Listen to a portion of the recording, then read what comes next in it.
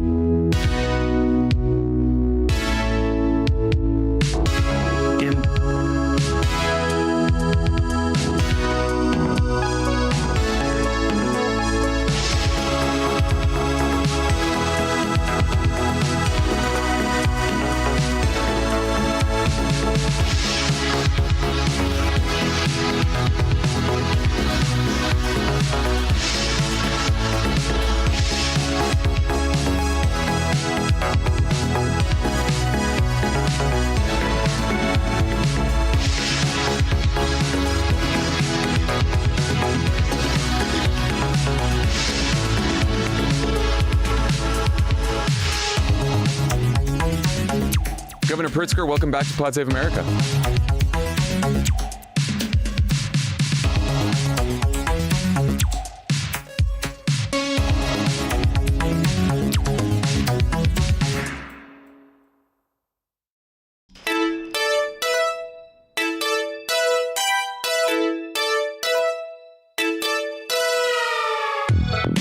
Okay, guys, welcome to the stream.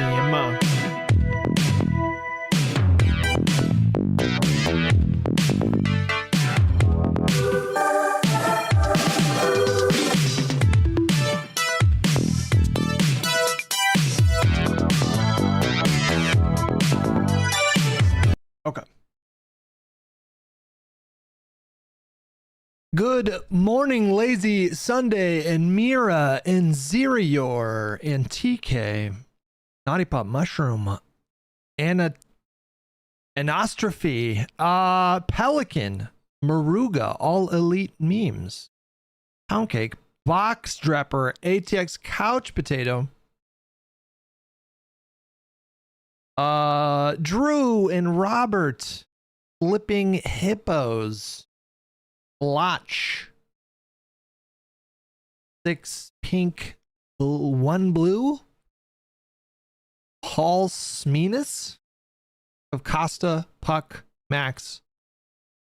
Morning, guys. Hello. How was your weekends? Did anybody go see Tron?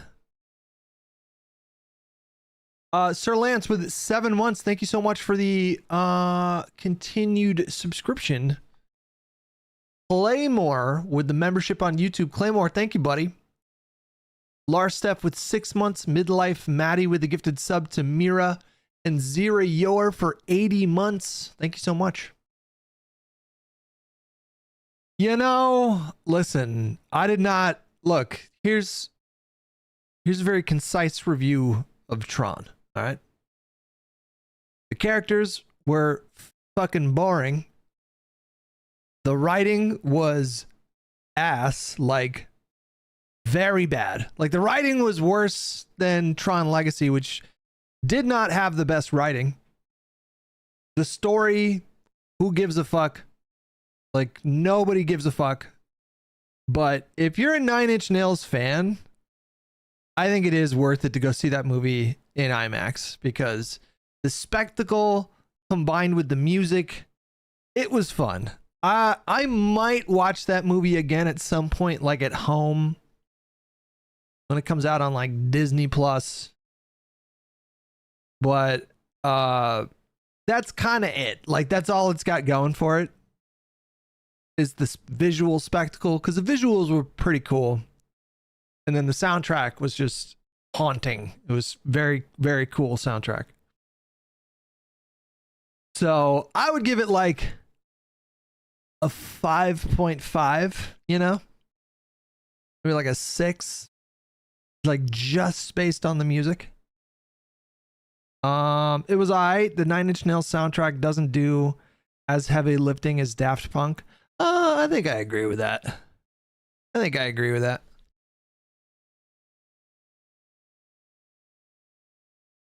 The Tron Legacy soundtrack is just really tough to beat. That's a really tough soundtrack to beat.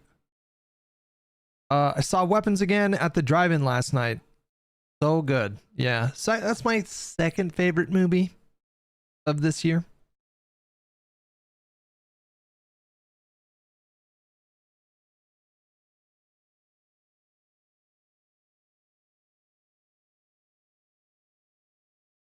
When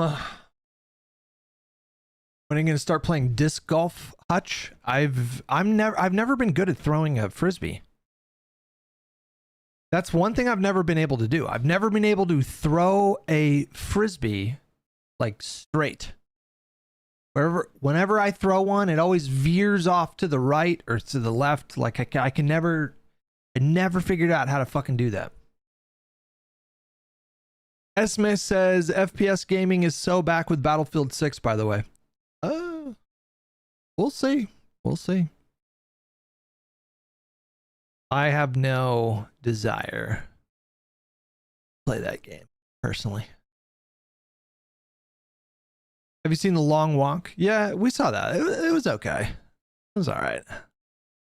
I didn't like love it, you know, but it was okay. Relax the wrist, bro. You are trying too hard. I'm for sure like super in my head. Whenever I throw a frisbee, I'm always like, fuck, is it going to go over to the right? Is it going to go to the left? I don't know what's going to happen here. PH, oh my goodness, with 128 months, I ran my first half marathon yesterday. What did you do yesterday? Yesterday, I started a new character on Borderlands 4. Which is very exciting. I'm playing as Rafa. And I took Esme to go get her car at the mechanic. And then we had dinner with Matt Danovic and his wifey and kid. And then I played a little more Borderlands. And then we watched a movie called The Assessment on Hulu, which was really good. Really good movie. With Elizabeth Olsen, an actor whose name I can't remember. And fuck. Who's the actress that plays Alicia Vikander?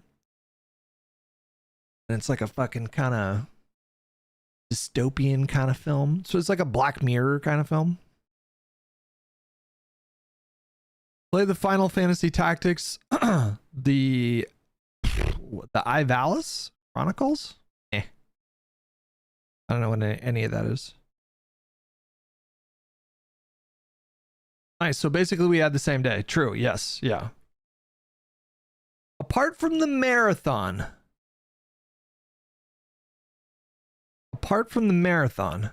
Basically had the same day. Yeah. All right, we got a few videos to get through today. Where do I even want to start? There's a lot of different ways we can start this stream. We can start it off kind of normal. We got some JD Vance interviews. We went on MSNBC this morning and was interviewed. Why don't we start? Yeah, why don't we start with the Vance interview? Hold on. I mean, boom, boom, boom, boom, boom. And of course, we have covered every twist and turn, the ongoing of these negotiations extensively. I do want to ask you about this historic next step, Mr. Vice President, that we are anticipating the release of the hostages. Can you tell me exactly when are the hostages going to be released? When will we see them? Am I crazy, or does it actually seem like this peace plan in Israel might actually happen? Are those the vibes that you guys are getting out there? It seems like it's gonna happen, which I don't know. Listen, I'm still gonna stick to my guns on this one. Like, do not count your chickens before they hatch when it comes to anything related to Israel Palestine. I don't know how many times throughout the decades we've had peace deals that were agreed to, but then just totally fell apart. I think it's probably a good idea to remain skeptical, but everyone's acting as though this shit is going to happen. So we'll see. YouTube, by the way, you guys are on ultra low latency now. So it used to be that you guys were like 30 seconds behind Twitch every day on the stream, but you might even be slightly ahead of Twitch at this point. Also, Smodge was nice enough to add a bunch of emotes now. So if you guys are members, type some of these emotes in the chat so I can see. Members, you guys should have a selection of emotes to choose from, which is nice. Boxstrapper said, yes, YouTube is ahead. Hold on, let me see. Oh, Twitch is going to be so pissed. Get fucking wrecked, nerds. You Twitch nerds.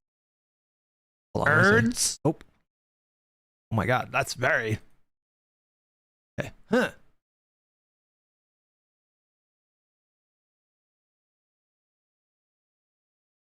Fuck, hold on.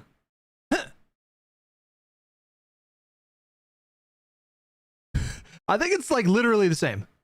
Huh.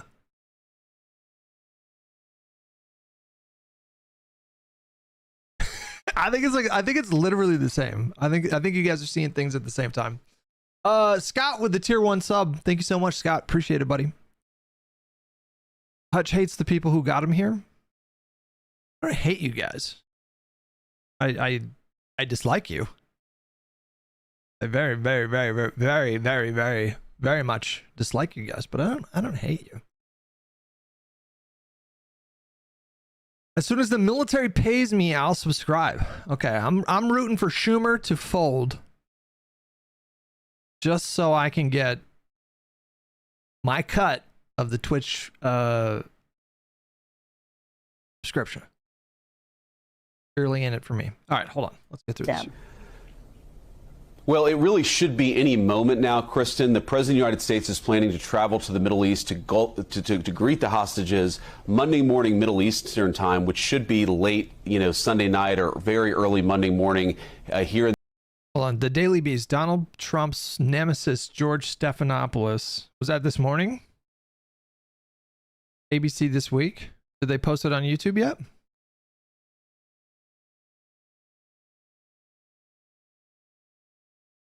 In the United States. So you can't say exactly the moment they will be released, but we have every expectation. That's why the president... It is not our intention to have U.S. troops in Gaza.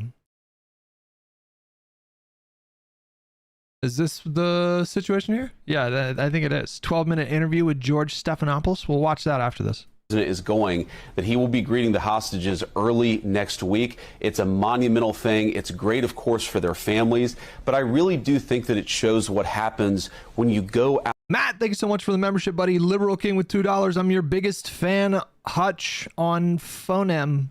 I don't know what that is. Outside their traditional failed diplomatic routes and actually try something new. It's kind of crazy to me, Kristen, that for our entire history, we've never had a president who's been willing to sit down both with the Gulf Arab states and the Israelis to try to tap some unconventional people to just get a deal done. And I think Americans should be proud of the entire administration. They should be proud of their country because we've... I mean, Biden, like every president before Trump has negotiated with like the neighboring Arab states.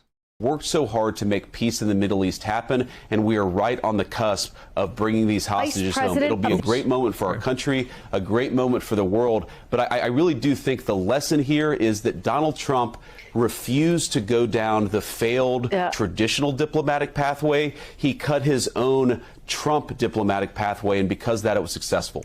We thank you for watching. So on the same topic, battle underway. George Stephanopoulos interviewed Vance, got a little bit more detail out of him. J.D. Vance, Mr. Vice President, thank you for joining us this morning. Let's start with the Middle East. The Wall Street Journal is reporting that Hamas has confirmed they are holding 20 living hostages and that those hostages are going to be released in the next 24 hours, early as today, perhaps. Have 20 living hostages been confirmed? When do you expect to see them? Well, they've been confirmed, George. Of course, you don't know until you see these people alive, but thank God we expect to see them alive here in the next 24 hours, probably early tomorrow morning, U.S. time, which will be later in the day, of course, in Israel. But look, George, we have to remember this is a remarkable achievement from an administration that really chose a non-conventional path to diplomacy. And I think that's the major takeaway. The President of the United States instructed Marco Rubio, Jared Kushner, Steve Witkoff. He said, get a deal done. Talk to the Gulf Arab states. Talk to Israel, find where there's common ground here, and actually let's go and find a way to get it done. And because of that, we are on the cusp of true peace in the Middle East, really for the first time in my lifetime. Certainly, these 20 hostages are going to come home to their families, George. I think this is a great moment for our country. Our country should be proud of our diplomats who made this happen. It's really a great moment for the world, too, which is why the president's going to go over there and celebrate with these hostages. But it's a great thing, and I'm very excited about it. 200 U.S. troops are being sent to Israel to monitor the agreement. What exactly will they be doing? Will they actually go into Gaza? And are you concerned they could get caught in some crossfire? George, so that story is actually misreported. We already have troops at Central Command. We've had them for decades in this country. They are going to... There's no way that this is legit. I mean, everybody's acting like this thing is going to happen. Like... The thing that just really confuses me is the idea that Hamas would just volunteer to dissolve and then go away. That's really difficult to wrap my head around. If they were desperate enough to provoke a conflict on October 7th. I mean, this is a group of people that have been fighting for the establishment of an Islamic Palestine that, you know, that doesn't have any Jewish people living in there for like 40 years. They've been fighting for 40 years, like 40 fucking years for the establishment of a Palestinian state. And, you know, the fact that they're willing to dissolve and give up power and they're not even getting a state, like that is pretty difficult to believe. From what I understand, Hamas only agreed to the first two out of 3 points of the peace agreement and haven't agreed to the total 20 points. I assume, hold on, 20-point plan Israel. What are the last like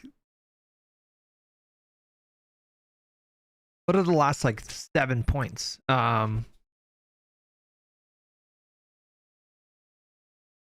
Okay. The last 7 points are Hamas and other factions agree to not have any role in the governance of Gaza. That goes on for a pretty big paragraph. That seems pretty important. 14, a guarantee will be provided by regional partners to ensure that Hamas and the factions comply with their obligations. 15, the United States will work with Arab and international partners to develop a temporary international stabilization force to immediately deploy in Gaza. 16 is Israel will not occupy or annex Gaza. 17 is in the event Hamas delays or rejects this proposal, the above, including the scaled up aid operation, will proceed in the terror-free areas handed over from the IDF to ISF. Number 18, an interfaith dialogue process will be established based on the values of tolerance and peaceful coexistence. Talking about like a de-radicalization program.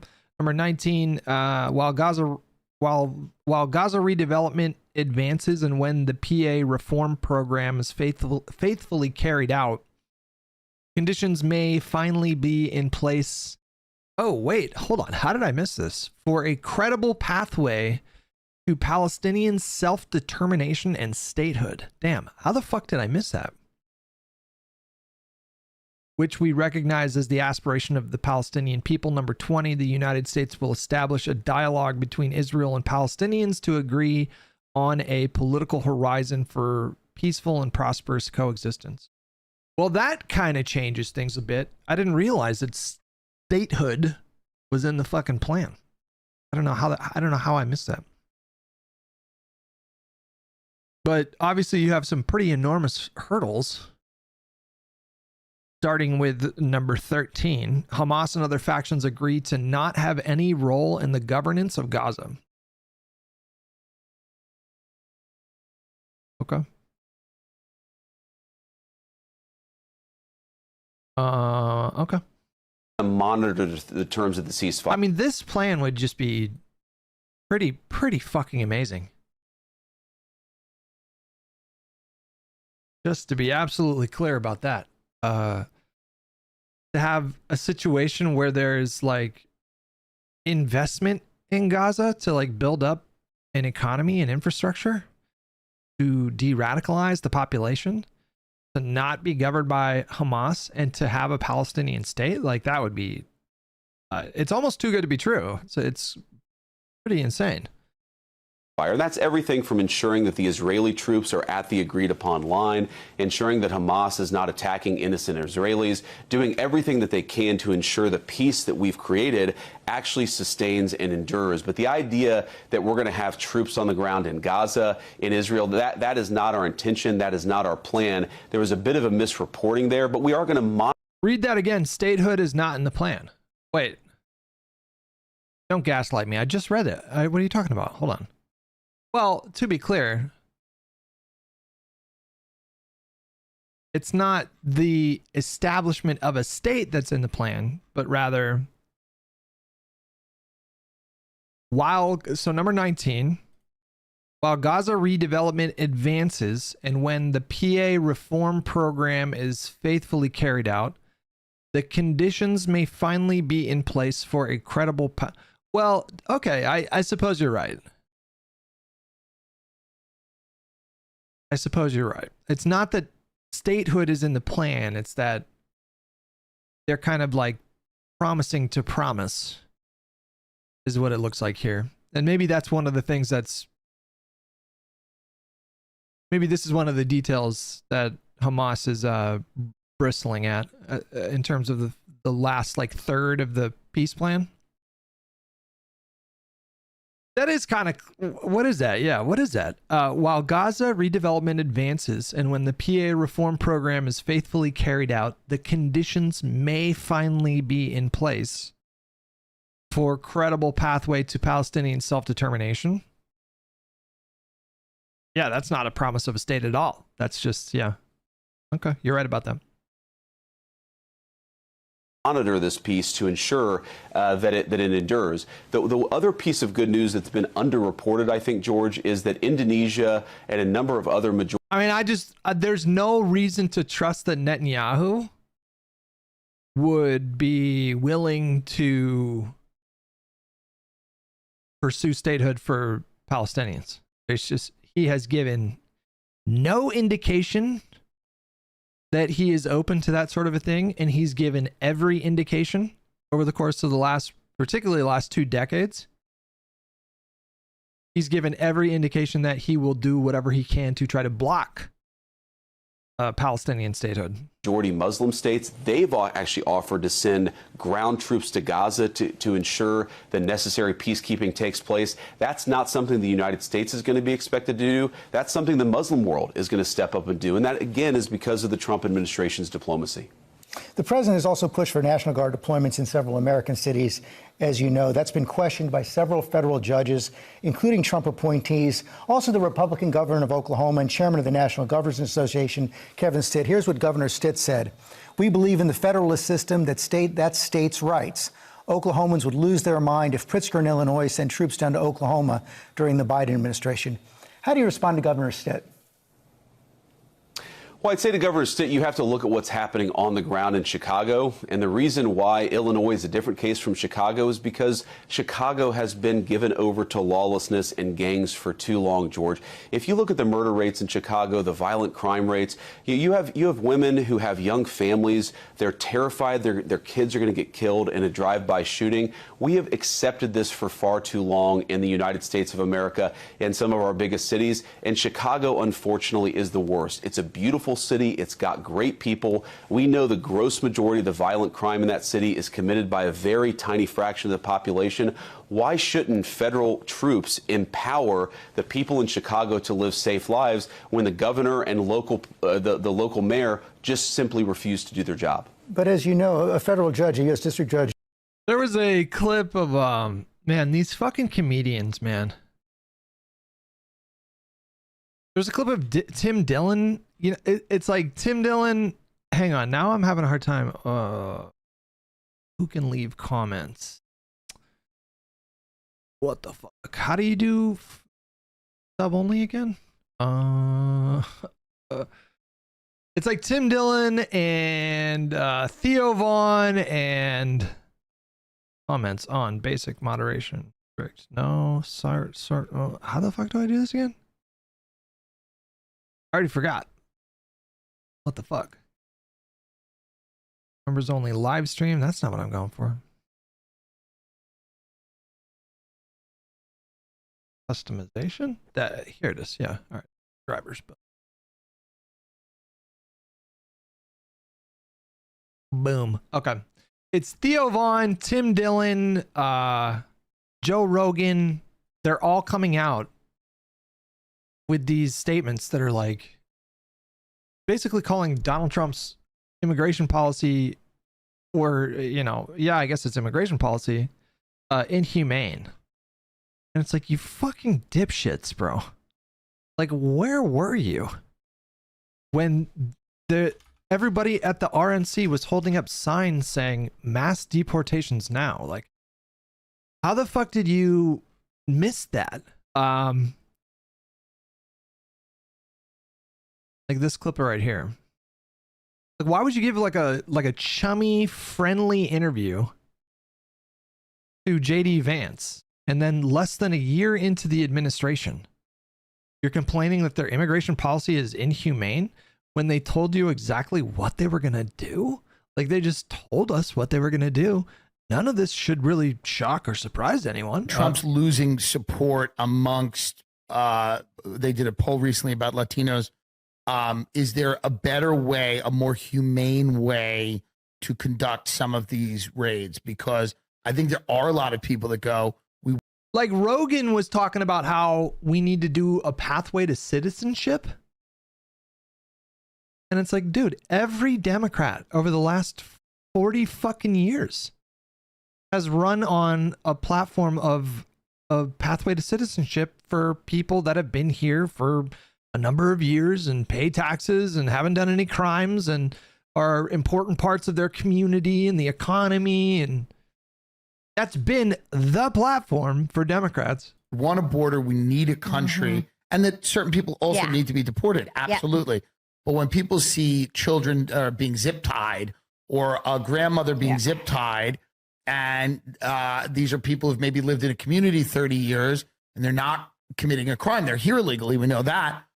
To me, you see a lot of people that are, more moderate types, people like myself that very much want a border and a country. Right. But I look at, showing up to a high school graduation and deporting someone's father. I go, this seems to a lot of people to be inhumane.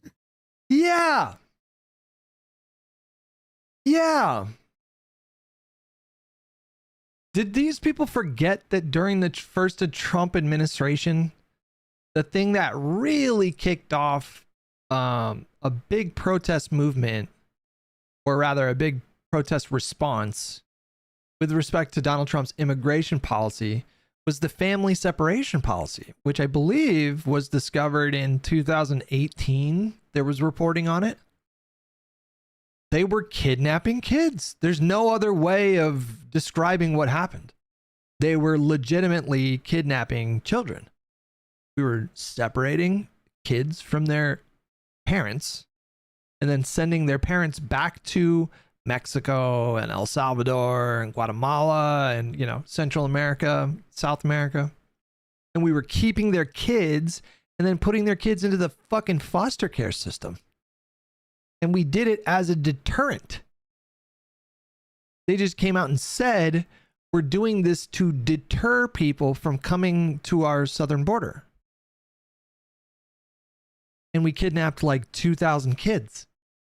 And Biden, I know, implemented a program to try to reunite as many of them as possible, because when the dust settled and the policy ended, there were, I think, 2,000 kids that had been kidnapped and stolen from their parents. Just one of the most inhumane things you could possibly imagine, short of like torture, is to steal someone's child and then just give them no information, like, we don't know where your kid is.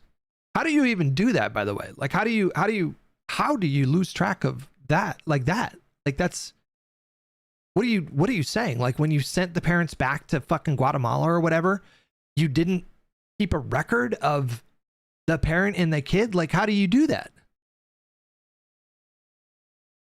And then they came out and they said, well, we did it on purpose. Like, that was the point, was to deter people from coming. And he's just like, it seems to me that the way Trump is doing this is a little inhumane. It's like, well, yeah, he ran on that, And then speaking of immigration, Don Lemon, there's this clip. I don't know if you guys saw this clip. Don Lemon had a bit of an oopsie daisy kind of embarrassing moment, but not for the reason that the conservatives are thinking when they spread this clip. Okay, crossing the border illegally is not a crime? No, it's not a criminal act. Okay. It's a misdemeanor. So why are they being sent back and saying that they're breaking the law? That's the point. Okay, as somebody that we don't know if they're breaking the law because they won't tell. There's no due process. Where's the evidence? That's the whole point. And if they are breaking the law, most people will say, okay, then they need to go if they're criminals. But if they're not, why are they being rounded up and sent out? Especially when he promised to deport the criminals, and now he's not doing that. Yeah, I don't think we're going. Misdemeanor is not a crime. Yeah. So misdemeanor is not a crime? It's not a criminal act. No, if you get charged with a misdemeanor, that's not a criminal act. That's not. His heart's in the right place. He's like almost there in terms of accurately describing what he's trying to describe. When the first time somebody commits unlawful entry, crossing the border illegally, it is, for a first-time offense, it's treated as a civil offense. Most of the time, like the overwhelming majority of the time, it's a civil offense, like a parking ticket. Or, is that a civil offense? Is that what we call a civil offense? Or speeding ticket. Misdemeanors are definitely crimes. But he fucked up. He mixed up misdemeanor with civil crime or civil offense. And so the clip just makes him look dumb as fuck. Charge at all then, if it's not a criminal. So misdemeanor is not It's not a crime? criminal act. No, if you get charged with a misdemeanor, that's not a criminal why act. get charged at all then, if it's not a criminal act? And then he just short circuits. This is kind of embarrassing, right? Like, you know, Caitlin Collins would never make this mistake. I'm just saying. Because we have different levels of crime. Everything is not the same. So it is crime. No, It's just we have different we have level. different levels of. I shouldn't say crime, but it's not. It's not a crime. You're not breaking the law. I mean, you are breaking the law, but it's not. Oh, this clip just keeps getting worse and worse, man. Ay. It's a misdemeanor at worst. That might be true. That might be true. If it's the second time, if you get popped for unlawful entry a second time, then you're charged with a misdemeanor, which can be with a punishment of like up to 6 months or something like that. But I don't know. I don't think anybody ever gets thrown in American jail. For like border crossings. All elite memes with $5. They didn't miss it. They're just shifting their grift. This is what I mean when I say we can't let these enablers pretend they're on our side ever again. Well, you know, listen. Tactically, like if Joe Rogan came out 4 months before the midterms and started to suggest to his audience that they support Democrats in the midterms, I'm not going to chase him off with a pitchfork because that dude's got a fucking platform bigger than the size of most countries in the world. But I'll never forget, you know, I'll never forget. I really doubt he'll do that, by the way, but yeah. Not a criminal act. So it's breaking the law. No, The law, but it's you're not breaking the law. The misdemeanor is not breaking the law. No. If you're speeding, drinking, get pulled over, DUI. That's not a criminal act. Well, no, It's a if you're misdemeanor. speeding is a misdemeanor. It's a misdemeanor. Right. So it's still breaking the law. Okay, well, if you want to. Wait, hold on. Are speeding tickets misdemeanors? No, they're not considered misdemeanors or criminal offenses. Speeding tickets are generally classified as civil infractions, meaning they are not considered misdemeanors or criminal charges. But I think once you get to like reckless driving, so if you're going above 15 miles per hour, is reckless driving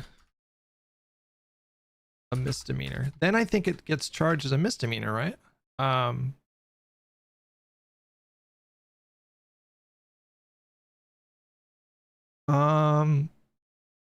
Reckless driving is a criminal offense classified as a misdemeanor, which is more severe than a standard traffic ticket. Okay. But then when we go to like unlawful entry, is unlawful entry civil offense? It is, by the way. But I don't know if it's the statute that hold on. The Illegal Immigration Reform and Immigration Responsibility Act amended blah, blah, blah, blah, blah, to provide that an alien apprehended while entering or attempting to enter the United States at a time or place other than as designated by immigration officers shall be subject to a civil penalty. So I think it is a crime, but the penalty that is assessed is a civil penalty.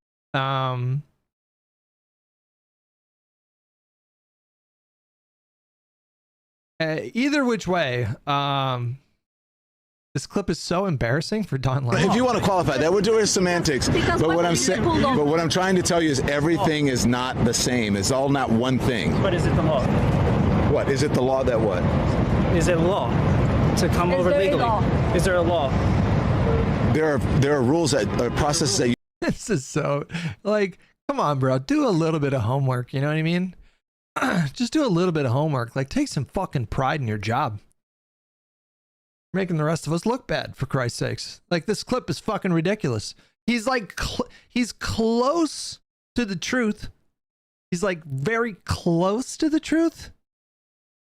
And yet, the way he presents himself here is just so. You should follow. Yeah, so you're breaking rules. You're breaking the rules, but you're not necessarily breaking a law. So what happens? Well, no, I mean, there is definitely a law, right? There's definitely a law on the books regarding unlawful entry. It's just that the first offense is treated as with a civil penalty. Break the rules. Then you suffer the consequences. But the consequences should not. Look, no one is saying no one should suffer the consequences. You guys are getting. It's just a pretty. I'm sorry, we got a little sidetracked there, but I just thought that clip was so silly. Like, people should take some fucking pride in your work, you know? Has blocked the effort to deploy troops in Chicago. And it was Judge Perry, and she actually said that a lot of these claims that were made, especially in the court filings, lack credibility. Well, George, we're obviously going to litigate this as much as we can. We think that we have the authority to provide proper safety to our citizens all over the United States, but particularly in Chicago. But I think for any federal judge or anybody else to look at this situation and say, is it tolerable? And I think the obvious answer, George, is no. The president looks at this situation. He sees the fact that you have multiple people dying of murders every weekend in the city of Chicago, and he says this is intolerable. And it's not just the people who live in Chicago, it's the law enforcement in Chicago, federal, state, and local, who are trying to keep us safe. George, you've seen ICE agents being teed off on in suburban Chicago, in places all over the state of Illinois and other places too. You see 1,000% increase in violence against our ICE agents. They're being assaulted, they're being beaten, they're being shot at. I think all Americans, Democrat or Republican, we look at this scenario, we say, this is not acceptable. We want people to be safe. We want our law enforcement officials to be empowered to keep us safe. We can do this, and that's exactly what the Trump administration has committed to doing. Governor Pritzker is our next guest. President Trump has said that he should be in jail. Do you think Governor Pritzker has committed a crime? Well, I think Governor Pritzker has certainly failed to keep the people of Illinois safe. And it's interesting to me, you know, Governor Pritzker will talk a lot, I'm sure, about how bad Donald Trump is, about how bad I am, and about how bad the administration is. He is the governor of a state that where its biggest city has murder rates that rival the most violent places in the third world, George. Why is he so mad at Donald Trump for trying to keep Chicagoans safe? He should be mad at the criminals that he has failed to keep at bay. We're trying to help him, and we're trying to help the residents of his biggest city. No. You were asked, because Donald Trump said he belongs in jail, you were asked if J.B. Pritzker committed any crime. I wish that he would let us, because he certainly isn't doing the job himself. I asked if you agree with President Trump that Governor Pritzker has committed a crime. Well, I think that Governor Pritzker has allowed a lot of people to be killed in the city of Chicago and elsewhere, George. I think that it's disgraceful, and I think that he absolutely should suffer some consequences for the fact that there are thousands. Meaning what? What do you mean? Suffer consequences? Jail? Is that what we're talking about?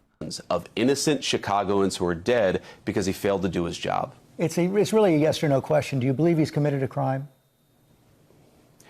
George, you're going to keep on asking this question. I'm going to keep on telling you that Governor Pritzker has failed to do his job. He should suffer some consequences, whether he's violated.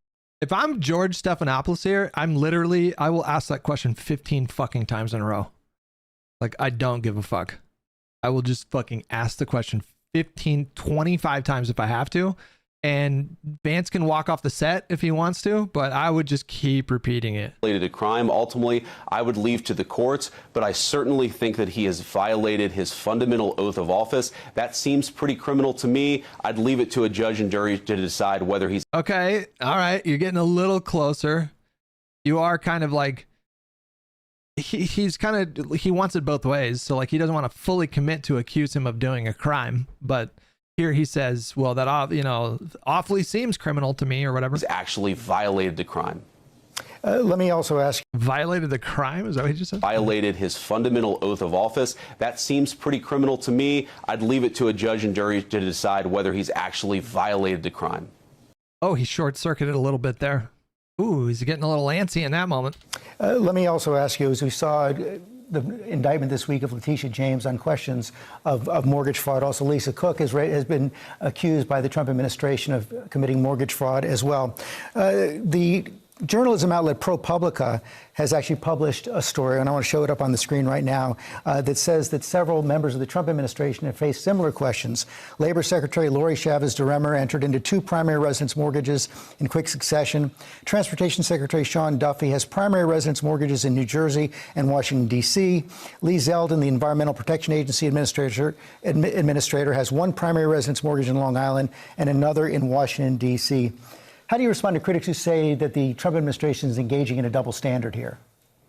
There are 15. Well, I'd say 2 things, George. First of all, ProPublica is basically a left-wing blog. I'm not shocked that you found a left-wing blog that can attack members of the Trump administration. But second, and this is the most important, is what does the law say? Letitia James was indicted in a left-leaning part of our country, a part that voted very heavily against Donald J. Trump, for the crime of mortgage fraud. When I read the indictment, when I read the facts in the case, I see a person who committed mortgage fraud. Now, of course, the jury is going to decide whether she ultimately committed a crime. We don't try her. The administration doesn't try her. A judge tries the case, and a jury decides whether she's ultimately guilty. That is what is going to determine whether she goes to prison. I think we let the facts drive this, and George, that's what we've. Now, apparently, let me see if Letitia James. Let me see if I can. Letitia James, niece. What we're looking at.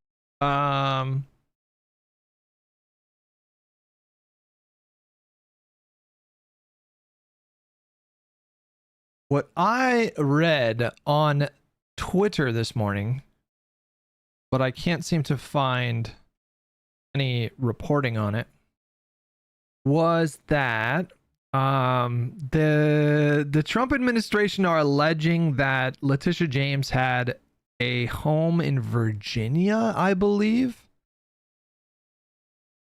that was her primary residence, but she reported something else, either on her taxes or when she was applying for a loan. I don't really know the full details on that. But apparently she was allowing her niece to stay in that residence, like for free without paying any rent. She was also paying like the utility bills and upkeep on the house. And Pam Bondi, or I'm sorry, the U.S. attorney in that particular district didn't allow the niece to testify at the grand jury trial. Or to the grand jury. I don't know if you call that a trial, but I'm not seeing any other reporting on that, so I don't know. That might not be a thing. Let me see. There's a New York Times article here. Hold on.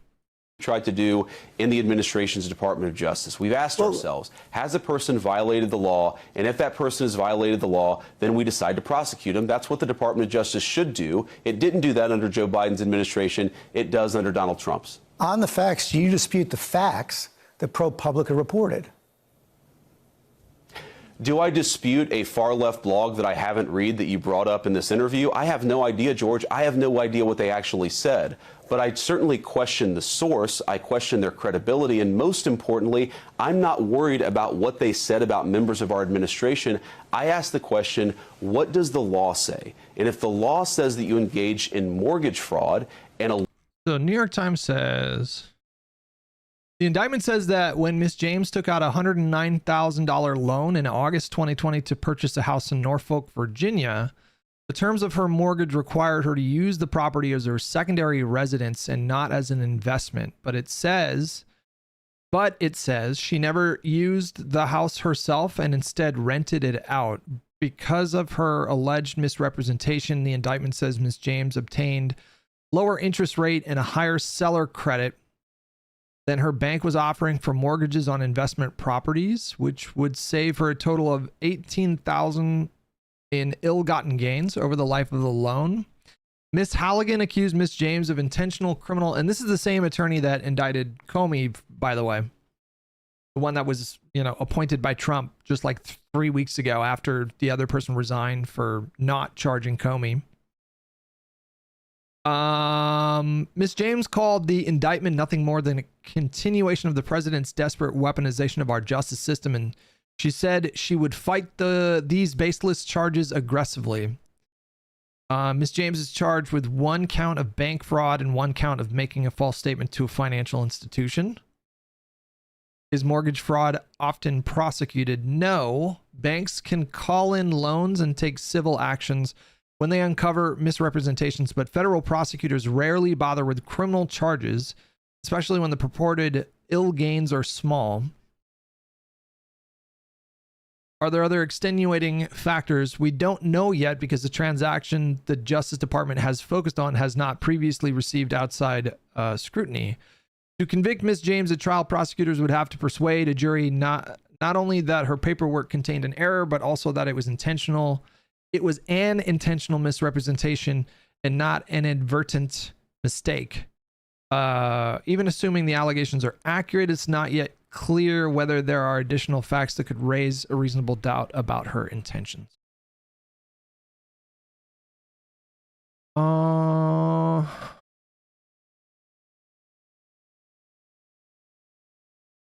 Earlier allegations of financial fraud by Ms. James related to other properties proved thinner upon closer inspection. William J. Pulte, a Trump loyalist atop the Federal Housing Finance Agency, has been sifting through financial records in search of a basis to make criminal referrals against Mr. Trump's adversaries. On April 14th, he made a referral against Ms. James based on an apparent paperwork problems with two other properties, including accusing her of falsely saying she would be the primary resident of a different house in Norfolk that she bought with her niece in 2023. But 2 weeks later, her lawyer, Abbe D. Lowell, marshaled a detailed defense after scouring the paperwork from the 2023 purchase himself. He accused Mr. Pulte of having misleadingly cherry-picked one form that incorrectly said Miss James would go live there, while omitting that two others accurately stated her niece would be the primary resident. The Justice Department, for now at least, has not brought charges against Miss James for the two matters in Mr. Pulte's referral, but the 2020 house purchase cited in the indictment was part of neither Mr. Pulte's referral nor Mr. Lowell's subsequent rebuttal. All that said, the indictment asserts that there was a separate document, Ms. James' application for homeowners insurance, that described the house as owner-occupied rather than a rental, further misrepresenting the intended use of the property. Okay. A local prosecutor, a local grand jury, and finally a jury convicts you of that crime, then that is how the justice system is meant to work in the United States of America. The White House border czar Tom Homan was recorded on an FBI surveillance tape in September 2024, accepting $50,000 in cash. Did he keep that money or give it back? George, you've covered the story ad nauseum. Tom Homan did not take a bribe. It's a ridiculous smear. And the reason you guys are going after Tom Homan so... I mean, this is such a fair question, right? Because like the FBI claims that they have Homan on video and audio, accepting a $50,000 payment, ostensibly to curry favor with the Trump administration. So I think the basis for the FBI investigation was that Tom Homan was basically selling access to the Trump administration. So I think the FBI pretended to be some, I don't know, I'll make it up, like a private prison representative or something like that. And the idea was that you give me $50,000 and I'll see if I can secure you favorable contracts once Donald Trump wins and implements new policy. And the FBI set up a whole thing and, they got him on video, like taking $50,000. That's the federal government's money. That money belongs to the American taxpayers. And the Trump administration has decided to not press charges. They're claiming that no crime was committed. Okay, but where the fuck is that money? Did you just keep the money? What an incredibly cushy situation for Homan. Like, he got $50,000 from the FBI who for nothing, for not doing anything. And then now he gets to keep that money. I mean, like, incredible situation. No one even cares. It's over. I'm a doomer now. Oh, no. Aggressively is because he's doing the job of enforcing the law.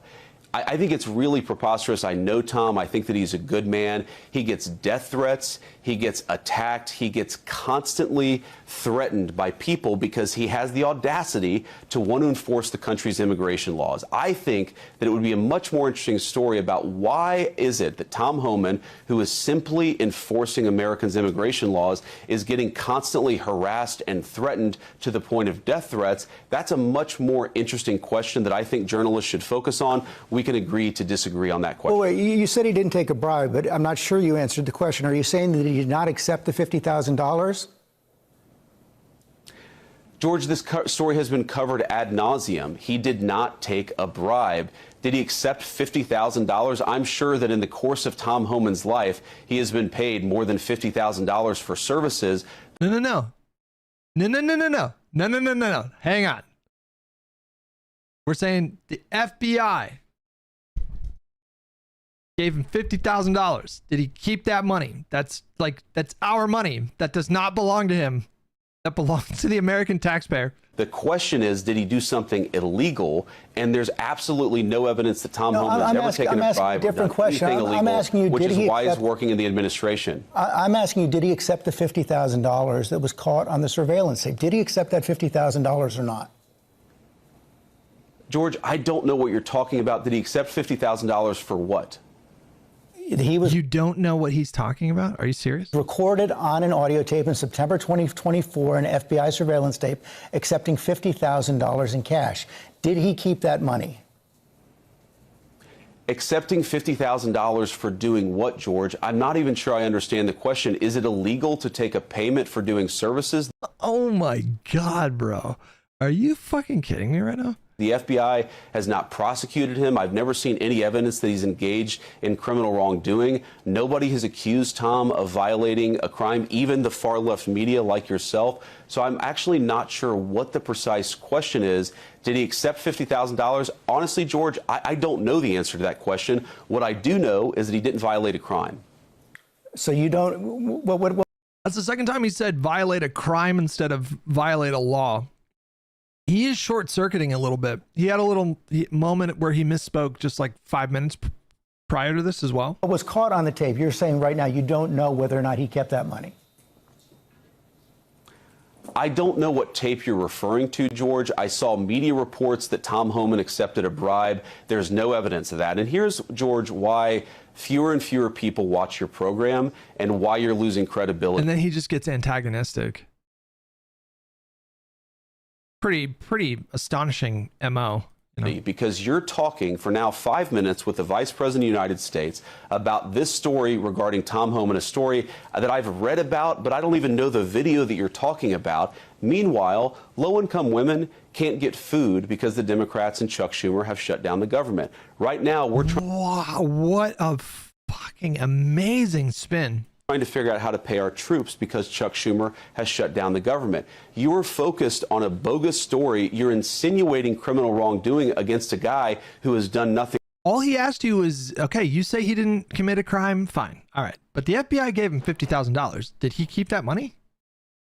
That's such a fair question. That is not money that was meant to be kept.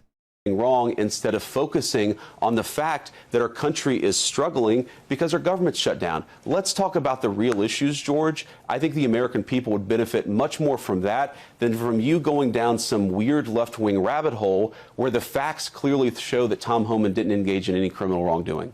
It's not a weird left-wing rabbit hole. I didn't insinuate anything. I asked you whether Tom Homan accepted $50,000, as was heard on an audio tape recorded by the FBI in September 2024, and you did not answer the question. Thank you for your time this morning. Oh my God, dude. What an incredible situation. Guys, I think I found an incredible channel for content. Have you guys seen this channel before? It appears to be like a conservative black Jubilee kind of knockoff, but they have the most incredible thumbnails. Christians versus Muslims? Christians versus Jews? Have you seen this? Christians versus Jews? Christians versus Mormons? Christians versus Muslims? Africans versus African Americans? What is this channel? And how is this the first time I'm seeing this channel? I have to click on something because I'm just so curious here. Responsibility, and justice.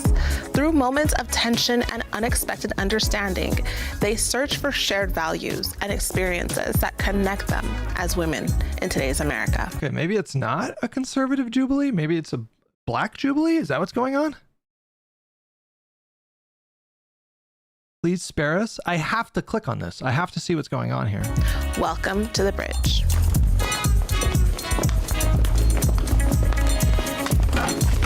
This one is black conservative women versus white liberal women.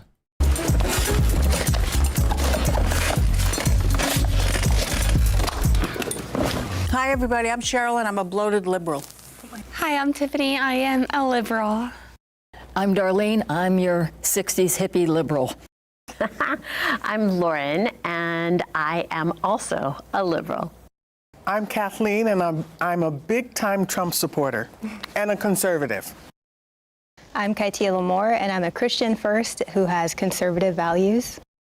I'm Dawn Marie Alexander Borsico, and I'm a Christian first with conservative values. And the first prompt is... Are these paid actors? I was going to say, Sobek, I'm getting paid actor vibes.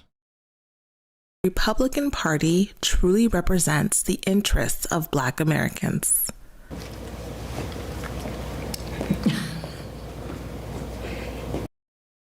I mean, how do you make sense of this? You're a white liberal, and you're agreeing with the prompt that Trump is... What was the prompt? Republican Party truly represents the interests of Black Americans. And white Tiffany agrees with this? Even the bloated liberal over here is like, what the fuck, Tiffany? Wait, why would you agree with this as a white liberal woman? Most definitely. If we know the history, if we know the data, we know this is true. The main issue now is immigration. In the late 1800s, Black Americans knew that illegal immigration or illegal aliens and mass immigration adversely impacted Black America economically. Was there even such a thing as illegal immigration in the late 19th century? Wasn't it just like anybody can come in?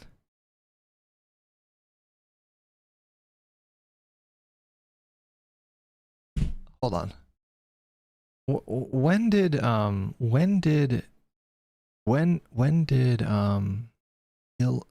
we always? I guess maybe we always had some immigration laws. When did illegal immigration become a crime? Wasn't it you just fucking show up on a boat and you're fucking good to go? Illegal immigration was first made a criminal offense in the United States in 1929.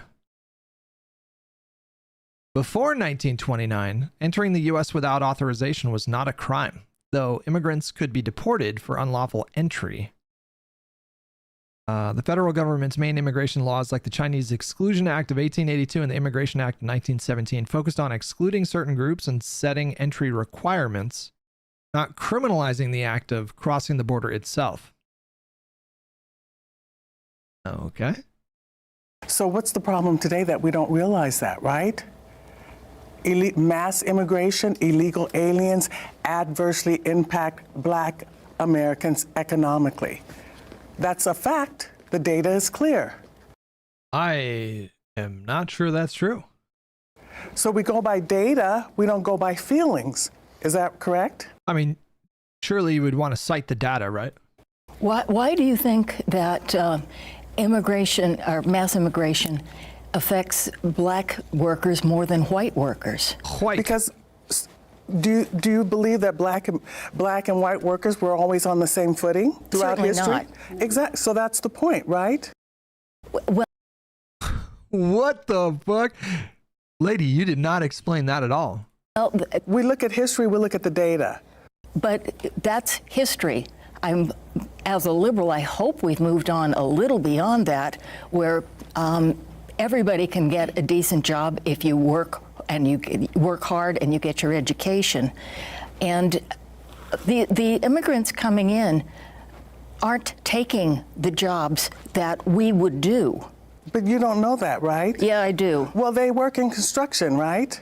Yes. And so most Black men in Los Angeles specifically, you don't even see Black American men working in construction jobs. Are you saying that Black American men don't do construction jobs? I don't see that many white American men doing construction jobs either. Right, because and they're not immigrants, they're illegal aliens, and they've taken all the jobs. Can I ask you something? Yeah. I mean, I'm sure you could find a ton of black people living in the Los Angeles area that work construction.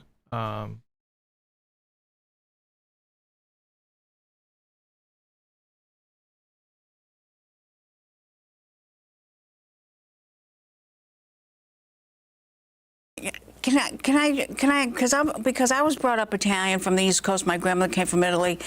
And here's the thing. My mother said to me, the word aliens is a negative. We use the word immigrants. So can you tell me why alien? Well, because they're not from another planet.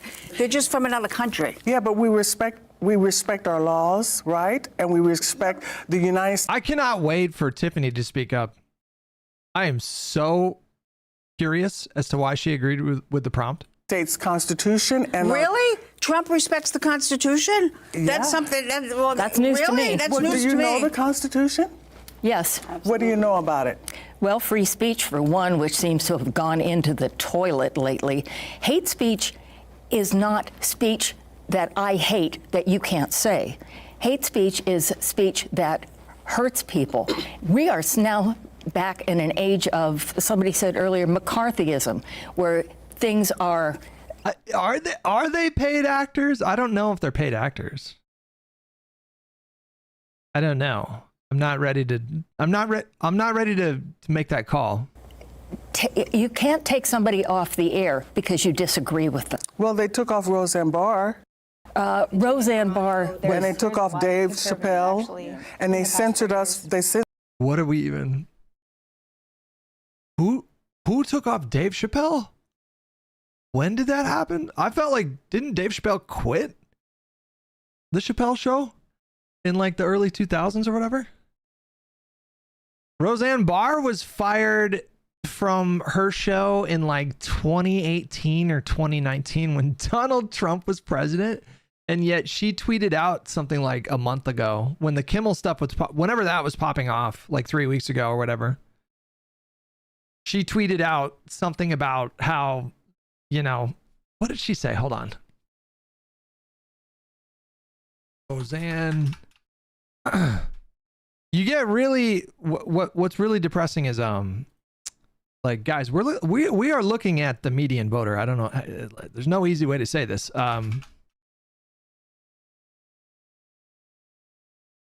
Yeah, she tweeted out on, when was this? September 17th. So David Frum was talking about the Kimmel situation, I think. He said, trying to imagine the reaction if the Biden administration had demanded that Fox fire Greg Gutfeld because he wasn't sufficiently sad about the assault on Paul Pelosi. And then Roseanne Barr said, yeah, imagine an administration putting pressure on a television channel to fire a comedian they don't like. When she was fired in 2018. Like, I don't know if she's crazy or if she's just lying. She does come across as a bit psychotic. No way this is the median voter. Oh, this is absolutely, this is 100% the median voter. Do you guys even disagree? Do people seriously disagree with that? Like, this is for sure the median voter, by the way. Censored conservatives who wanted to take took off road of, somebody said earlier, McCarthyism, where things are, you can't take somebody off the air because you disagree with them. Well, they took off Roseanne Barr. Roseanne Barr. And they took off Dave Chappelle, and they censored us. They censored conservatives who wanted to take to talk about the vaccine. Remember? And they censored conservatives who wanted to talk about the stolen 2020 election. Remember? Oh, wait, did she say black people or conservatives? Right we were there? taken off Facebook. We were taken off social media. The government didn't take those people well, off. No, of the in air. fact, the That's government what's didn't take different. Jimmy Kimmel off. Can I ask you something? Can you? Well, the government, for sure, just very openly and explicitly pressured the ABC, Disney, to fire Kimmel. Like they just did it right out in the open. Okay, can you tell me how many black people work in the administration right now under Trump? But that, no, I'm just asking. How many people? I don't know, but I know of at least one. It's always like HUD. Like, it's always HUD, and I think it's literally just because urban is in the word. Like, Ben Carson was the HUD secretary in the first term, and then this term, the HUD secretary is the former attorney general of Florida, who's like an anti-vax lunatic. Like that guy. That's like a superficial question, right? Why? Yeah, because it's not about. Why shouldn't? Let me just say this. Why shouldn't all races? Let Tiffany speak. I want to hear this woman speak so much. Right, be representative, like with President Biden and Kamala Harris in the administration. Why is it always white, blonde women that are idiots, and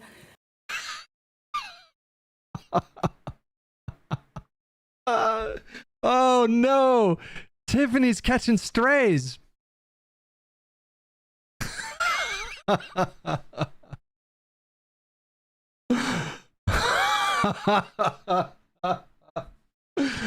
Oh, poor Tiffany, man. Hold on. And President Biden and Kamala Harris in the administration.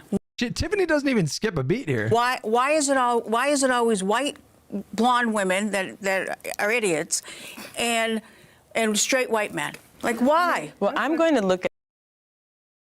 How the fuck did Tiffany not even like respond to that at all? Like, she's just so composed. At the question that she asked, she said the word truly. Truly makes it seem like it's like an absolute. I don't necessarily feel like it's an absolute, but I think he's better than the alternative when you look at everything all together. So when we look at it, it's not about, when he talks about merit, I want a job not because of the color of my skin, but because I'm capable. And nowadays, if I always need affirmative action, but yet you tell me that I'm equal, then I'm not playing on level footing. Hold on. Okay. So look at it like this. Prior to, let's say, affirmative action, did whites of all ages, of all economic background, did they have to compete to get into Harvard? Yes. Exactly. So why does a person, because of the color of their skin, get to do it? So it's not about whether or not how many are in.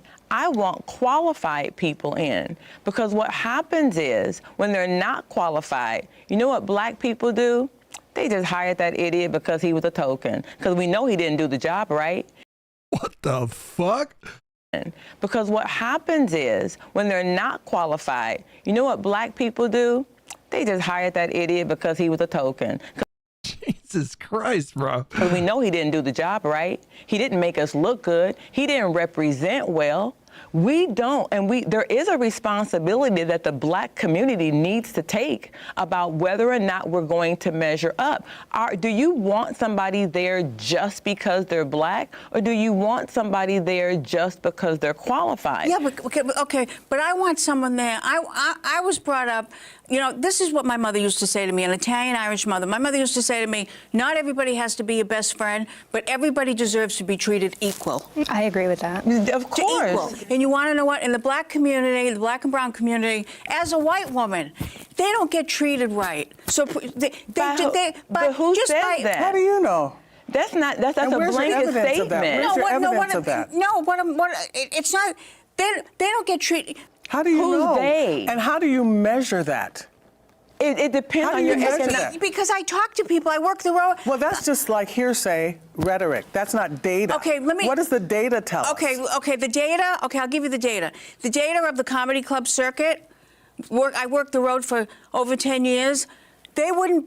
I became a headliner, and many black and Latino women comics should have became the headliner before me, but because I was white, they didn't give them a chance, and they were as funny as could be, couldn't follow them, fabulous, and they wouldn't give them a chance. So well, we know Hollywood is prejudiced. That's not. We're not even talking Hollywood. We're talking bookers all across the country. But the entertainment industry, the entertainment industry is not representative. The entertainment industry is actually liberal, progressive. And they're not fair to black Americans. We know that. We've known that for 100 years. And it's never been fair. We should not follow what the entertainment industry does. wouldn't unfair practices necessarily justify affirmative action programs? Is it sub-only mode? Is it still sub-only mode? I didn't mean for that to be the case. How do I do that? Jesus, what am I doing? Does because it's not an example, and it's not. You're free. I'm so sorry. I don't know why I didn't realize that the setting remained on until you turned it off. Representative. The Republican Party, one of the things that has been a centerpiece, especially of the Trump administration, is eliminating DEI programs, diversity, equity, and inclusion programs. I think that's fantastic. That is education about all kinds of disadvantages. Currently, one of the elements that Trump is working toward is taking out references to slavery in the Smithsonian Museum. How do you know that's true? You heard that in the media. Come on. That is for sure the median voter right there. JP Benny with 79 months. Appreciate it. Thank you. That's prime median voter rhetoric right there. I don't know if these are paid actors. I'm not getting those vibes anymore. No, that is.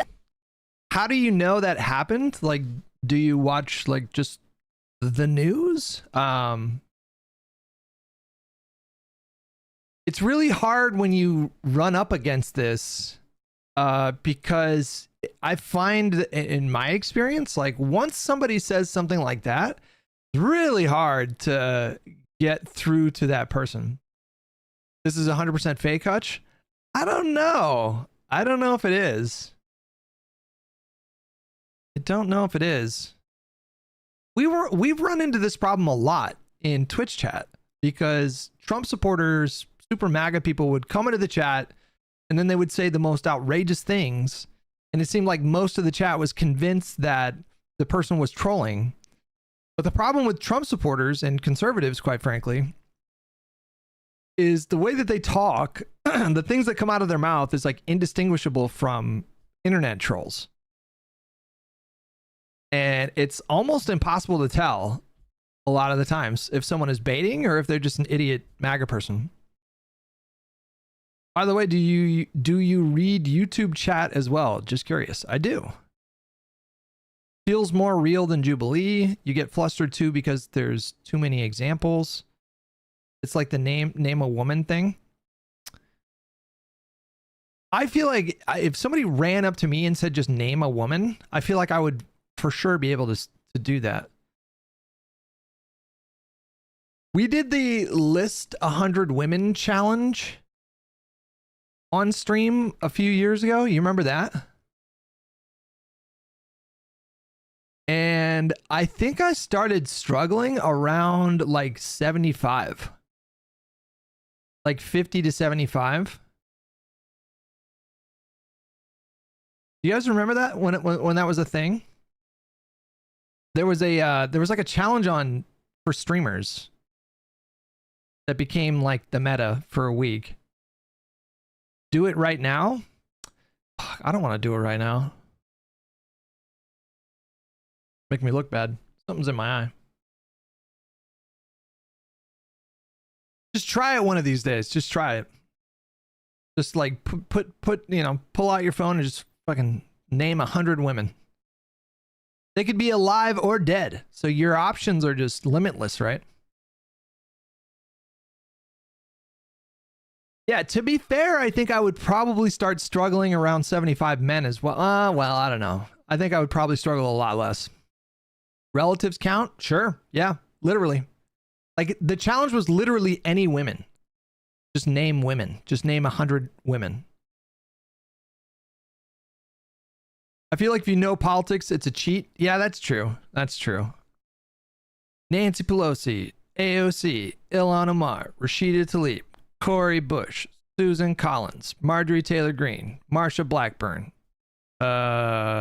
Katie Porter, Carrie Lake, Gretchen Whitmer. Yeah, that is kind of a cheat. Laura Loomer. Yeah, right. Lauren Southern. Ben Shapiro's sister. Yeah, Tulsi Gabbard, Linda McMahon. I feel like I could do that pretty easily right now. Yeah, Sarah Palin, Hillary Clinton, Tipper Gore, Nancy Reagan, Marsha Bush. Wait, what's her name? It's not Marsha. Who's George H.W. Bush's wife's name? Was it Marsha? No, it was Barbara. Barbara Bush. Hillary Clinton. Fuck. What was W. Bush's wife's name? Laura Bush, I think. Michelle Obama. Fuck. Why am Melania Trump? Jill Biden. Yeah. That is a hack. Yeah, for sure. Yeah. Pam Bondi. Esme. Yeah, I got a lot of women in my family. I got a lot of women in my family. But the thing is like when you actually put pen to paper, and it's a timed challenge as well, I believe. Is it not timed? I think it was like 5 minutes. It was like a 5-minute challenge or like a 10-minute challenge. When you get the time pressure, you like get in your head, you know? And just like I reached a point where my brain was so fucking exhausted at like 75 where I just was drawing a blank. I just fucking could not think of Ice Spice, Mia Khalifa, Sophia Rain, Pokimane. Are we writing songs here?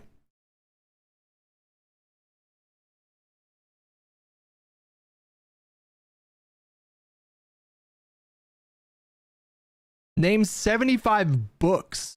Ooh, that would be shit. I don't even know. The Torah, the Bible, the Quran, the Upanishads, the Odyssey, the Iliad, Moby Dick, Great Expectations, Tale of Two Cities, The Crucible, Canterbury Tales, 1984, Animal Farm, Fahrenheit 451, Infinite Jest. I don't know. I might be able to do 75 books, but that one would be tough, I think. JP Benny, did I get you for 79 months? Little Boots with a gifted sub to Tomato Juice. Thank you so much, pal. Name 20 elements of the periodic table. Oh, aluminum, carbon. What's the table again? What is the... I don't even fucking... I definitely can't do that one.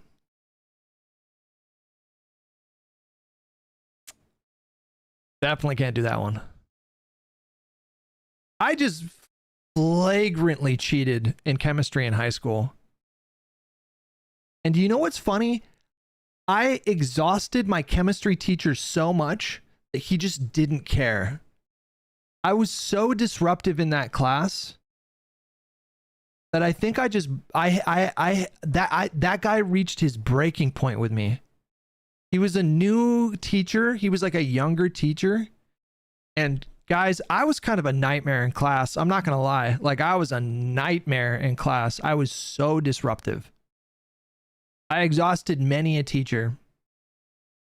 My buddy Brian was sitting right next to me. I remembered it so vividly. We were taking our chemistry final and my buddy Brian was right next to me.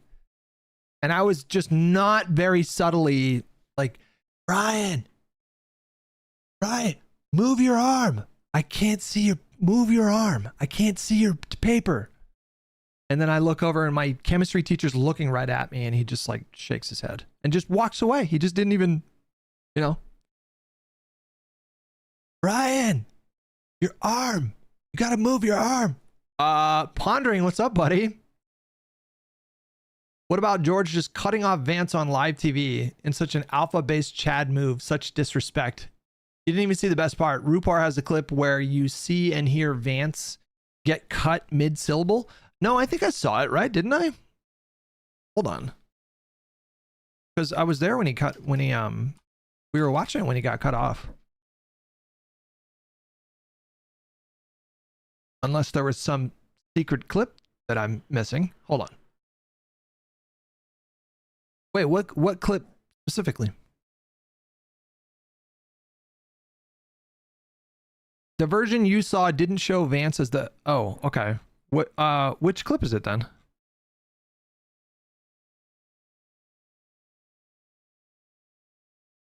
Damn, he was fucking busy this morning. There's like 54 clips on his channel.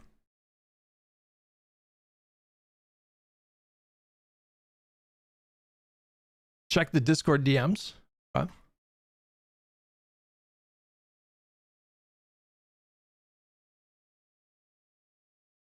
Link. Brian, you gotta move your arm. I can't see your paper. He just didn't care. He just walked away. Like, fuck it. I don't want to deal with this kid repeating chemistry. George, I saw media reports that Tom Homan accepted a bribe. There's no evidence of that. And here's, George, why fewer and fewer people watch your program and why you're losing credibility. Because you're talking for now 5 minutes with the Vice President of the United States about this story regarding Tom Homan, a story that I've read about, but I don't even know the video. Pondering, you know there's no way we can't talk about Collargate on the pod tomorrow, right? You understand that, right? It's just out of the question.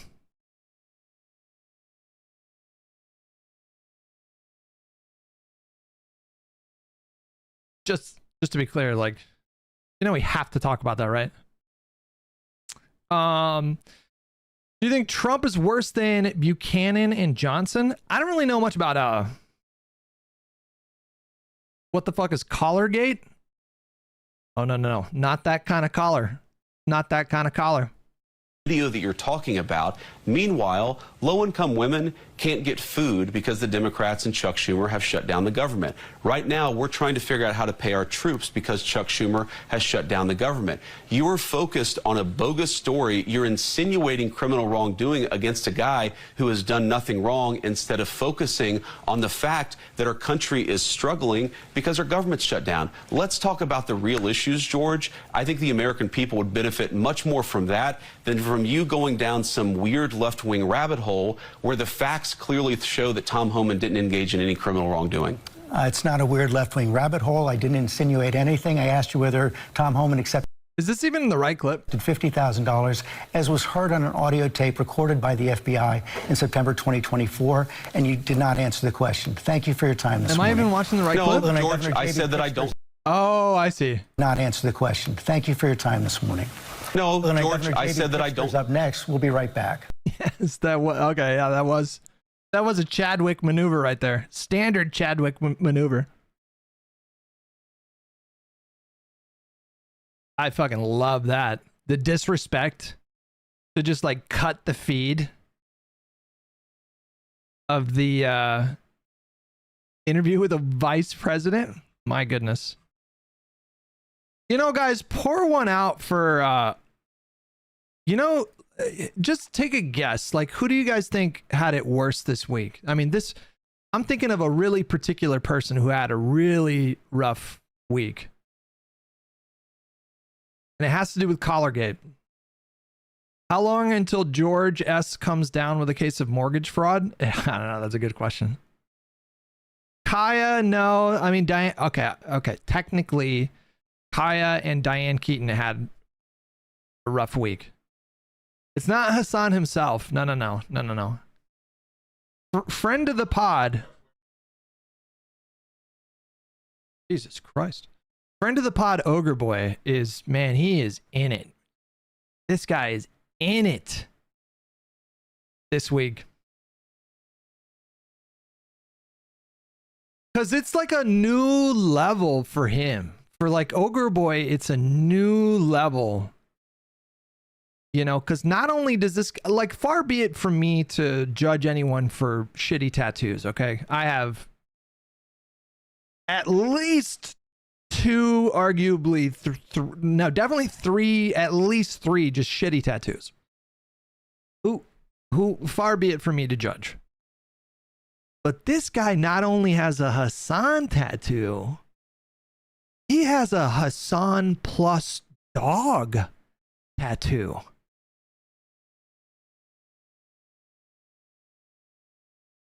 Ogre Boy has a tattoo of Hasan and Hasan's dog. Now, I think it's Hasan's old dog, I don't think it's Kaya, but he has a tattoo of Hasan and Hasan's dog. And then this shit happens this week. He is in it, man. You are so committed at that point. I mean, what are the odds? You know what I mean? Like, what are the odds that probably the biggest controversy that Hasan has been embroiled in, like, in his entire career? Like, I think Collargate is probably the worst, like, in terms of bad PR. And you have a Hasan plus dog tattoo? Like, that's rough. That is rough. And if you look at his feed, brother, he is in the trenches. He is in the trenches this week, you guys. It is rough, pun intended. And it's just like, you know, I really, look, I'm not one to pass up an opportunity to milk drama slop for content. All right. I am not above that. I am not above admitting that I was riveted with Collargate. I'm not even ashamed of it. I was riveted. The stream that we did, where we spent hours combing through footage and putting an image into OBS and turning up the contrast and, like, you know, just all of it. Just, I felt like one of those, like, bored housewives who gets really into true crime. You know what I mean? Just gets really, you know, and then they're doing, like, sleuthing on the internet. And, you know, like, I always judged those people. Like, I always kind of judged people who got way too into some true crime thing. Like, I felt like millions of people got really into, like, the Gabby Petito thing. And I was, like, kind of judgy of those people. Like, what's going on, man? That's not normal, you know? Like, but then that stream happened, and I get it now, because I was riveted. Like, it was genuinely kind of riveting to me. Because the whole story is just, there's so many layers that make Collargate interesting and entertaining. There's so many layers to it. And now we're at a layer where it's not just about, like, you know, him shocking the dog, which he just obviously did, is not great. But on its own, I don't think that would, in my mind, like, I wouldn't expect that would be like a career-ending thing, you know? Like, if you would have maneuvered the situation in a slightly different way, it would have got you bad press for maybe like a week or two, but, you know, or maybe even just like a day or two. And then, you know, like, I can imagine a universe where he said, I used the wrong setting. I thought it was a vibrating collar. I forgot it was a shot collar or something like that. And then, you know, like, I will talk to trainers and I will, like, ask them about, you know, like, there's a way that you could have navigated that where it's like, it would have been bad, but it wouldn't have been like, I don't think people would have thought like, oh, this is going to be career ending.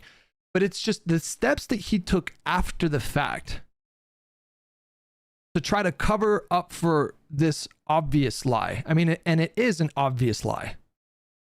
It's just an obvious lie. The steps that he took after the incident, I think it really paints a very clear picture of his character. It is kind of sociopathic. Like, I don't know, maybe I'm being hyperbolic, but some of the stuff is kind of sociopathic, or at the very least, like, narcissistic, like wildly narcissistic, right? Because there was a clip of him.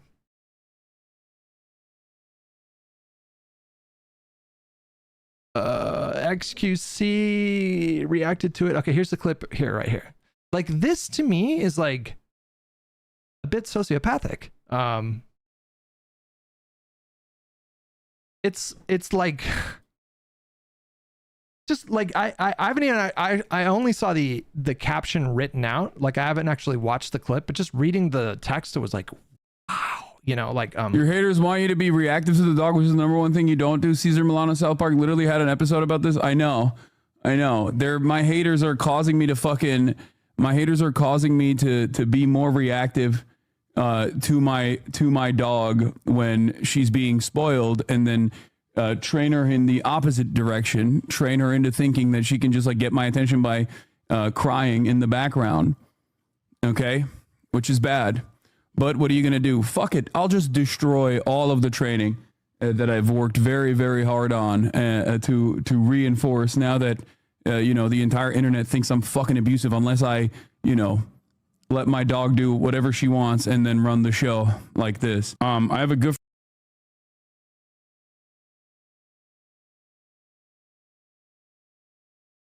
I think that's a really interesting moment, because to me, it feels like he kind of slipped up a little bit there. To me, that feels like he kind of slipped up a little bit there, because he's framing it as a debate about his corrective behavior in the context of like training a dog. Well, I thought she got her claw stuck on something. You know what I mean? I thought that's what this was all about. Didn't you? You said she got her claw caught on something, and now, I mean, we should just listen to that again. Like now he's like, because of my haters, I'm not going to be able to discipline my dog in a way that I think is best for training her. My haters have now I'm just not going to like train my dog. But I thought this was about her claw, your haters want you to be reactive to the dog, which is the number one thing you don't do. Cesar Milano South Park literally had an episode about this. I know. My haters are causing me to be more reactive to my dog. I don't even know what that means. What? My haters are causing me to be more reactive to my dog?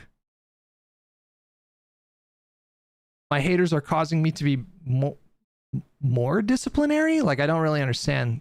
Did he say responsive? Oh, I thought he said reactive, right? I think you are reaching. No, I don't think I am.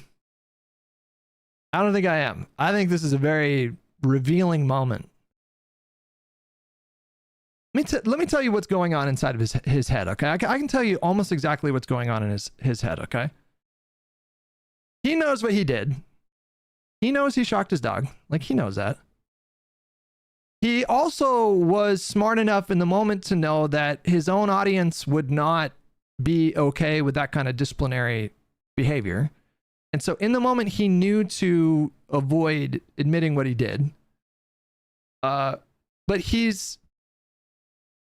is resentful because he feels like he didn't do anything wrong. And he feels like the internet is overreacting. But he'll never come out and say, oh yeah, I did it. Yes, I shocked him. He'll never come out and say that because he's just way too committed at this point. And it would really make his character, it would call his character into question, which, to like everybody outside of his community, like anybody who is not emotionally invested in being a part of Hasan's community or having a parasocial relationship with him where you hold him up on a pedestal. Like, we saw some amazing cope in his subreddit on Friday. I'm still thinking about the Reddit comment that I said where it was such a crazy, like, there was a subreddit, and then one of the comments was like, I read it out in like a funny voice on Friday, but one of the comments was like, okay, guys, I'm not saying that he shocked the dog. Just getting that out of the way first. But I've seen some clips that are a little concerning. And what are we saying about the fact that he pulled his dog's tail? There's a clip of Hasan like pulling his older dog's tail, his previous dog's tail. And someone in a subreddit was like, how are we responding to that? And then somebody in the subreddit was like, well, actually, this was mind-blowing to me. Mind-blowing. Somebody was like, well, actually, if you pull a dog's tail and they don't like it, then they'll bite you. They'll like bite your hand off. So the fact that Hasan pulled his dog's tail, and like not just pulled his tail, but like used his tail to pull him back, like pull him into place, right? Like, and we're not talking about just like a little like yank, right? We're talking about like he pulled the dog to a position by the tail, which is, you just don't do that with dogs. That's the first thing. How many millions of Americans have dogs? How many millions of American families have dogs? And what's the first thing that parents are going to teach their kids when they get a dog?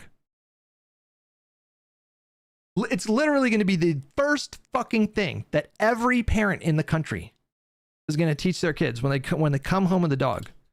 The first thing is going to be every single time, don't pull the dog's tail. Don't do that. Sorry, I'm getting a little sidetracked. The person in Hasan's subreddit says, you know, the fact that Hasan pulled the dog's tail and it didn't bite his hand off was a sign of how strong their bond is. Someone said that shit. And it wasn't a joke. They said that shit. They typed that shit out and they were like, boom, logic. Think about that for a second. To me, what I find so interesting about these kinds of stories, it's not so much the incident itself, but just kind of the larger reaction. I've always been fascinated with the internet culture. I've always been fascinated with large groups of people. Like what are, and some of the like really bizarre behavior that human beings can exhibit as a part of some, you know, bigger thing, community or organization. I switched to study from business. So like my first major in college was business administration with focus on marketing, with a concentration on marketing. And then I went from that to sociology. And in a way, like what I do now kind of like melds the two. But the through line there is just, I've always been really interested in like, human beings are so smart and we're so curious and we're so ingenious in so many ways. Like we built like the pyramids and the Hoover Dam and, you know, figured out the origin of the universe with like math, you know. I say we, you know, I'm not, but I'm just saying like human beings are just so smart. We're such intelligent. We're so wildly more intelligent than every other species on the planet. And yet when you put a bunch of humans together in a group and you have a shared identity around either a political ideology or a religious belief, or in this case, a creator, human beings can be so irrational. And this whole thing and like the larger internet reaction, I think is just a fascinating case study, because to everyone outside of Hasan's community, it's just so obvious what happened. And it is at this point just obvious, just open and shut. Like he is obviously lying. He's not just lying, he's obviously lying. And yet to the people in his community and kind of in his orbit, like his orbiters online, the cope that they're all coming up with is just the perfect example of like, if you ever wonder like how do people get into QAnon, you know, like how does MAGA cope with the latest, you know, like Donald Trump says he's thinking about maybe pardoning a convicted pedophile, a convicted child sex abuser. He just said that shit like a couple weeks ago, or like last week. You know, somebody asked him, like, would you consider pardoning Ghislaine Maxwell? And he was like, well, I don't know, maybe. I'd have to talk to the Justice Department. It's like, you might pardon a convicted child sex abuser? That's like on the table? And then if you're a Trump fan, if you're a supporter, you have to find a way to get past that somehow. And you look at that when you're outside of MAGA, you look at that and you're thinking like, how do you get to that point psychologically where you find a way through that? I mean, that alone, without any of the other myriad fucking 1,000 reprehensible things that Donald Trump has done, that alone should rock every rational Trump supporter to their core. That should be an earth-shattering sentence to hear Donald Trump say. That should be the end of it. Why would you ever continue to support someone who is considering pardoning a convicted child sex predator that nobody disputes her guilt? Like, nobody is you're never going to find people out there that are going to, well, actually, no, that's not even true. I actually think, what's his name? Michael Tracy. I'm pretty sure he's defended Ghislaine Maxwell. But anyways, my point is like, you can see parallels of that. It's not just like religious cults, MAGA, you know. You can find that kind of cognitive dissonance when it comes to fandoms, like, or rather like standoms, like Hasan stands. There are these kind of limitations that they have psychologically. Their brains, and this is why it's fascinating. Their brains like physically prevent them from just observing reality. Like, there's no innocent explanation for the tape. The tape that like covers the serial number, and then it covers like the two prongs on the bottom of the unit. And it is tape. It's just so obviously tape. Like, it's so obviously tape, right? Like, when you go to Ox Feed, he's been on this one. Ox has just been feasting this week.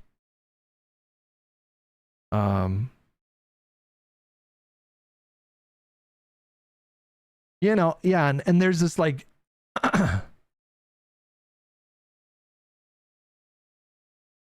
terminals onto which the shock prongs are fitted have been removed. I don't know if you guys have seen this movie. I'm sorry, movie. Wow. It's like an 8-minute video. Maybe we should watch it actually. It's a really good video. Have you guys, I'm sure you guys have probably, it's like, bro, this is like,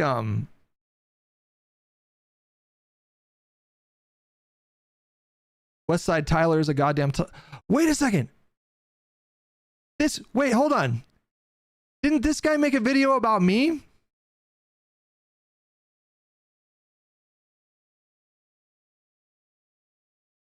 Is this the same guy? I'm pretty sure this guy made a video about me because he clicked on a video of mine and he did. There's like a 3.5-hour video on me. Pathetic worm boy Hutch experiences total Hitler confusion. I don't even care. I literally don't even care. I don't even care. I watched this video from him and it is very compelling. But he looks so different in this video. Did he lose weight in the last 2 months? We should watch this video, okay? We can watch it on like 1.5 times speed. Because if you guys haven't seen this video, it's very compelling, all right? Hasan Piker is an animal abuser on the internet. On October 7th, 2025, Piker, perhaps the internet's best-known parasocialist influencer, used a shock collar on his dog, Kaya, during a live stream to keep the dog in frame on its bed. Piker had been comparing the rise of fascism in America to the lack of effective internet service to his home office in West Hollywood. Okay? It's the same reason as to why America, Kaya, please just fucking go, just stop. Piker, seeing her move out of frame, became irritated, scolded her, and reached toward an off-camera object. Kaya, already retreating back to the bed after being scolded, then yelped as if suddenly hurt and leapt into the air. Piker, clearly realizing what he'd just been caught doing, called Kaya a baby. Jesus Christ, what are you doing? You're being such a baby. And suggested the dog had been spoiled by his mother, who had allowed the dog free roam of the house when he was gone. You're making her stressed. This was a part of the analysis that I didn't really quite grasp at the time. Like when you put certain things all together in a row, I just wasn't thinking about it in that way. But the fact that his instinct when she yelped was to, oh, Claudia, I'm so sorry. I'm so sorry. Claudia, are you still in here? Thank you so much for $20. I watched too much to not throw a little something, get you something nice. Thank you very much, Claudia. I'm so sorry that took me like 4 minutes. And then Swoopy with $5. I want to be a Bala, Shakala, 40 something years since the first Intifada. Oh my goodness. And then Trevo Dabo, did I get you for 56 months? So she yelps, and then, you know, he lies and says, you know, oh, I think she got her claw stuck. See, like, what I can understand is, I saw people saying, like, anytime your dog yelps, you're going to, like, jump up in the air and, like, run over and see if they're okay.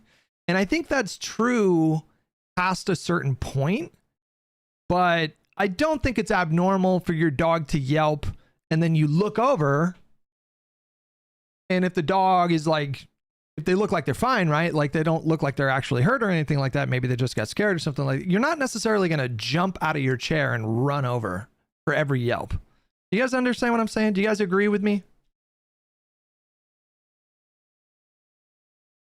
Because I saw some people that are like, anytime my dog yelps like that, I'm going to run over to make sure they're okay. But if it's a little yelp and then you look over as soon as it happens and they appear fine and there's no more like pain or whatever, you're not going to get up every single time, right? Maybe some people would, right? But like, you know, it's reasonable to not get up every time, right? So that wasn't the thing that tripped me up, but it was his impulse, like right after she yelped. So he's saying that she supposedly hurt her claw, and that's what he thought at the time. But his instinct was to scold her and then accuse her of being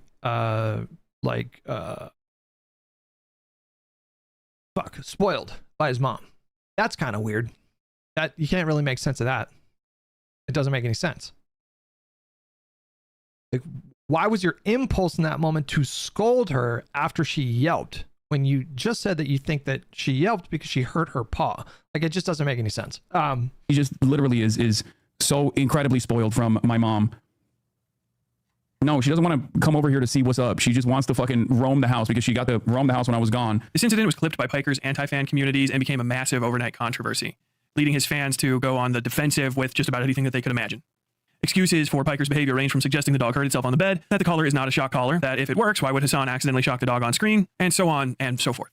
First, Hasan Piker's ownership of this dog and the way he treats it, regardless of whether or not it is a shock collar and it is a shock collar, still amounts to animal abuse. Piker's Jansoon with 26 months, Pow Nobody Pow with 2 months, who says zap collar or not, full bred dogs always have hip joint issues, so making a dog like that sit lay for hours and hours is still torture. Hasan is a piece of shit. Case closed. Well, I think we can definitely say he's a piece of shit. And to be honest with you, Collargate, I feel like he's on a new level for me. After this, like, I already really did not like the way that he operates in the political space. I didn't know like a lot about his character per se. And I felt like he revealed a lot of his character during the situation with Ethan. And so like my opinion of him went much lower when all that was going down, and he just refused to make any effort to show empathy for a Jewish person reacting to content creators that were saying that like some of the most insane things, and he just, so that already like that brought it down for me. But this thing is like a new level of bad, right? His house is large for a human. Wait, hold on. Bred for farm work and need massive temperate fields. Is that actually his home right there on the screen? To roam and work to do. Pet MD specifically suggests this breed is badly suited to apartment living and hot climates, and that it needs plenty of space to roam and have a job to do to be happy. Otherwise, the animal will become depressed, anxious, and have an overall diminished life than it could have had. Was that the Drake meme that he just did, or was that the actual home there? Hasan Piker's home has no backyard to speak of, and Piker keeps the dog inside his room on a cot, often for hours during his notoriously long streaming schedule. His further admission that he prefers to not give the dog the run of the house means he's turned his home into a worse-than-average dog shelter. Though Piker's walls filled with Funko Pop, plastic, trash, and a cot might seem like highfalutin living to many of his fans, all that means nothing to dogs. Dogs crave adventure, companionship, stimulus, and the outdoors. And though being Hasan Piker's pretty trophy is a goal of many of his fans, it's not the best way to treat a dog, or even a good way. The day after Piker shocked Kaya on his live stream, he briefly showed her collar on camera, suggesting the device was... Did I turn Tangia off? I don't know why that was turned off. Apologies. ...a vibration-only training aid. This is the one that people are talking about. Okay, this is the one. This is the one that they saw. It has the capacity to vibrate, and that's it. Are you happy? This is a lie. The unit displayed on screen is the Educator RX090 small receiver collar from the Educator Collars Company. Dave, with the Tier 2 membership, what's your vape flavor of choice? I like nicotine. Or tobacco, rather. Just tobacco flavored. I don't really like the flavored vapes. I like tobacco. I like the taste of tobacco. I used to really like cigarettes. Now if I'm around a cigarette, because I don't smoke anymore, I haven't smoked for years, but now when I'm around the smell of a cigarette, it's like pretty intense and unpleasant. Like I'm not gonna like walk away or whatever if one of my friends is smoking cigarettes. So I don't even know any friends that smoke cigarettes still. Actually, no, that's not true. There's some people that smoke cigarettes at the meeting that I go to. And that's fine. But the smell is like really intense now.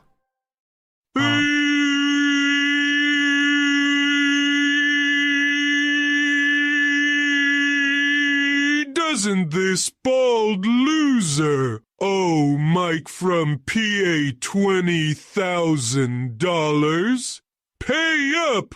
Hutch! Duh! Duh! Duh! Oh! Okay. Anyways. The RX090 small receiver is one of 6 receivers sold individually or in packages paired with different transmitter units. Despite its name, the RX090 is the second largest unit sold by Educator collars, trumped only by the RX120 large receiver collar. This is important to note as the transmitter receiver packages, which are sold under names like the Educator ET300 Mini or Educator FT330 Finger Trainer, have the same receiver as the Educator ET400, and thus the same shock delivery capacity. The RX090 unit displayed by Piker has been modified to support his assertion that he is only using a vibration-style collar. The electrical terminal... That is very obviously tape.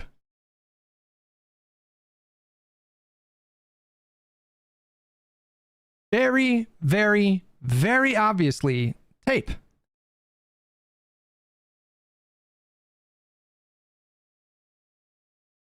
Poor Ogre Boy, man.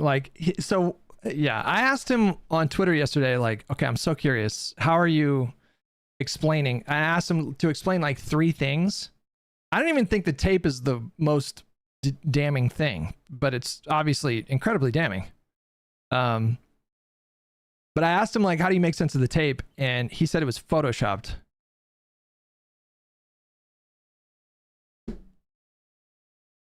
And Denims makes the same claim in the video that we'll watch from her after this one. She makes the same claim that it was photoshopped. Like, I pulled the image straight, screen capped the image straight from his webcam. I'm sorry, from his Twitch stream, from the VOD. I pulled that straight from the VOD. And I put it into OBS live with you guys. And then I just simply turned the contrast up. And that was it. And I produced the same image. It was essentially the same exact image. Like anybody can do it. I feel like every computer has like a stock kind of editing program at this point. You can find like free editing programs. Just like anybody can take the image, put it up on their computer or whatever, and then just manipulate the image and turn up the contrast, and you're going to see the same thing. Like this is very obviously tape. Terminals onto which the shock prongs are fitted have been removed or filed down and covered with electrical tape. Look at that graphic that he did with that. Now that's impressive. Storm with the tier 1 membership. Thank you so much. I'm not even mad that this guy compared me to Hitler. I mean, this is just an impressive like graphic that he does right here. Watch. The shock prongs are fitted have been removed or filed down and covered with electrical tape. And then it's just so like once you see this, it's just you can't unsee it. Like once you see this thing that he does, it's like, damn. Just open and shut. It just perfectly aligns with the model on the website. Like perfectly aligns with it. Grassroots with $20. Trained and showed dozens of dogs, several state champion hot dogs. Don't use shock collars on your dog. The dog doesn't connect what it did wrong to the behavior. Coal chains work really well. Coal chains. No, chol change? Chol change? Chol chain. What is that?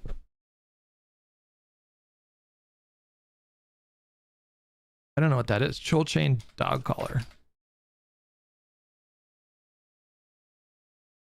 I'm just seeing jewelry. I don't know. Oh, choke chains.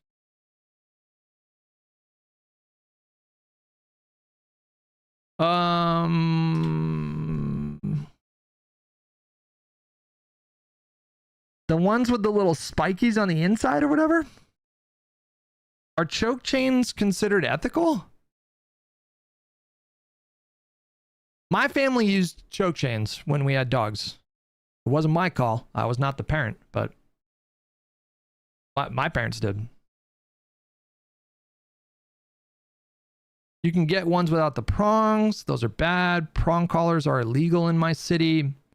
There are choke chains without the spikes. Go ahead. But the terminal's support escutcheons are still obviously present on the unit. Further, the unit's raised charging port is plainly obvious in the picture shown. Note its position in the center of the unit near the rear edge, as that will be important in a moment. Piker and his fans are currently arguing that this is in fact a non-shocking vibration-only model. There was a new development too that was so funny.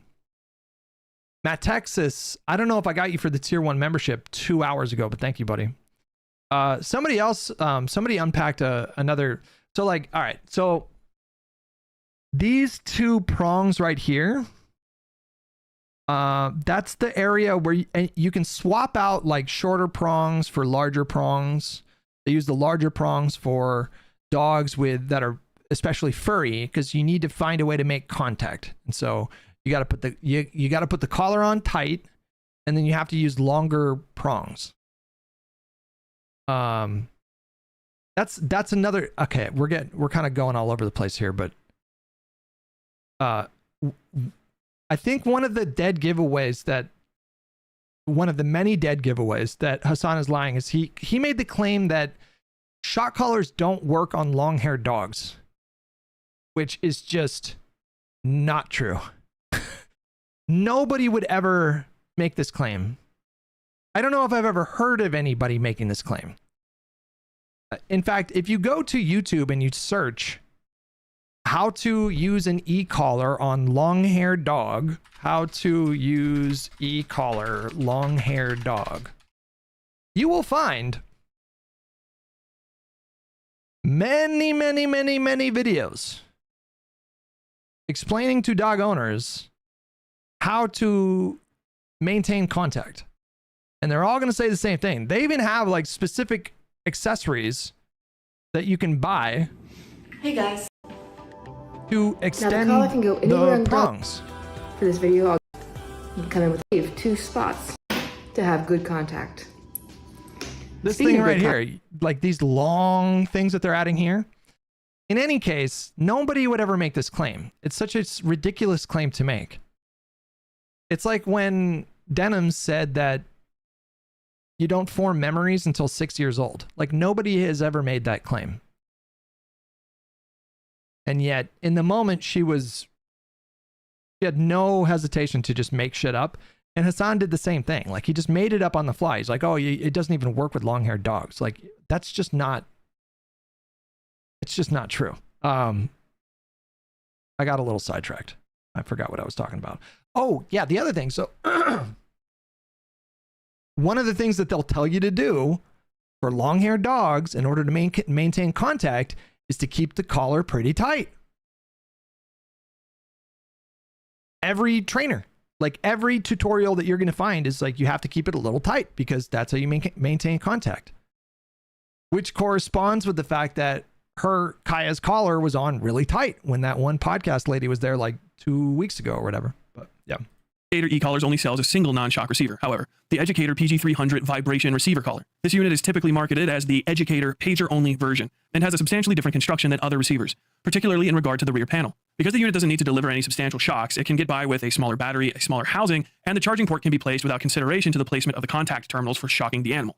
As such, the rear panel of the PG300 vibration receiver collar is almost completely featureless and flush compared to the shock-capable units. Its charging port is also located on the far right side of the unit's rear plate. The shape and size of the unit is also clearly different to the RX-090 small receiver. The RX-090 has a much larger, squarer, and bulkier body than the PG300. It also has a characteristic swooping bevel just ahead of the boxy shock unit housing. As stated before, the RX-090 has a prominent raised charging port. The only other significant similarity between the units is the red button and opaque LED cover on the front faces of the unit. Piker demonstrates other features of the RX-090, including the unit's nightlight. The RX-090, like many commercially e-collars, are totally different than shock collars. I don't think that's true. I think they just rebranded shock collars as e-collars because people didn't like shock. It's not necessarily true, Hutch. You should be able to get a finger underneath the collar. Well, no, the podcast lady said that she could only get one finger under the collar. And the point was that she needed to be able to get two. available shock collars also has a small haptic feedback motor like in video game controllers to create vibration sensations, and a noise generator. I mean, this is just so, I mean, this is just like open and shut, right? That's not a question. I mean, like, this is open and shut. Like, this model that he is showing, this is Hasan showing the model. Like, what he is showing is just simply not the vibration only model. It's just not up for debate. There's no ambiguity here. There's not like a squinting your eyes and like, well, is it, you know? It's just not. It cannot be the model that he said it is. They're both for locating the unit and quote unquote Pavlovian conditioning, essentially creating pain fear responses in the animal through repeated electrical shocks while being exposed to that noise. This pain fear response can also be developed by, for instance, shouting at the dog before shocking. Grassroots Hegemon with $20. Choke chains are flat. They aren't made to choke the dog. They're made so that you can tighten it with a quick snap. This mimics a mama dog nipping the puppy's nape. You should never have to tug on your dog on a choke chain. Okay, interesting.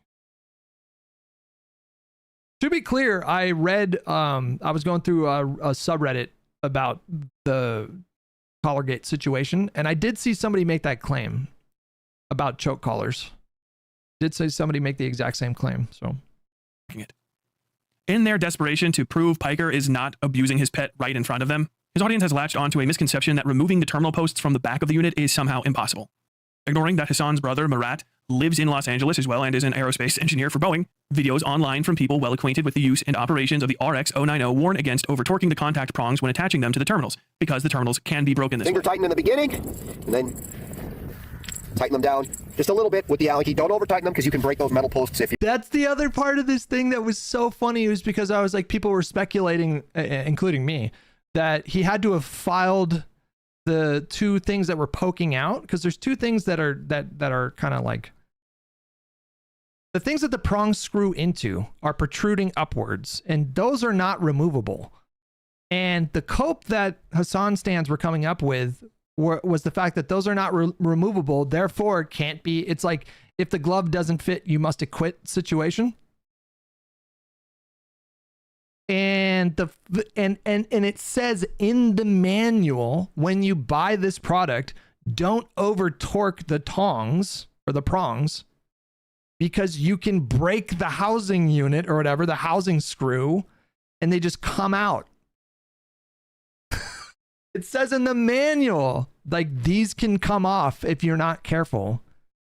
And the quote that we were hearing was, they're impossible to remove. If you really reef on it, which you don't want to do. This is by simply using the plastic hex head wrench that's included with every educator collar's kit. Likely, it's an intentional aspect of construction to make sure the longer variants of terminal posts break away. If, for instance, the collar is jerked too hard or the animal strikes its neck against something, instead of transferring that energy into the animal's skin, muscles, or even its windpipe. Piker also suggests that the unit is for tracking his dog via an AirTag, but that is not a feature of the RX-090. In fact, the AirTag device Piker shows on camera is likely the St. Collet silicone AirTag holder or an identical product. The slight difference in the shapes of the arms between the advertised unit and Piker's unit is likely simple deformation of the flexible silicone attachment rings. The device holds an AirTag, but provides no additional support to the AirTag's operation and is only attached to the collar. It's supplementary to the RX-090 unit, but it doesn't receive information or even a charge from that unit. It just sits next to it on the collar. Some conversation has arisen around the colored lights on Kaya's personal RX-090 receiver collar. Though they aren't visible during the shock event, the colors are described in the Educator ET300/302 owner's manual as such. The collar's indicator light will blink green under normal operation, will turn solid red when stimulation is applied, and will blink red when recharging is required.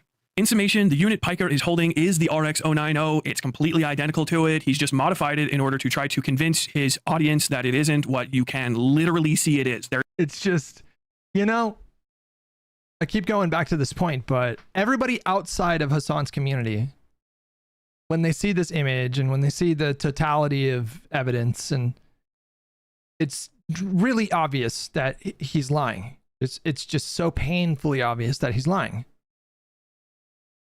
And for the people that are in his community, they have to come up with like the most really insane things, because not only is Hasan super pot committed, but his audience is too. Because if you acknowledge that Hasan is lying about the whole thing, we don't need to watch the rest of the video, but it was a really well done video.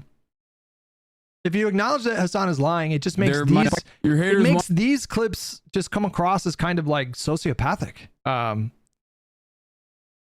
He is expressing frustration and anger with the scrutiny that he's gotten over this incident, and laments the fact that he feels constrained about how he disciplines his dog and trains his dog.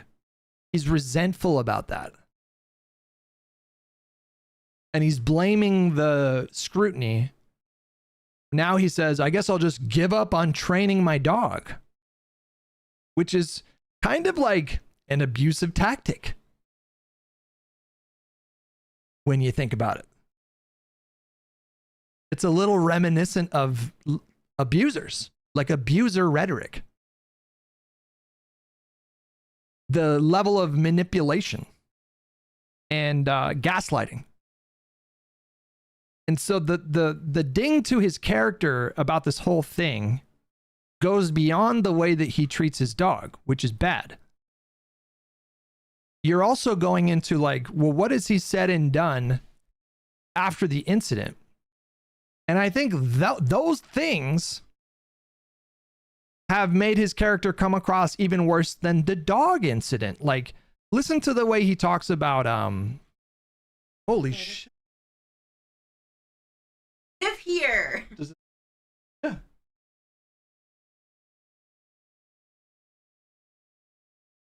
Black-pilled Kiwi, thank you so much. The tight collar the guest noticed was probably tight because he didn't bother to get better prongs and was just using the shock ones wrong. Lazy fuck. Well, I don't know about that. Maybe that could possibly explain it. Yeah, you might be right about that. And if that's true, that's pretty bad because you're fucking rich, you know? Like, actually, it doesn't even, doesn't it come with prongs that you can switch out? Like the way that he has, hold on, let me just queue up a few different clips here just to kind of really put things into context of how sociopathic he has behaved. Because there's like a few different clips where you're just like, oh man, like the depths of his character flaws, it's just a bottomless pit, you know? He was complaining about Moist. He was complaining about Moist Critical.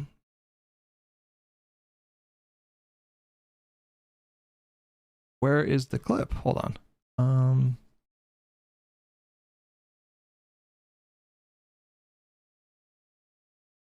Okay, there's this clip too. Hold on. There's this clip too. There. Okay. I just want to watch a few clips and just really kind of keep it in your mind. Like he's lying about this. And so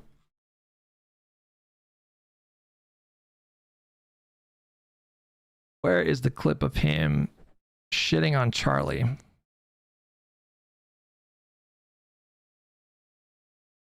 Did I scroll past it? Hold on.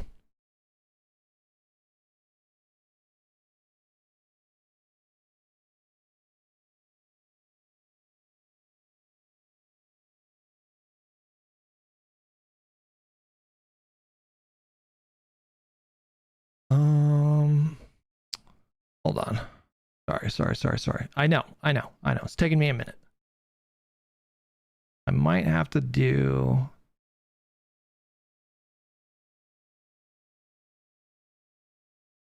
Okay, I'll just do this one. It's Asmongold reacting to the clip, right? Okay. It's fucking insane to me that like this is what goes for like doing commentary on the internet is just like, oh, these are the Reddit threads from some of the most like schizophrenic people you've ever actually encountered. This is all it takes for me. I mean, here's this of Charlie. Hide. What about that doesn't make sense? You could say that it's not true, but like, don't be shocked that that's what somebody would say. Of course, that's what somebody would say. Like, obviously, like. That I hide. Yeah. I can't find the clip, but there's a clip of him talking shit about Charlie.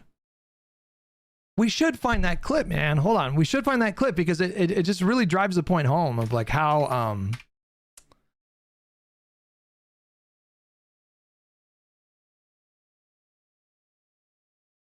oh God. I need somebody to help me find the clip. He's reacting to Charlie's video and he's like really going hard. Oh, here. No, that's not it. There's like a whole video. There's like a 10-minute video about oh, here. I think I found it. Now, mind you, I mean, just remember, like, Charlie is correct. Like, his video is correct. Like, Charlie correctly identifies that Hasan is lying. And then Hasan does this thing where he just redirects all of that truthful commentary. I wouldn't even breathe in the direction of Moise if I were you, to be honest. I mean, he put his flag on he put his stake on this. Okay. He was like, oh, enough people shit on him. It's good enough. It's like, obviously not it's obviously, no matter how made up a narrative it is, if a clip looks bad enough, then he will go with it. So he's just redirecting the criticism of his character to be a criticism of Charlie's character. Like, he's going beyond criticizing Charlie's commentary. He's saying that Charlie's character is so bad that he will latch on to controversy and hop on the dog pile just because he feels like he wants to keep up with what everybody else is saying. Like, that's the criticism that he's making of Charlie. Which, in the context of just knowing that he's lying, it's like, man, like, imagine that's kind of a big deal, right? Like, that's kind of a profound insight into someone's character. If they get caught doing something bad, the fact that they would lie to the extent that he's lied about this, and they're absurd lies, And then on top of that, to accuse somebody who covered the story on their channel, to accuse that person of having poor character and just like running with the trend, you know, that's a really damning indictment of someone's character, that they're capable of that kind of redirect. You know, like, I think it's the internet, so we get desensitized to certain things. Who in the hell does he think he is? Who does he think he is? It's the internet, so we get desensitized to certain things, and we've come to expect like bad things from Hasan. And in a way, this kind of makes him a little bit, you know, we talk about like the similarities between Hasan and his community and like Trump and MAGA. This is like another one of those things where it's like, we're kind of used to Hasan's like bad character, his total lack of integrity. But we should really stop and like pause every once in a while to really like stop and think like, man, like just imagine the psychology. Like imagine sitting there and then like smearing someone like Charlie, who to my knowledge, he's not like a super controversial guy, you know, like I don't know if Charlie's ever had like really horrible. The most recent controversy Charlie had was him like sticking up for like trans kids. And then that caused a big old thing for a minute. And he will just use these guys. All these guys do is basically farm Reddit for talking points, and Reddit can so easily be botted and manipulated. And I don't think we're ever going to get ahead of that. Like, this is a really kind of expert level of manipulation of his own community. Like, this guy is very practiced when it comes to manipulating his own community, which is something like, I feel like as a creator, that should be like one of the highest taboos if you're a content creator. Like, there is no like with a lot of professional occupations, they have like ethical codes and like systems of ethics. You know, there's like ethical norms when it comes to certain professions. There's certain things that you would never do as a journalist, lest you wait. Did somebody just donate 20 memberships? Thank you, Jesus. Grassroots, my goodness. Wow, thank you so much for doing that. It's very generous. I appreciate it. Any content creator that flippantly manipulates their own audience, like, I feel like that should be one of the things at the top of content creation that would be considered wildly unethical, to manipulate your audience in this kind of way. Particularly to manipulate them away from confronting your own lies, but manipulating them to redirect that towards somebody else, I think speaks volumes to his character. There's just nothing we can do. Bro, he said you're abusing Kyle. Like, no way. Yeah, I mean, if he thinks that he can suck my... Weird how quiet... Like that right there. Even that right there, right? Quiet he was about literal pedophilia in certain communities. I mean, it took him 2 years to come out and be like, yeah, the genocide is happening and it's really bad, actually. So Charlie's been on a good streak lately. And then also, like, that right there should show you that this guy does not actually give a singular flying fuck about Gaza. That's just boom, like open and shut.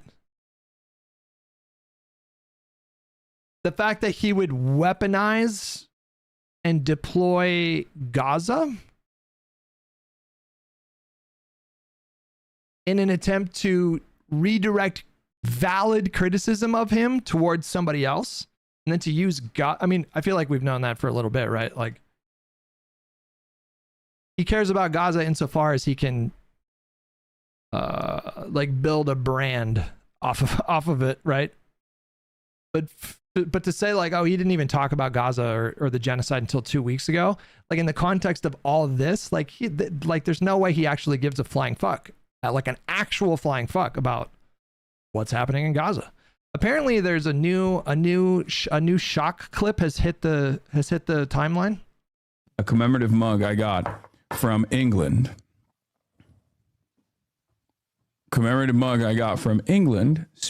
Oh my God.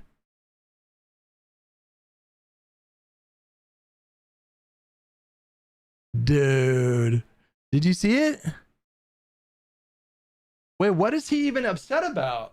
What is he even correcting here? I don't even understand what behavior is he even correcting here? Is it because his head is off the... It's just his head that's off the mat? A commemorative mug I got from England. Commemorative mug I got from England specifically for a commemorative mug I got. I legitimately don't even know what he's trying to correct there.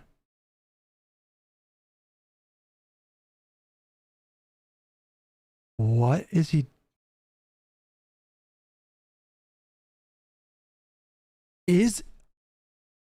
Okay, I was resisting this narrative because I just didn't feel like there was a lot of evidence for it. But is it the case that he is shocking her to stay in frame?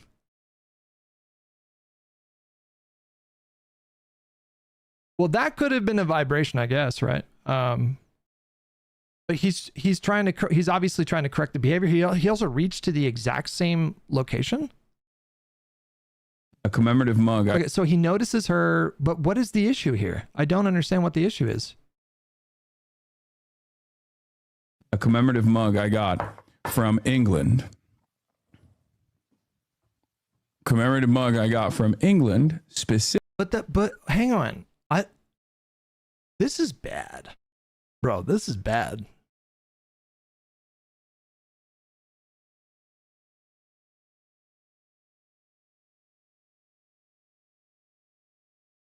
This is really bad, right? Because like, first of all, what behavior are you correcting right there? But second of all, like, okay, let's steel man and let's just grant that you can ethically use shock collars, right? Like, we don't know if this is, I don't know, maybe this was vibrate only, but I don't know why we would assume it was vibrate when he just got caught with a fucking shock collar. But let's just say it is, right? And let's say it can be appropriate to, like, okay, hold on. Here's the question that I'm asking to the dog trainers in here. There's got to be some people that know anything about dog training. When you use any kind of collar like that, are you not supposed to be very clearly trying to communicate with the dog to, like, if you're just zapping the dog and you're not saying anything, you're just zapping them, like, no context, like, aren't you supposed to, isn't there, that's what I'm thinking, right? Like, isn't it supposed to be a kind of interaction? I mean, he's just zapping it. A commemorative mug I got from England. Commemorative mug I got from England specifically for a commemorative. Dude. What the fuck?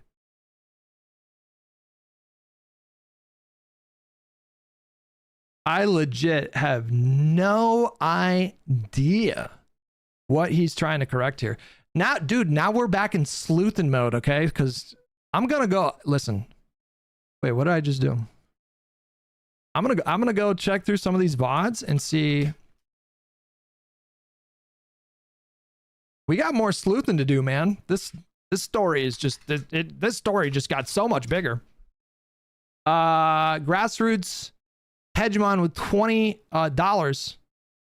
I thought the apologia for human genocide and graping civilians and kids was bad personally. Okay, now we have to look through some of these old VODs, right? Like, we have to.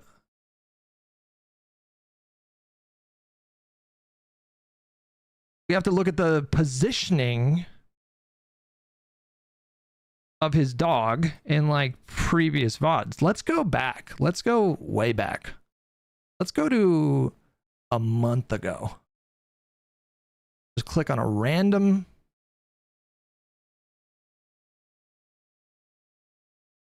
All right. I'm just randomly clicking on something here, okay? And then, so she's down here and she's facing that way.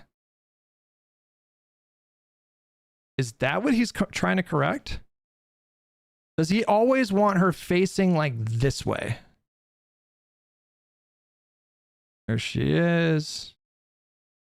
Facing that way, facing that way, facing that. Oh, now she's facing that way.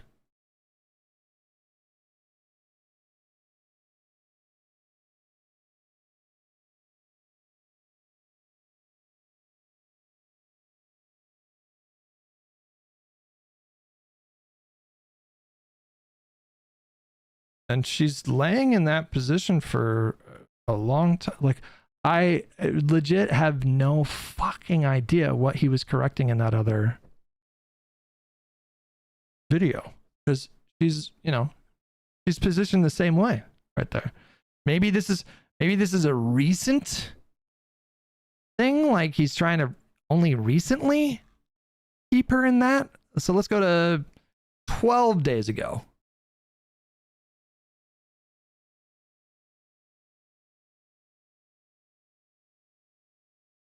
Okay, she's there.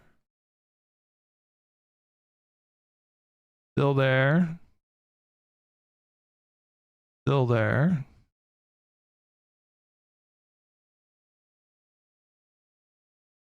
And then, okay, so 12 days ago, she's staying there the whole time.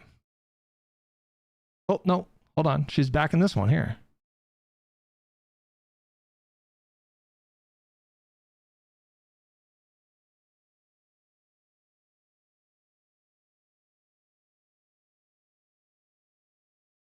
Okay.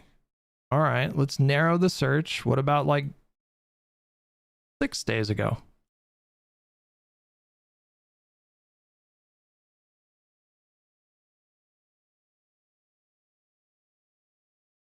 Okay, she's facing that way. Oh, she's standing up right there. What's going on with her there?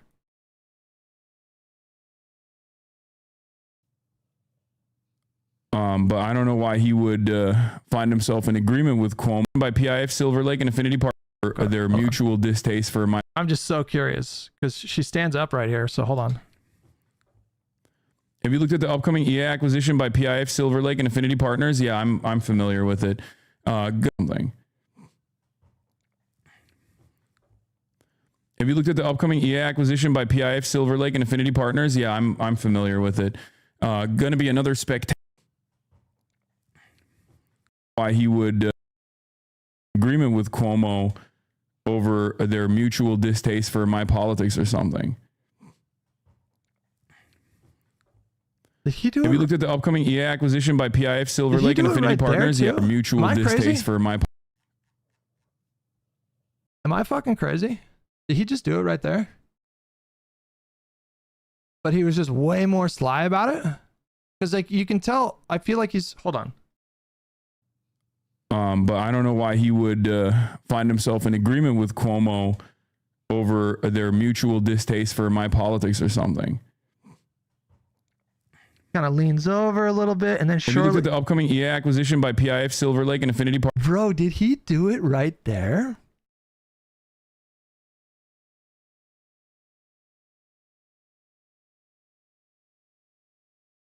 Can you zoom in a little bit? Yeah. Let's actually just we'll do it this way. Hold on. Display capture.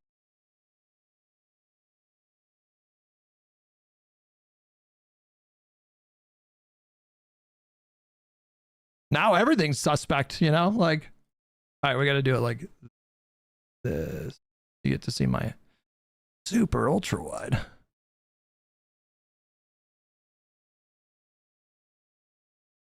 Like I mean, listen, you can't blame us for being suspicious now.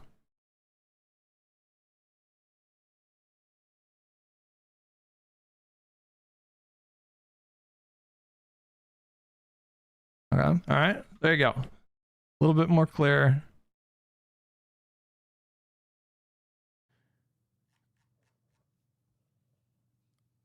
But I don't know why he would find himself in agreement with Cuomo over their mutual distaste for my politics or something.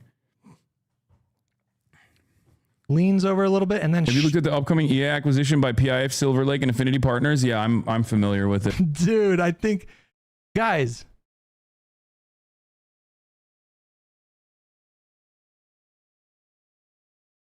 I don't know. This one's a little less clear, but I don't know. I don't know. Because like, here, hold on. That politics. Let's go back even further. At Midas Touch. Well, let's go back. Coming. Right.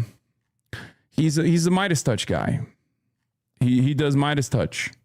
He's one of the commentators on at Midas Touch. Don't know what he's talking to Gavin Newsom about, but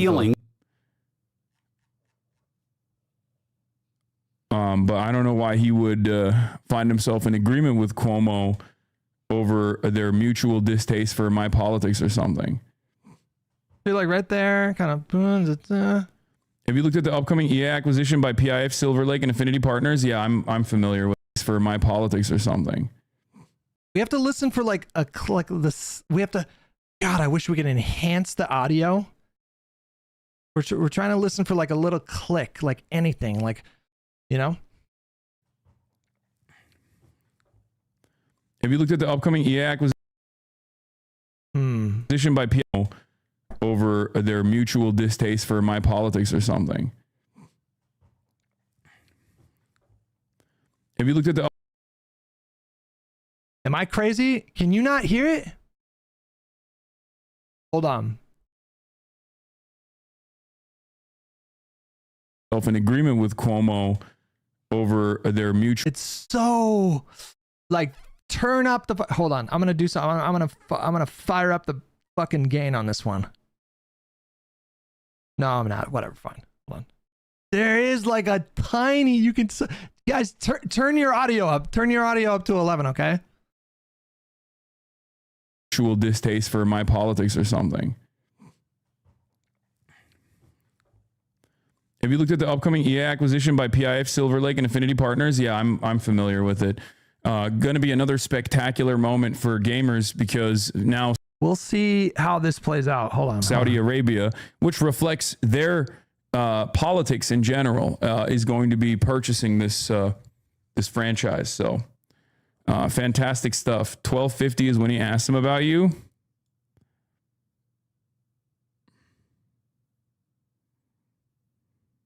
Okay. Well, that's unfortunate, I guess. All right, she lays back down, same spot. Why am I seeing so much Moss artwork lately? I don't know. All right. Well, is Trump still live? Speak to the incredible that will listen that he is. Yeah. Okay. All right. We put some might. I will really. Yeah. All right. Okay. All right. Yeah, I mean, I'm going to have to take a look at it.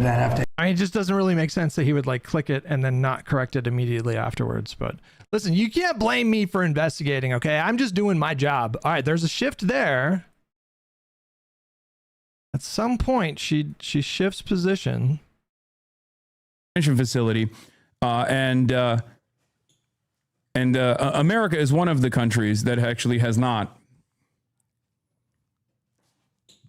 done so. America is one of the countries that actually...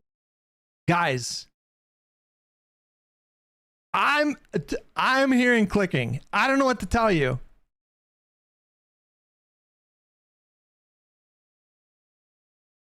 It's so faint. It's so faint. Hold on. Was it her paw? Hold on. Other prisoners currently being held in an Israeli detention facility, bro, right there, you hear it clip right before it happens, bro. Or click. Hold on. Around the world that haven't demanded the return of their prisoners currently being held in an Israeli detention facility. Right there. And wait, or no, is it a mouse click? Hold on. The world that haven't demanded the return of their prisoners currently being held in an Israeli detention facility. America. Dude, there's a click, man. I don't know what to tell you. Haven't demanded the return of their prisoners currently being held in an Israeli detention facility. We're going to slow it way down. Okay.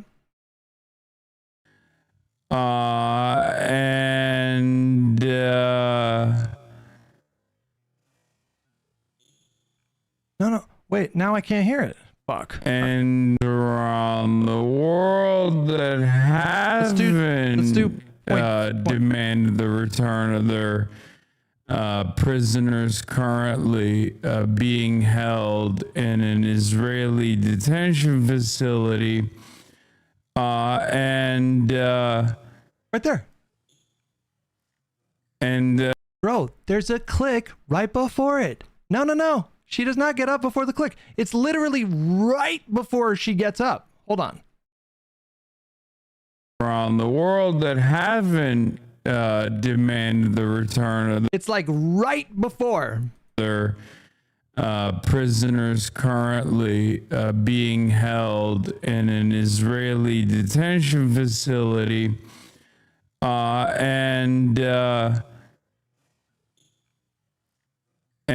Dude, I am telling you guys, I am not hallucinating this. It's like right before, like the click almost like leads into. I mean, this one is silly. I don't know. Look, I wouldn't. This one is a bit murkier. I'll give you that much. It's not as clear cut as the one that went viral.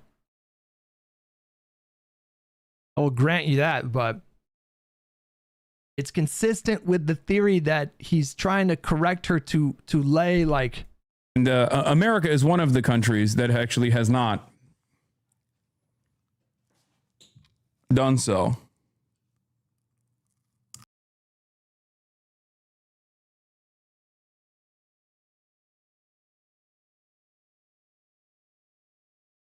What the fuck was that? Did you hear that one? Hold on. And America is one of the countries that actually has not.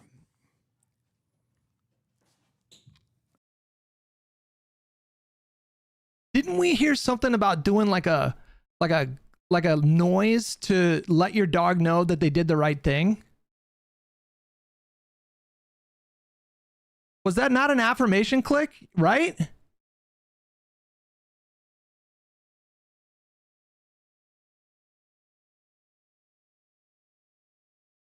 You can hear it, right? Hold on.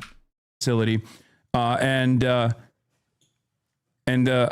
is one of the countries that actually has not. I mean, he's obviously distracted by her during this whole thing, right? Like you can see he kind of like he gets distracted. You can see he's like focused on her. He's like slipped up on a little bit on his sentence, and then you can hear like a click, like when the dog lays down in that particular position, right? You can hear it. Done so. Right there. Yeah. Like, tell me I'm hallucinating to say that he, in this moment for the dog getting up and switching positions and laying back down, he is focused on her. And demanded the return of their prisoners currently being held in an Israeli detention facility. America is one of the countries that actually has not. He turns around. He's focused on her here. Done so. He does, like, that sounds like a click, right? Like, mouse click at best, IMO, considering nothing here, man. Right hand. His hand, oh, wait, hold on. Hold on. Right hand, so it would have to be his right hand, yeah. And America is one of the countries that actually has not done so. Okay, all right. Listen, I'm just doing my job as an on the ground investigative journalist, okay? It is my obligation, because we're trying to figure out like what behavior he's trying to correct. Like what? Okay, so she gets up for a little bit here.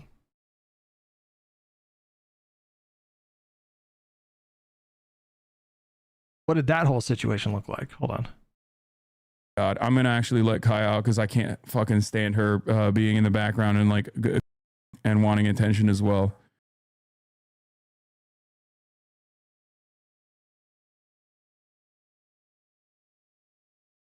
What? What? The f? Okay. Okay. Up. Get out of here. Go. Get out of here. Yeah, fucking. Let's get back. Like, it is nothing I can do about it. Thank you. I'm trying to figure out like what is she doing? She's just laying there, you know, like. God. I'm gonna boom. No, is what it is. And her being in the background and like now as. Anyway. All right. Let's get back to the news coverage for now. As I was saying, while I'm waiting for, oh God, I'm going to actually let Kai out because I can't fucking stand her being in the background and like, and wanting attention as well. Okay. Okay. Up. Get out of here. Go. Get out of here. Go, go, go, go, go. Oh my God. Oh my God. I'm so annoyed with everything. I'm running on like 3 hours of sleep. What the fuck is the problem? I don't even, what?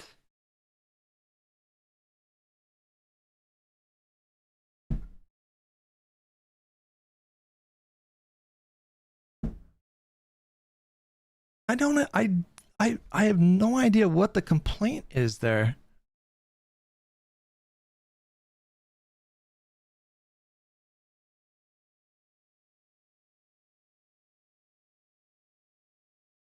Oh, damn. I mean, he just let her be free for the rest of... He must have been really annoyed. Like, she was doing something that really annoyed him. That's why I think, like, when you put it all together... I don't even remember what the timestamp was now. For what we were just watching. I don't know. You guys are saying it's a nothing burger, but... My spidey sense is fucking tingling right now. Okay, this one was 6 days ago. When was October 7th? Was that 5 days ago? Let's do 7 days ago. Or was he gone? I think he was gone then. And then he just got back on 6 days ago. And then was that the one we were just watching? Wait, this clip right here is from the same VOD, you guys. For when I was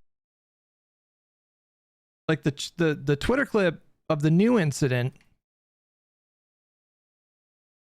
is he's wearing the same shirt, so I think this is from the same stream. A commemorative mug I got from England. Commemorative mug I got from England. Bro. Were there like multiple zaps this stream? Just an escalating zap situation, and then he got so annoyed that he just let her go for the rest of the stream, which he never does.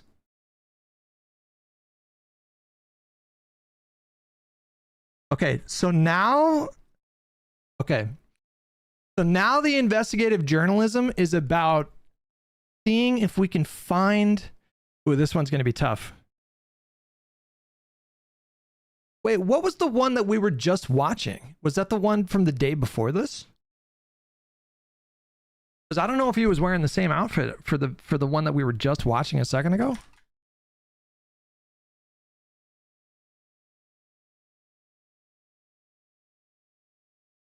Was he wearing like a sweatshirt? The one that we were just watching where you guys were saying I was hallucinating? What the fuck is that?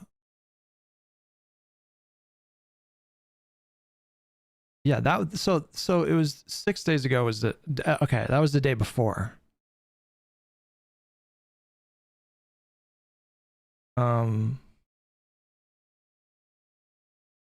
Okay, so does it happen here?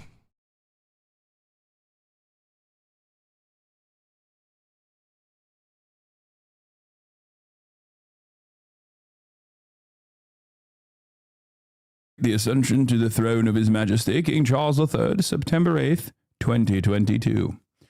A commemorative mug I got from England. Commemorative mug I got from England. Dude, he mutes the stream. Right? Am I crazy? Am I hallucinating that?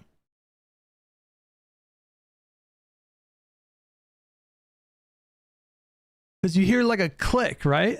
Like you definitely hear like a click, right? Specifically 22. A commemorative mug I got from England. No, actually, no. I don't think that's it. Because you can hear him kind of exhale a little bit. Charles III, September 8th, 2022. A commemorative mug I got from England. King Charles III, September 8th, 2022. A commemorative mug I got from England. Commemorative mug I got from England specifically for when I was there when he was getting. Bro. Oh, this story is so much bigger than we thought.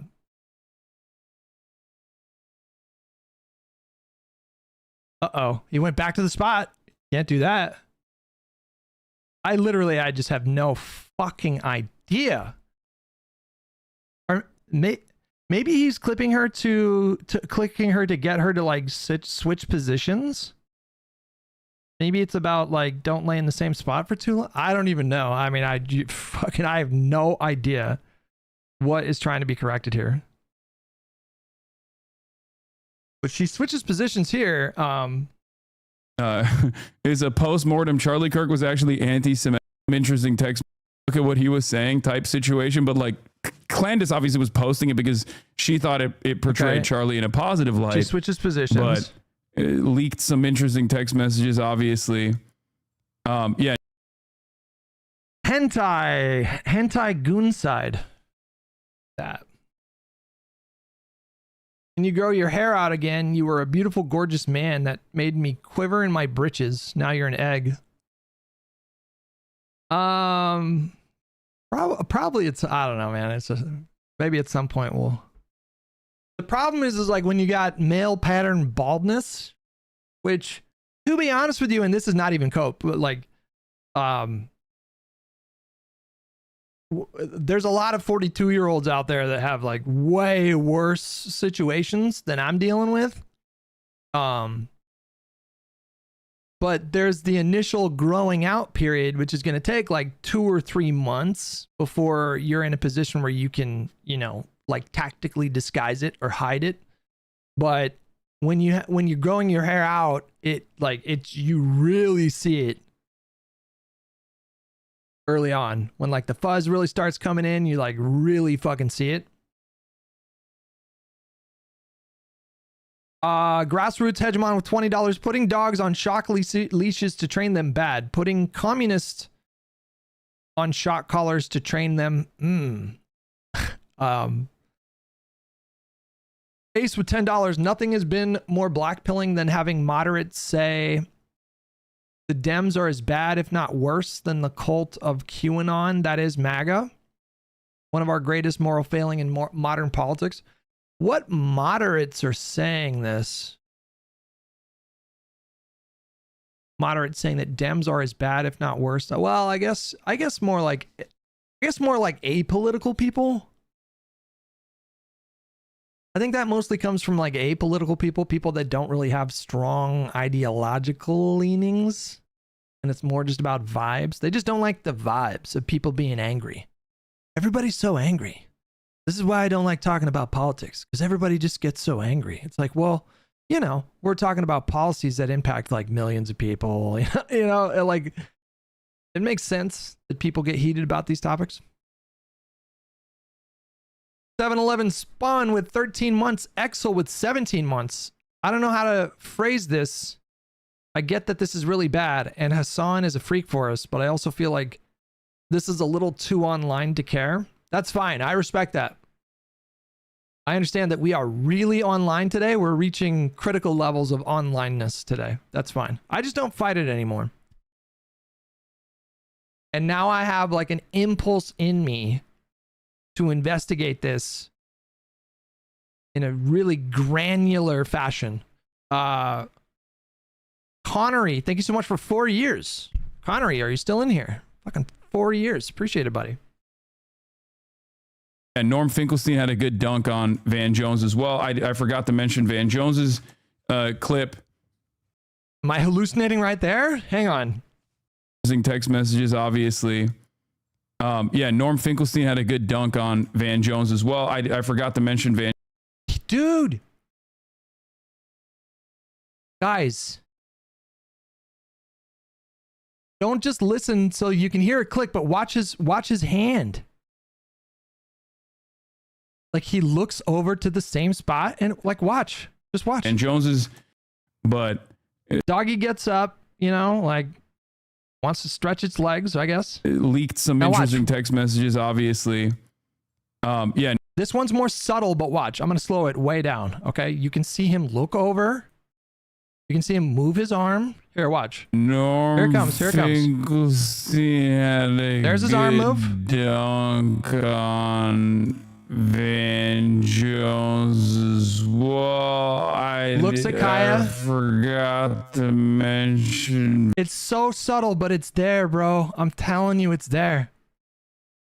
I think we found another one. This one's really subtle, but you can see the arm maneuver. You can see him shift his attention to her. He's like, you do the click and then you look to see what actually happened after the click. You can see it there. It's there, Van bro. Jones's, but it leaked some interesting Watch text messages, obviously.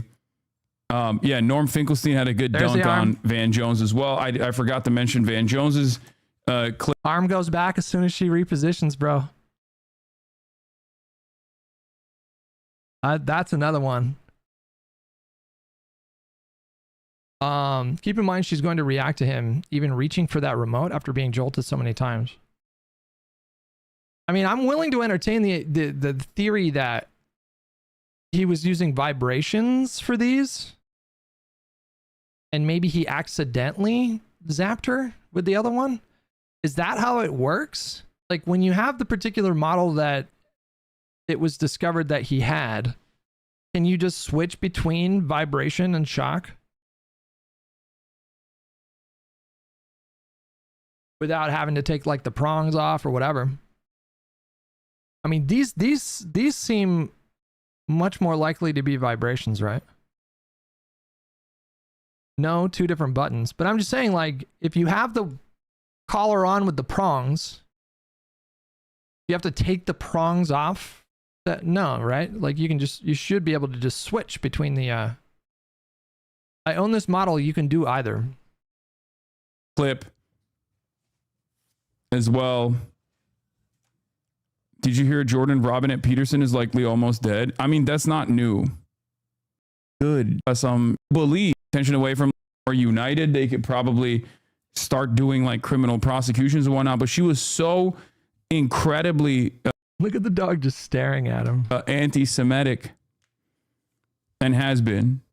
And by the way, I don't use this term like I do, right? In position that fucking been doing a very good job with this stuff, because like there's so many things she's said about in the aftermath of the Charlie Kirk stuff that's just so fucking crazy, so cuckoo. I don't think there's anything for that one. There's so many things she's said about in the aftermath of the Charlie Kirk stuff that's just so fucking crazy, so cuckoo. I mean, to be honest with you, maybe. I don't even know anymore. I don't know what to think. I have no idea what to think at this point. Is it that he is trying to get her to lay in that particular position where her head is like close to the fridge? You know, so crazy. Cuckoo beans. Because it seems like every time she gets up, he like focuses on her. But yeah, more clears. Brandon, new information. Recognize the counter narratives. And the counter is just that always will, you know, pedophile. That Macron. Is he like getting her to get up and move around a lot? Like, what's going on here? You know, like.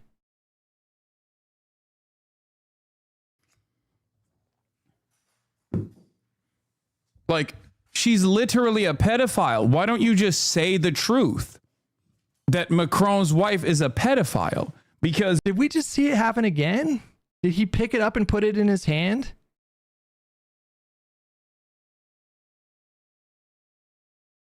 Like, you can see him move his hand to the spot. Like, watch. Like, is it? Hold on. Like, she's literally a pedophile. Why don't you just say the truth? That Macron's. And then he looks right at her when it. Bro!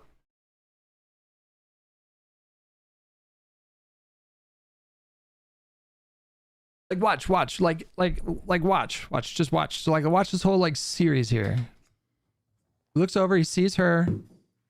Grabs it right there, you see? She's literally a pedophile. Why don't you just say the truth? Boom. That Macron's wife is looks right at her.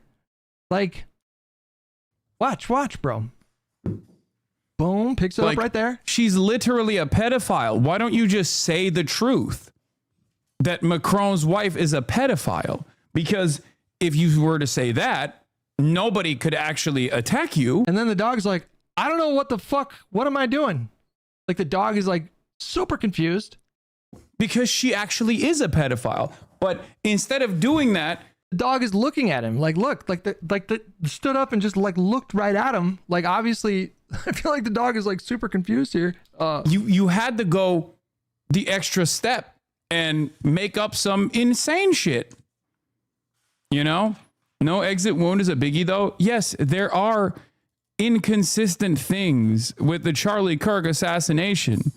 There always will be. There always will be, like, people poking holes in the official narrative, and the official narrative is murky, and I don't discount that at all. It's just that if we're going to scrutinize the official narrative, we also need to scrutinize the counter narratives. And the counter narratives are, if we're going to scrutinize the official narrative, we also need to scrutinize the counter narratives. And the counter narratives are the ones that are at least coming from Candace Owens. Some of them have new information. And the counter narratives, dude, will be like. How do you guys not see it, bro? Like, look at it. People poking holes in the official narrative, and the official narrative is murky, and I don't discount that at all. It's just that if we're going to scrutinize the official narrative, we also need to scrutinize the counter narratives. Hold on. So here's my theory, okay? He looks over to the thing. He looks over on his desk, like right before he looks at her. Right? Like, watch that at all. It's just that. So hold on. If we're going to scrutinize the official narrative, we also need to scrutinize the counter narratives. Hold on. See? Discount that at all. It's just that if we're going to scrutinize the official narrative. Wait, no, hold on. I'm hallucinating on this one for sure. We also need to. No, right there. Bro, his arm right there. Right after he unbottles the bottled water, like I think he's picking it up again. Scrutinize the counter narrative. Looks at her. And the counter narratives are. I'm not hallucinating this one.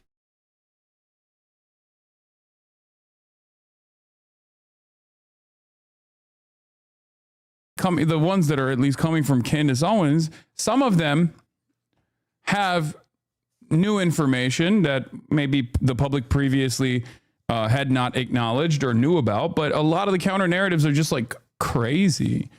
Like, oh, there's actually a and I think she gets up again. German. She's like, bro, you are literally a black woman. I need to see like the politics and drama YouTube. That is like, that's not even your, because that is like, oh, the Jews are responsible for the death of like 60 million Christians. Narrative is like a white supremacist one. Like, that's not even your gripe. You know what I mean? That's not a conversation that you're a part of at all. It's also a ridiculous statement to begin with, because like, you know, the Bolsheviks are goated, obviously. And you know, what Christians were doing, what white Christians were doing to black women at the same time frame was not great, to say the least. Down. Okay, he just said it there.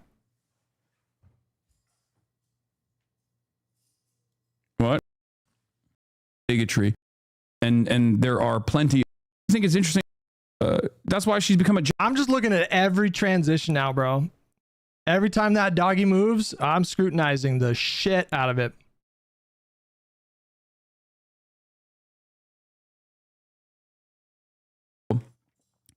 Candace Owens was anti-Semitic and pro-Israel at the time when she was working extensively. Wire, she got fired from the Daily anti-Semitic for being critical of Israel.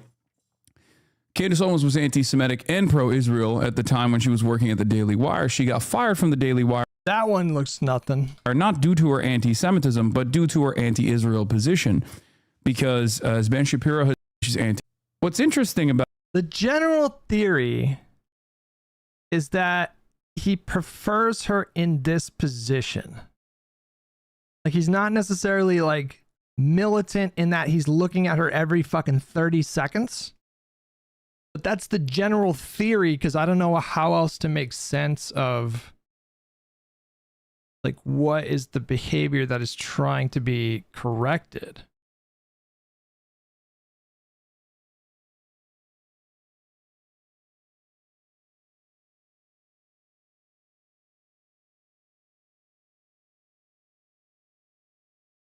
Oh, whoops.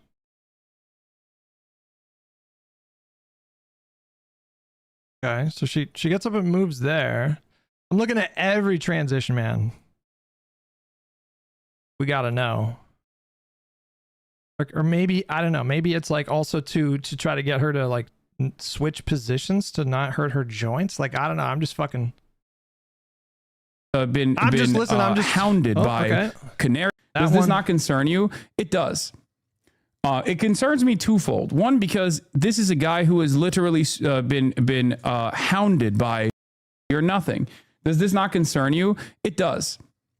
It concerns me twofold. One, because this is a guy who has literally been hounded by Canary Mission and all these other fucking places in perpetuity for his consistent advocacy for the Palestinian emancipation. They're not going to fucking turn around and all of a sudden.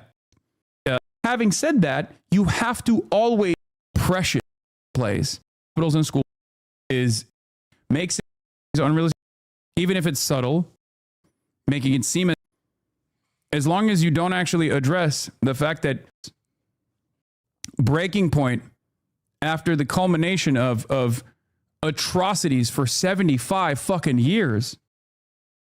That one's a little fishy. 7 was a breaking point after the culmination of atrocities for 75 fucking years. Then you are address that there is no symmetry here. As long as you don't actually address the fact that October 7 was a breaking point after the culmination of Dude, he moved his arm right before, like, I'm telling you, the pattern is he like looks on the screen at the dog and then moves his arm and then the dog moves. But I don't know. This is very, listen, I will fully acknowledge this is very thin. We're not standing on solid ground here with this one. As long as you don't actually address the fact that October 7 so like there, right there, like that's what I'm gathering is like, so that, and then breaking point after the culmination of no, I might be hallucinating on that one. Did he move his arm at all? As long as you don't actually address the fact that October 7 was a breaking point after the culmination of I might be hallucinating. I don't know. It could be. It could be. Who knows? Like, literally, who the fuck knows? Grassroots with $20. As horrible as this is, no living creature on God's green earth should be forced to listen to Hasan Piker speak at any... Oh, I could mute the stream. I could do that, but I don't know. I'm listening for audio cues as well. You know, like I'm trying to hit this from every angle. Like I'm trying to just fucking cover my bases, all right?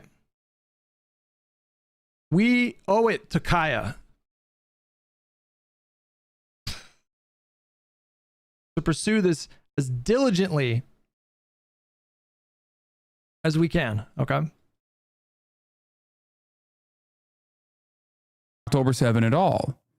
I'm saying that when you do mention that, you have to still talk about it within the framework of 75 years of apartheid, especially in the aftermath of 2 years of genocide that has taken place. To me, it comes across as apartheid. Especially in the aftermath of 2 years of genocide that has taken place. I don't think you always have to talk about it within that framework. No, I think you do. And is going to... I mean, this dog is getting I don't care antsy. if the... And there are statements such as people who obviously... is Zohran Kwame Mamdani, and that you are a Muslim anti-Zionist is already unacceptable for them. So, you know, you have to ask, like, who is this? Am I hallucinating there? You know, like, I don't even know. I don't know. They could all be it or none of them. Like, I feel like I saw an arm movement on that one. Oh, we're going deep, Dan. I don't know if you're in here. We are going deep. Is for Muslim anti-Zionist. Like this one, I feel like there's definitely is an arm, already like here, hold on, unacceptable right for them. Right here. So, you know, you have to ask, like, who is this? Am I crazy?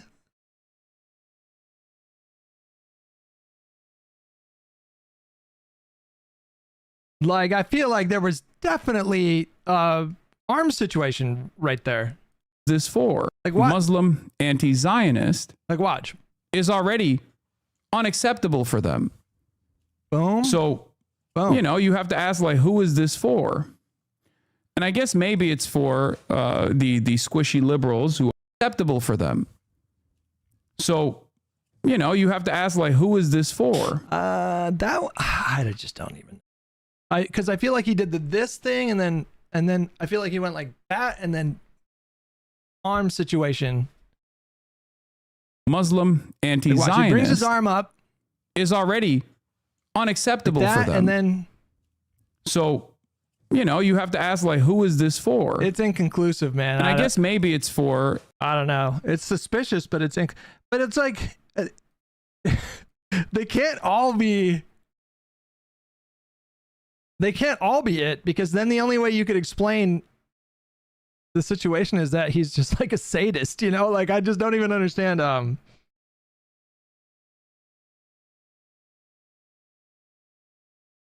don't know. I wouldn't bet my life on all of those, but I feel like at least one. That one I feel like is a little like, I don't know, you know?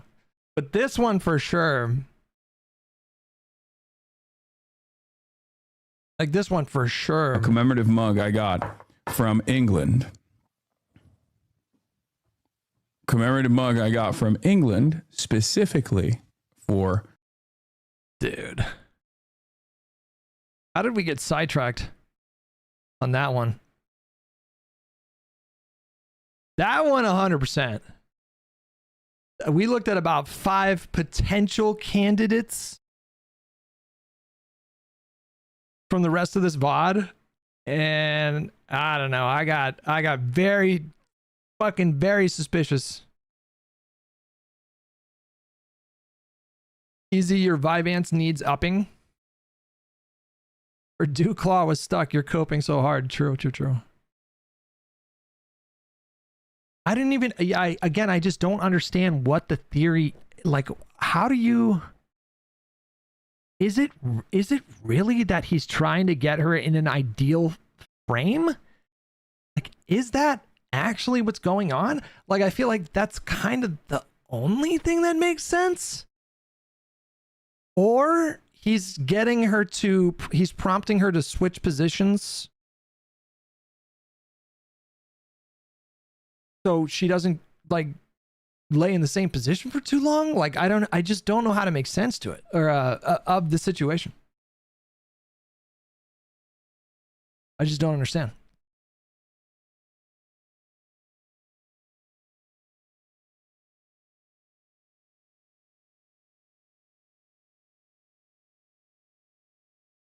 He wants her in the middle of the bed for sure.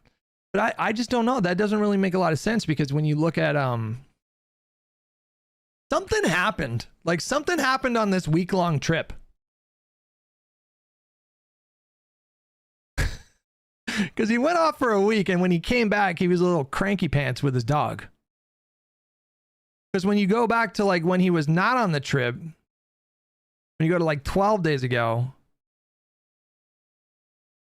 I couldn't find examples of it happening. We got to go deeper. We got to go deeper in this thing. What's the last VOD that's available from 2 months ago?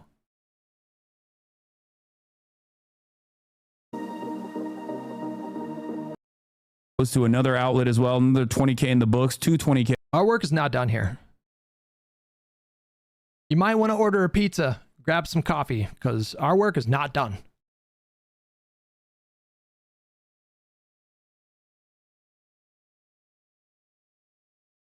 Okay, 40K.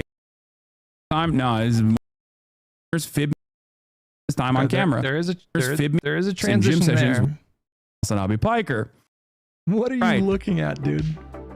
GQ article bookends really well with the NPR piece from the other day. They're both something you can point to normal, like terrorism insurance. That looks normal, right? This is something you show your parents. This is something you show like fucking insane haters and whatnot. I don't even know anymore, man, because it feels like every time she gets up and moves, he looks like right at her. Like right before she moves. Like, I don't even know what to think anymore. Okay. This is something you show your parents. This is something you show like fucking insane haters and whatnot. No, that's a nothing burger. So stop ducking the tub with Austin. More people see the GQ result with the Austin show. Yeah, that's what I'm doing. I'm pumping the Austin show tub stocks by doing tubs. Perfectly fine in town. Instantly attack. A viewer sends him a link. You're not supposed to do this thing. Have fun. Like it's possible that the collar situation is new. We're afforded to. Like here's a theory. Here's a theory of the case. Hasan goes on a week-long trip. Goes to some fucking racing thing. I don't even know where he went. Did he go to Europe or something like that? Comes back. Finds out his mom just let him have free reign of the whole house. Anticipates that he's going to have to be more proactive and involved in like getting her back on track. And so then he starts kind of fucking doing too much of the collar situation.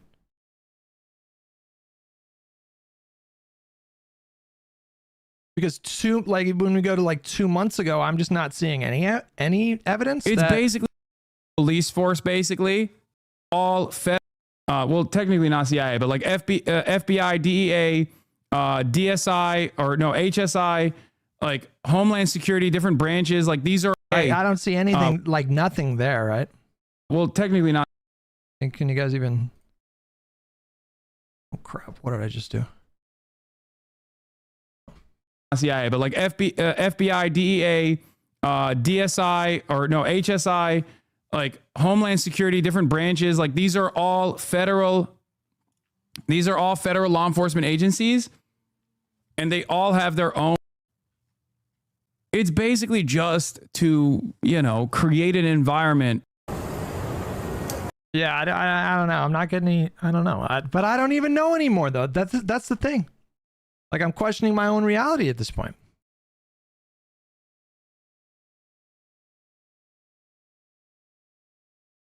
Like, we know for sure that it's happened at least 2 times, because, like, the one that Dan just posted, and then the one that everyone was talking about. And so it's like you naturally have to assume that there's more examples of it happening, right?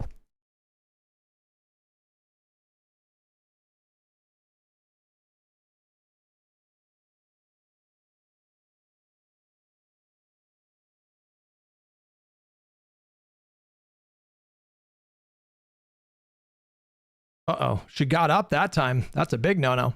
Leslie Bean with $5. 2 things Hasan won't do: give the dog genuine love and affection and apologize. I mean, I've seen it give him affection. Like, I don't know. Whoop, what did I just do? Hey, that's the same guy that they just did another article on. This was on CNN earlier as well. Shouts out to the brave warriors of the Hind Rajab Foundation, for the record. This was on CNN. Committed suicide that I just shared with this very same person is Eliran Mizrahi. That's the same guy that they just did another article on. This was on CNN. I don't think there's anything there. I don't think. I mean, I don't fucking know, man. Leslie Bean with $2. Any footage of him apologizing? Oh, no. Earlier as well. He'll never apologize. I never said that. Like, Israel's this, but capital expenditure. So we're the people, right? Pop up. I'm saying Reality. used it as a No. How coach me for sharing. Like, I genuinely think that's what happened. I think he went on this vacation, or not vacation. He went on a trip, came back, you know, found out that Mama Hasan was letting him have free reign, and so this last week he's like, all right, I gotta use a collar, gotta get him back on the fucking schedule. That's my best theory of the case. I still really don't fully understand, because I can't find any consistency. You know, I can't find any you go back like 2 months and it didn't appear to be an issue that they were positioned in this way like 2 months ago. But for some reason, he's correcting a commemorative mug I got from England. Commemorative mug I got from England specifically. You know, like, I don't really understand. It just doesn't make sense. That's why like the jet lag cranky pants theory, I feel like, is the only thing that kind of makes sense. He's just like, he was like extra controlling. Hello, chat. This is your weekly reminder to touch grass. If Hutch focusing on this content upsets you, consider standing up and walking outside. Let's all take a deep breath and remember that Hamas Piker is a douche and definitely shocks his dog for laying on her bed wrong. Jesus Christ. Deep breaths, everyone. Jesus Christ. I haven't really been paying as much attention to chat because I'm just like, I'm on the case right now. I'm in sleuthing mode, okay? I'm trying to get to the bottom of this thing. I think my jet lag cranky pants theory, I think that's it. That's kind of the only way I can make sense of it. You know? Like, maybe he was like frustrated with his mom because he kind of did something that she doesn't normally do, and he's like, Mom, did you let her run around the whole house? I told you not to do that. And so then it's just like, I gotta use a collar, you know? And it's like, that's like the only thing that I can make sense of. I think he more or less said as much. Well, he said he was cranky because of jet lag or whatever. But like, I'm just trying to understand, because like, when you go back like a month ago, it doesn't look like he was doing this, but I don't know. I have no idea. I really have no idea. Now he's been using that collar. Yeah, I mean, we could look at some more VODs, but I don't know how much you guys want to do that. I wanted to do some cope. I wanted to get to some cope because the cope has been pretty remarkable. You can see other ones from months ago. Don't mean to send this too much. Did somebody make like a compilation or something? Everything is fast. Ask Kaya. Place. Get back there. What is this? I mean, yeah, definitely there. That's from February? And they didn't hire enough, knowing full well that there was going to be, additional need for additional hands. Anytime you have issues with like any kind of service that you're receiving, it is a direct consequence of being. Oh, that's a big no-no. We can't have you doing that, Kaya. That's a big no-no. It is a direct consequence of underpaying, hiring not enough people, and overworking the people that you have hired. It's absolute garbage. Did you compare this to the Japanese airport experience? Yeah, the Japanese airport experience is like everything works, everything is fast. Kaya, place. Grabs the thing. Get back there. What is this?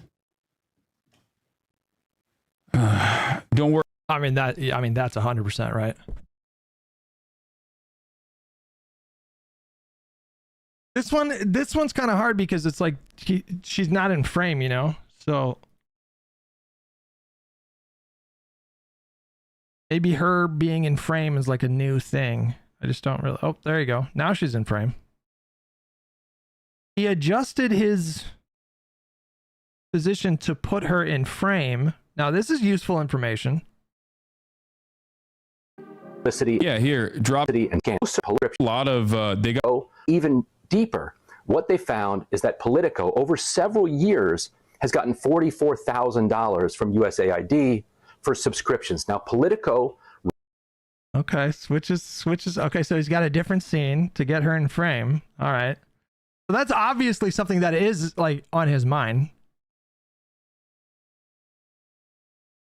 All right, so we know that like this is like, yeah. All right, okay. Runs a product called Politico. Disgusting. Has been, and people should be like, oh, Seats of this federal government. Prime Minister Mohammed as the news business. The field of medicine will have a thing. I more aware. Some business. But so is everyone. I don't want to delete my browsing data like Joe Rogan for some reason. What's interesting is that he'll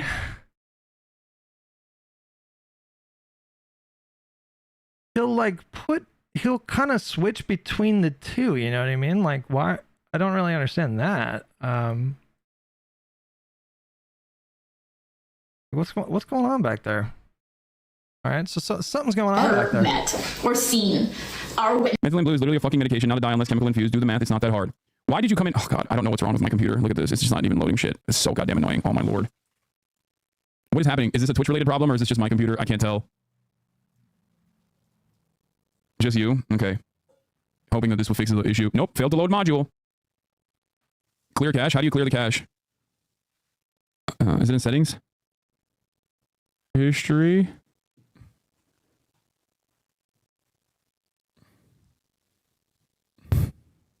Like now I'm like in my head, like, does he switch his scenes to fucking like, like I'm like, all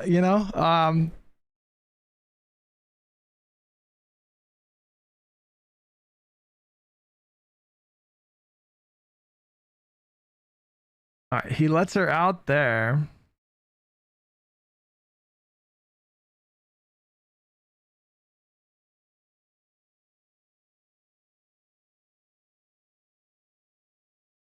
Is that a different?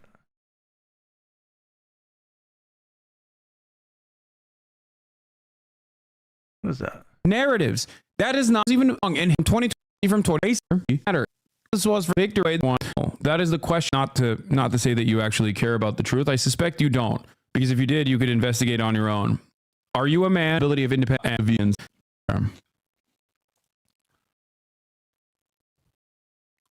It has nothing. Which Juan Manuel show.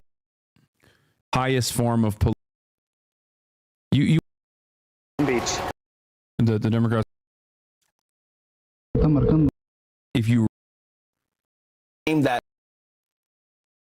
Yeah, I don't know. I mean, the first link that you gave me, that very clearly is something that happened. The doggy gets up and then right there. Everything works. He very, very clearly does it here, right? Everything works. Everything is fast. Kaya, place. Boom. Grabs the thing. Get back there. You can kind of hear, you can kind of see her like kind of skip a little bit, right? You know what I mean? You can kind of see it. It's hard to see because it's obfuscated because he's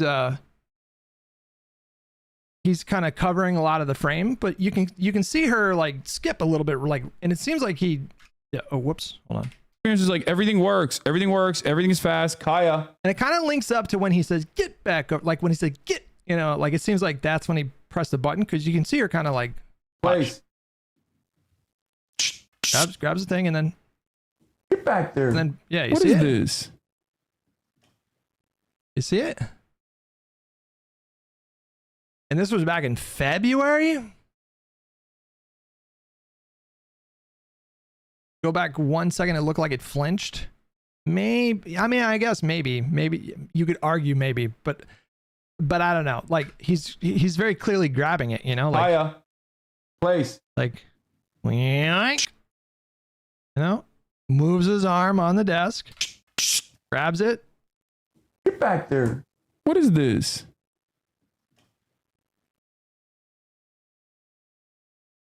Oh, look at her tail. Kaya. Oh, that's good. Yeah, let's focus. Everyone focus on the tail. We're all looking at the tail. Okay. Place. Get back there. What is this? I don't really see what you saw with the tail. You can't even see her ears though. Hold on. It's like everything works. Everything works. Everything's fast. Kaya. Place. You can't really. Get back there. Yeah, you can't see. What is this? She definitely skips ahead a little bit there. She definitely like skipped ahead, like skipped, you know, like whoop. We must go further back. This is as far as it goes, bro. Well, no, there's a whole fucking channel of entire VODs. Oh God, we have a lot of work.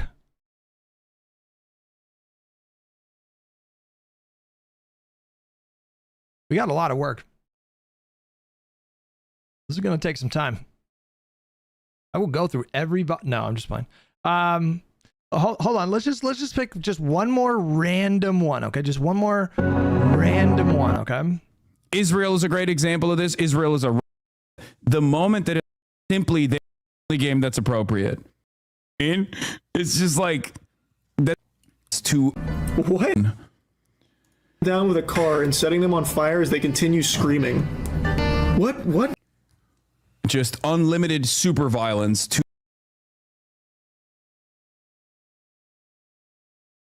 the arm.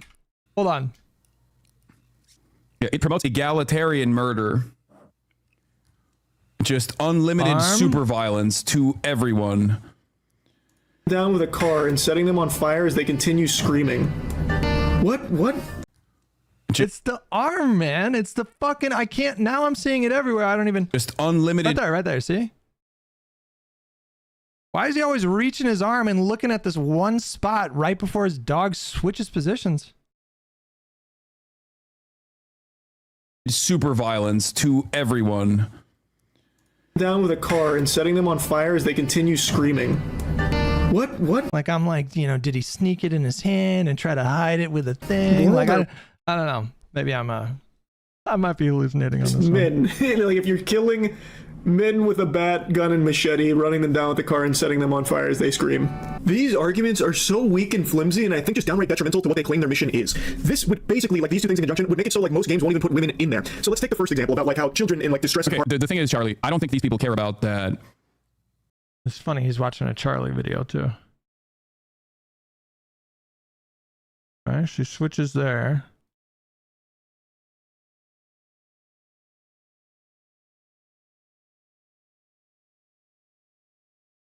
All right, hold on. Really don't.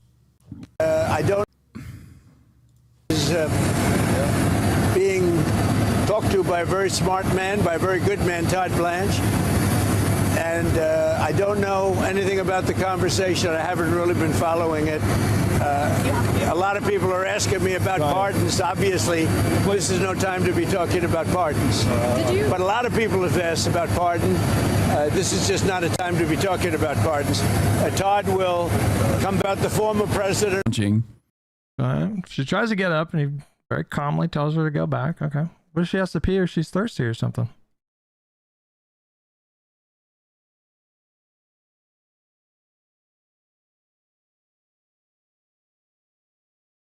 All right, she switched right there.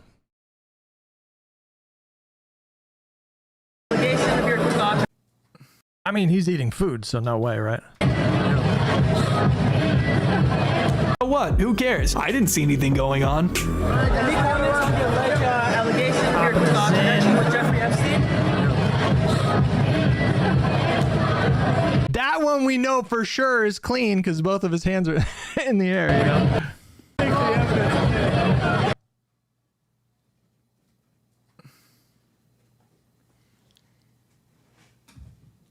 I don't even know what he's responding to right there. Is he saying that Bill Clinton did like a Hitler salute or something?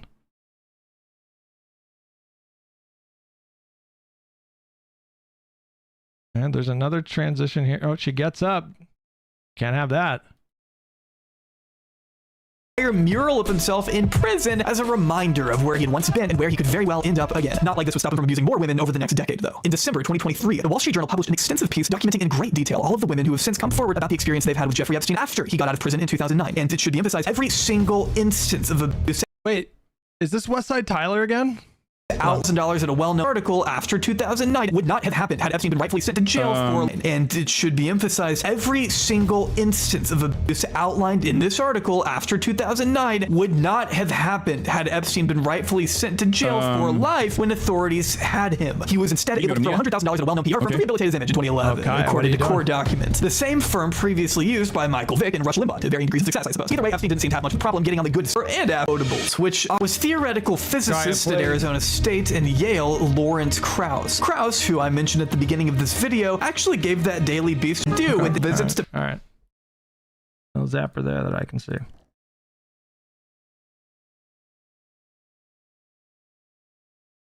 Oh, he's looking back. What are you looking back for?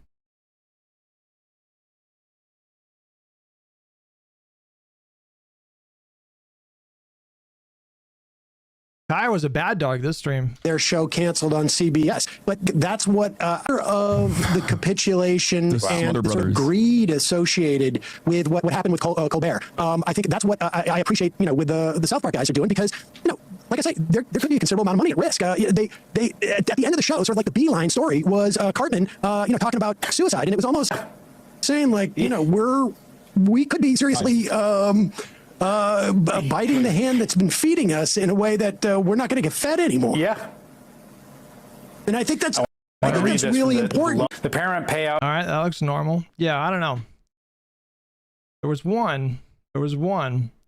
Or no, this is just a random one. All right. Listen, I feel like we did a lot of work on this. There seems to have been an escalation this week. The Kaya situation escalated this week. Feels like there were more collar incidents per stream this week, shortly after he came back from his travels. The best theory I can come up with. Mama Hasan gave him way too much freedom. And now it's a whole thing. All right. Let's get to the subject matter of today's title. Wait, now I can't find it. Where it was in my watch history. Where the fuck is it? There was one that was only like 15 minutes. And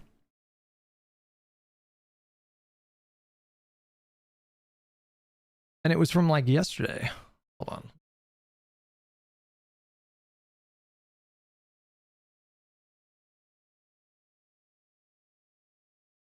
Filter it to this week.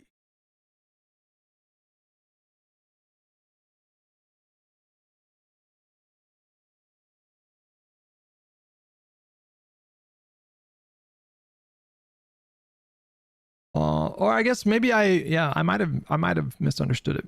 Okay. Hasanabi and Kaya, latest tweets. Okay, that's it. Denims reacts. Let's just get the Kaya Gate stuff out of the way so we can get into the actual news, so people aren't asking about it. What are you talking about? This is news.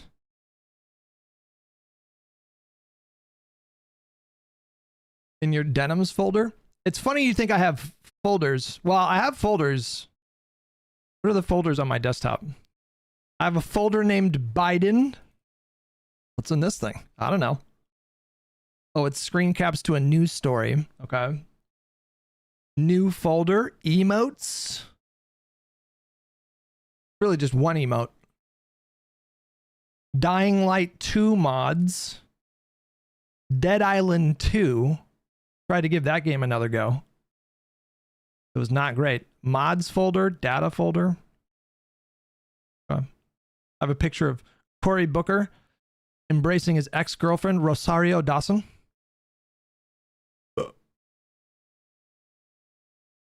I have a very scattered fucking desktop because the desktop is enormous. I just have a lot of empty space. Oh, new text documents. We got a few of these. Just chilling here. What's going on in here?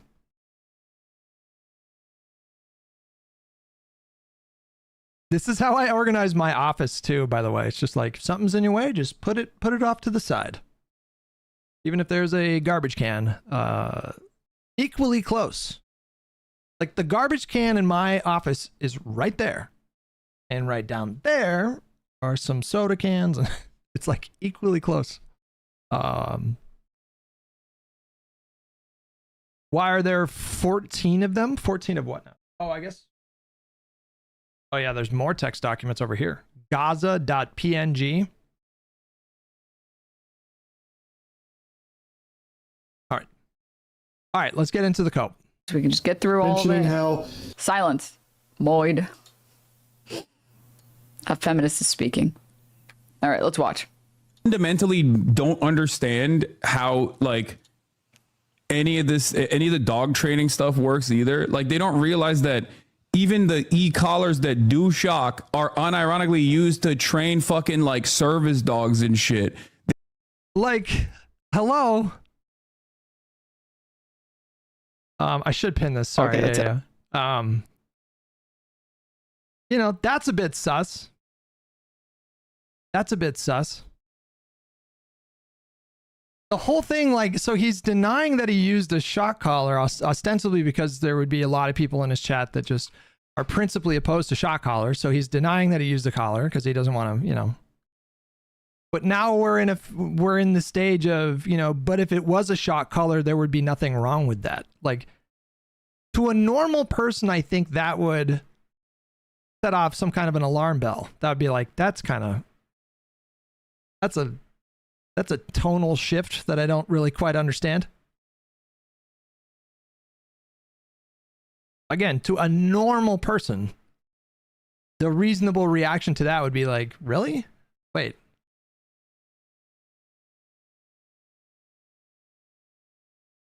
There's like a sequence of events. It's like, I don't know. I've seen somebody it's like a satire, or I don't know what it is. It's like a template. It's like, it didn't happen, but if it did, blank. And if it did, but it didn't, did blank. And then it goes down like 7 times.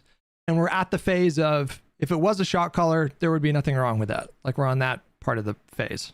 They think it's like dog abuse in general. That's part of the reason why so many trainers have come out and been like, you guys are wrong. Like shock collars are not like tasing the dog. It's like a TENS machine. I have literally fucking shocked myself in the past. Like, so people are just like oblivious to that in general. The Denims, man, she's got a good thing going. I'm serious. I respect the game because her audience, I guess, has grown accustomed to long stretches where she just doesn't add any kind of commentary. It's just like, that's a good situation. The video that we watched on Friday from Conduit on the Young Turks, I did not add a lot of commentary to that, but it was very like fact. Like we were very kind of focused on that video. That's pretty much an extreme outlier because it's like a meme. It takes me like literally 2.5 hours to get through a 10-minute video sometimes. Grassroots with $20. She's not wrong. Of the animals Hasan Piker has abused, Denims might be the worst case. He's a literal human flak jacket. Jesus. General. Hudge cope while Denims cope about Hasan cope. Yeah. So, wait, hold up. Oh, we got a discount code that Jeremy sent me. Okay, I'm gonna have Jeremy Scahill on later today as well. Yes. What the fuck is that TikTok? It's from a Hasan Abi head that's having fun with the Raiden memes. Thank you. Shock collars are not wrong. I mean, they can be used in a wrong way for sure. Stop saying they don't understand. Yeah, we use an e-collar on our hunting dog. I've shocked myself. It's for his safety when hunting. Like, people don't. That's so disgusting. Where can I see Hasan shock himself? Oh my God. People don't understand because, like, a lot of people.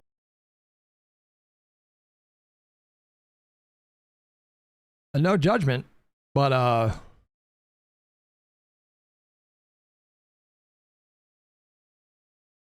well, no judgment. That's fine. I've seen some things in my life. I've seen some things in my life.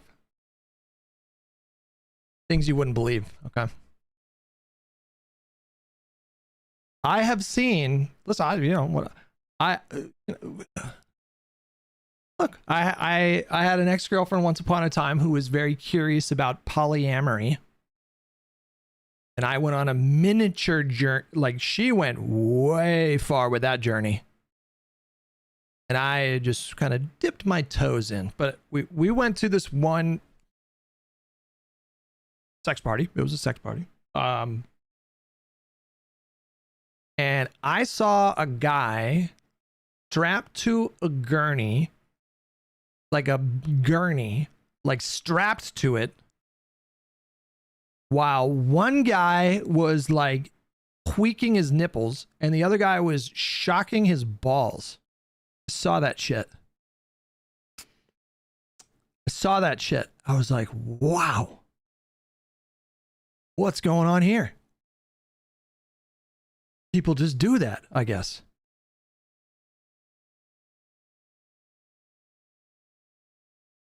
Is this a magic show? What's going on here? I saw that shit. I was like, huh. You know, this is San Francisco, California. So you're shocked, but you're kind of not shocked at the same time. You're like, well, if there's any city where this shit is going on, it's probably a lot of that, more of that here in San Francisco. People think a lot of people. Did you hear Hasan's idea for a charity stream? I just don't understand why he doesn't want to give me credit for this. Like, pay up royalties, bitch. She's very proud of that tweet. She had a tweet that went nuts. Fantasizing about Hasan being in a collar, but I guess it's more about the shocking part that she likes. She was like saying like, oh no, it would be so bad if we saw Hasan shock himself, which implies that it's about the shocking more than the collar. All right.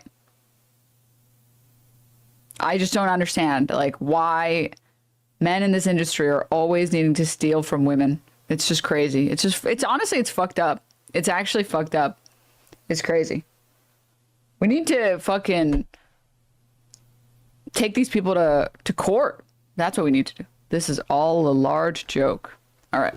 Think that it's just, you're not supposed to train your dogs at all. You're just supposed to let them fucking roam, not realizing that like dogs need structure. They need to work. They need to be like. So this is kind of like, can there ever be combinations for logical fallacies? Because this feels like a combination of a Mott and Bailey and a straw man. Like the bail, the bail is the thing that you bail from. So the Bailey would be shot collars are okay. And then when people are like, no, what the fuck? Why would you? No, shot collar's not okay. You go to the Mott, and the Mott is it's good to train your dogs. Like nobody said it was bad to train your dogs. It was about your particular methods. But then he turns it into, did I reverse the order again? The bail is the thing that you bail from, right? That's what you guys told me. Very not supposed. Court. That's what we need to do. This is all a large joke. All right. Think that it's just, you're not supposed to train your dogs at all. You're just supposed to let them fucking roam, not realizing that like dogs need structure. They need to work. They need to be like very active. They need to get that out of their like nobody said you shouldn't train your dogs. You know, nobody's making that argument as far as I can tell. Fucking system. And not only that, but also in an effort to train them, a lot of the literally the disability dogs, the service dogs get fucking e-collar trained. Clyde, I'm going to offer you the same thing that I've offered multiple Mike from PA fans that have come in here, okay? Take this message and I want you to go to Mike with it because it's easy money for you. No, Clyde, I'm let's talk about it, okay? I propose a bet with you, okay? Let's you and me make a bet. I will bet you $100 that you cannot get Mike to show you evidence in the form of like a screenshot that we ever settled on a bet. I'd be willing to bet to bet $100, okay? So if you go to Mike and you say, Mike, boom, easy money. Let's go halves on it. Coax him in.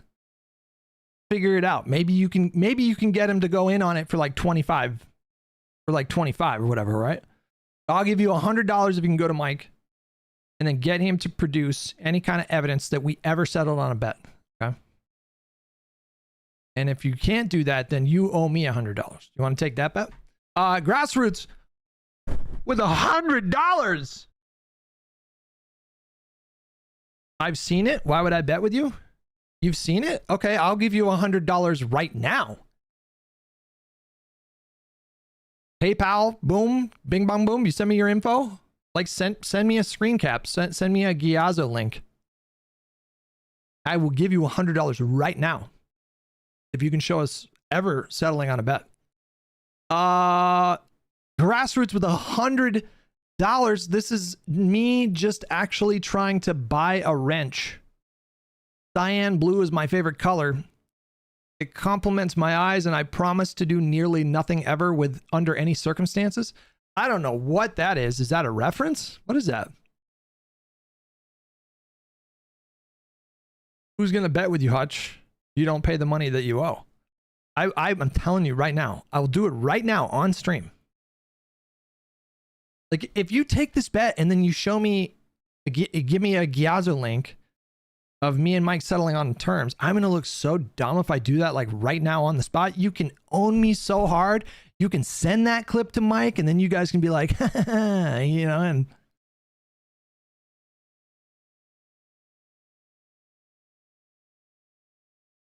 do you need a shot collar for gambling? This is not gambling. And I know everyone says that every time.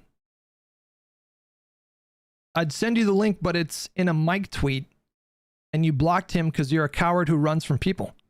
No. Blocked him because that guy is one of the weirdest individuals in the entire political space. But if you send me a clip, a tweet... What? Stop with these bets. Stop. It's no more bets. It's free money. No. It's free money. No. No more bets. It's free money. We're gonna do...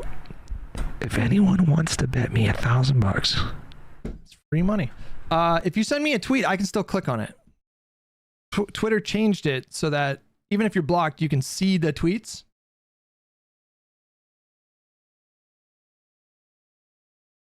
Right? Okay. All right. Yeah, there you go. Go find the tweet. Yep. We'll take a look at it together. It's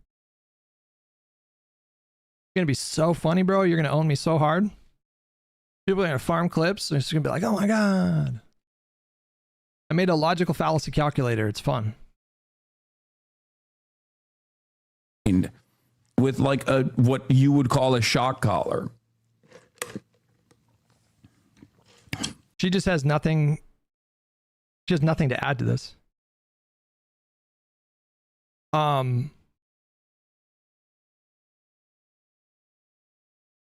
didn't pre-watch this, but I watched another video of hers, the one that she made the day before this. And I think I could be wrong, but I think the day before this she was saying that shock collars are bad, but I'm not sure about that. So I really don't know. I shouldn't have even I don't know if she said that, but I'm pretty sure, right? What did Vanilla May say? Vanilla May said, "Hi, Kaya." But she doesn't have any like opinions or thoughts about him saying that shock collars are actually like good, in fact. Yeah, it's so even like the most maximalist position that people think happened is not even a remotely controversial incident. It's just like it's just such a meme, you know? Like, I didn't do it, but if I did, it's fine. Like, that's literally what is happening in this moment. It might be this tweet. No, I want it from Clyde, but I mean, I can pull it up. Fine. Okay, wait a second. What the?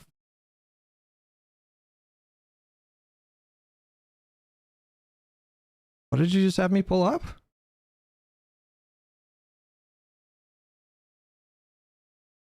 Vintage Ninja from 2012. Okay.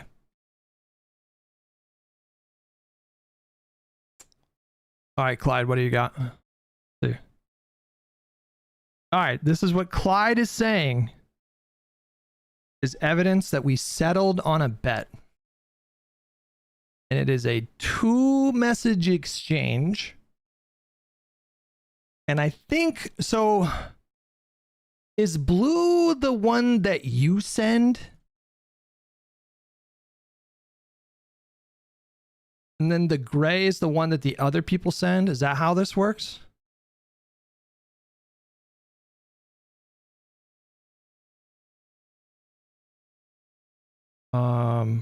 Yes. Okay, so I sent this one. Because I think what happened was I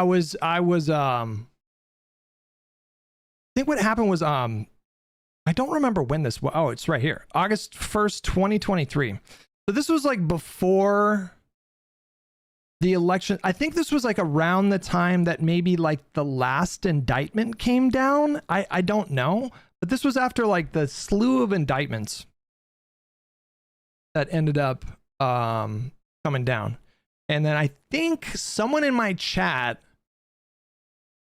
came to me and said that Mike was down, like, because I was talking about like making a bet with someone that Trump was going to be convicted before the election, I think is what I was doing. And then somebody came in my chat and was like, oh, Mike wants to take you up on the bet. And so I DM'd him and I said, okay, so you'd be down to take me up on $1,000 bet? Wait, why is this? I think there's something above this, because I don't know, like this doesn't even seem like a question.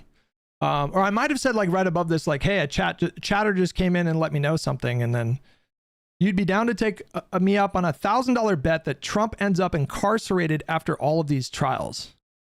And then I guess Mike said basically the bet was prison for Trump for 30 days or more before January 21st, 2025. You win $1,000. If not, I win. Clyde, is there something missing from this, do you think?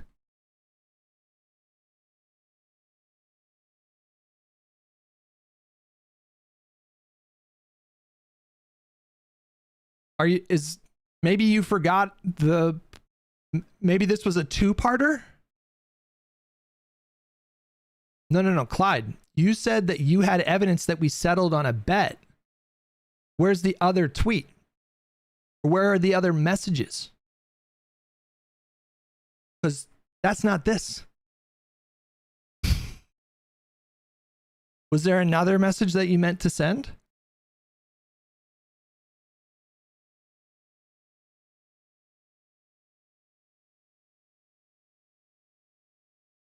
Clyde, where's the follow-up, Clyde? I really fucking hate liars. It drives me insane. To be a grown-ass adult and then to lie about something so pathetic. A 40-year-old guy lying for, like, internet points is so pathetic. It is such a lowly, undignified thing to do. I don't know. Maybe I forgot. I'm going to give Clyde the benefit of the doubt. Maybe I did settle on the bet and I'm just not remembering it. So I'm sure Clyde is working on it. He's searching through Twitter right now. He'll do a follow-up. Clyde is going to redeem himself. Just watch. Like, I was not even angry at Kai. I was just fucking angry at the situation of my internet being cut out, and I just had a fucking shitty moment. It is what it is. You know? It was something that I also recognize as well. It was just awful. They are wrong. The leading animal behavior organizations oppose them. You guys are spreading misinformation right now.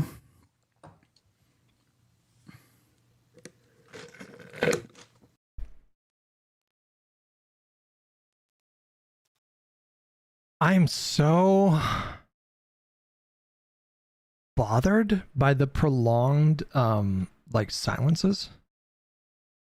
Like the clip's over and it takes her like okay, that's it. A hot second to register what's going on. Like look. Like the clip ends and then it's just like watch.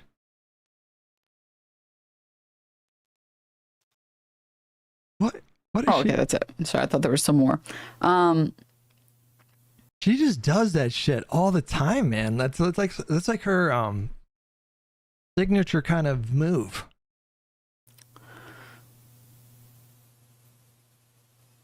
Hasan's confused me. Is he saying it's an e-shock collar? I know it's not, but he said it so poorly. No, he was saying that like there are trainers that use shock collars for dogs. And now she's got to like adapt to this new information, right? You know, he's saying that e-collars are fine. That's what he's saying. And so now she's got to adapt to this new kind of thing, right? So like, how's she going to navigate this? Okay. Sorry, I'm reading chat messages. Yeah, no shit. Now I tried, whoa, holy shit. I decided to go out of my way and like look into dog training and like what dog trainers say about collars in general. Okay. I had a Biden moment. Not sure.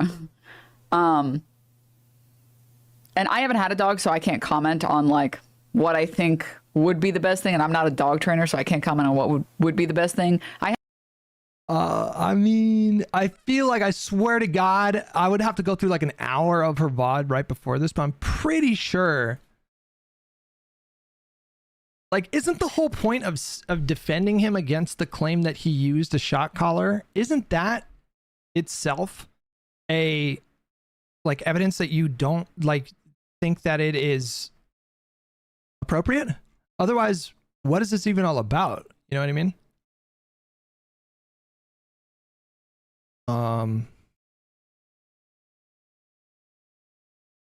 Okay, now hold on. Now I have to like, I do think she said like shock collars are bad. I could be wrong. I do think she said that. If your dog is or your animal is having a nightmare, you're not supposed to wake it up, no matter how bad you feel. I mean, I wouldn't call this yelling. My friend is yelling at his dog. I mean, care of you. Whatever.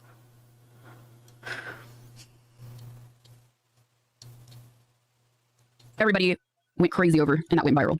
Of all of America's much more consequential violence Okay, it's the same reason as to why America. Kaya, please just fucking go. Just stop.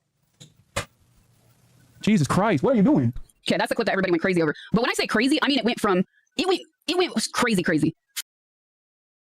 But even if Kaya's taking care of, you think it's appropriate use of a shock, just removing an inch off the bed? No, I don't think he used a shock collar. I don't think it's been proven that he used a shock collar. I don't think that the evidence that internet sleuths and stalkers provided was enough. Full on. Like, why would that be bad unless you thought that shock collars were bad, right? You know? On Islamophobia, people coming out of the woodworks, calling the F word, going completely insane, saying he was yelling at his dog. I mean, this is like, isn't this how he always sounds? So if your dog yelps like that, I'm running over to ask if it's okay. Well, I think this is a really good teaching moment for animal owners. Did you know in most basic training guides that they say if your animal yelps like this, you are not supposed to pay attention to it. Yeah, you're not supposed to attend to the animal because then it associates that shock or that pain with the validation of human attention. So unless your animal is severely injured where you need to attend to it and get it help. If it's something like this, that's a quick. I've never heard this. Is that true? When training, I mean, maybe she's right. When training a dog, is it better to not respond? When training a dog, I mean, I guess it goes beyond just like training, but like, if they unexpectedly yelp in pain,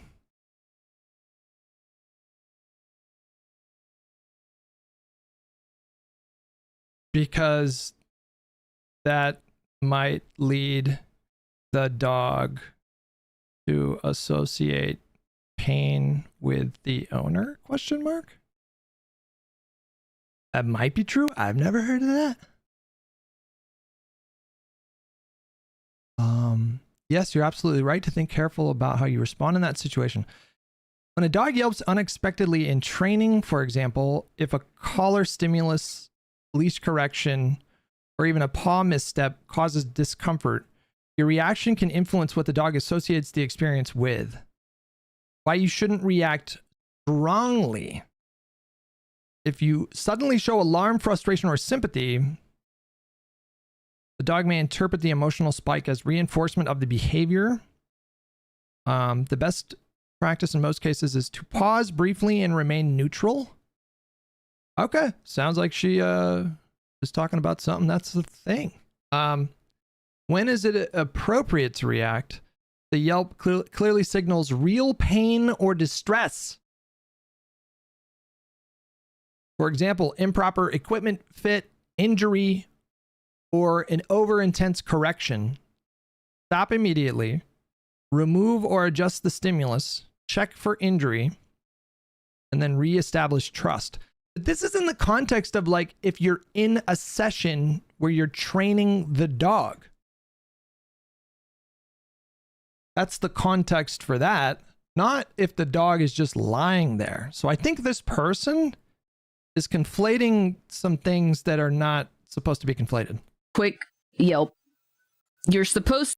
I mean, this is literally the story I was telling earlier where my friend, huge pit bull, this pit bull is such a big baby, and he just whines and whines and whines because he caved to giving the pit bull too much love and affection too many times when they would whine. So it'd be like, woo! And the pit bull knows if I make that noise over and over again, I'm going to get love. As long as you can confirm, okay, Kaya looks fine, nothing looks wrong. Okay, great. So let it be and not engage too much. Same thing actually goes for dreams, by the way. If your dog is, or your animal is having a nightmare, you're not supposed to wake it up, no matter how bad you feel. I mean, I wouldn't call this yelling, but sure, if that. This feels like a wives' tale. That might be true too. Are you ever supposed to wake a dog up if they're having a nightmare?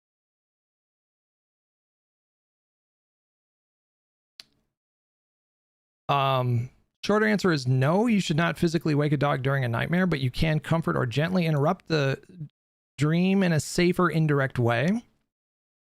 When dogs dream, especially during REM sleep, their brains are highly active, sometimes reliving stressful memories.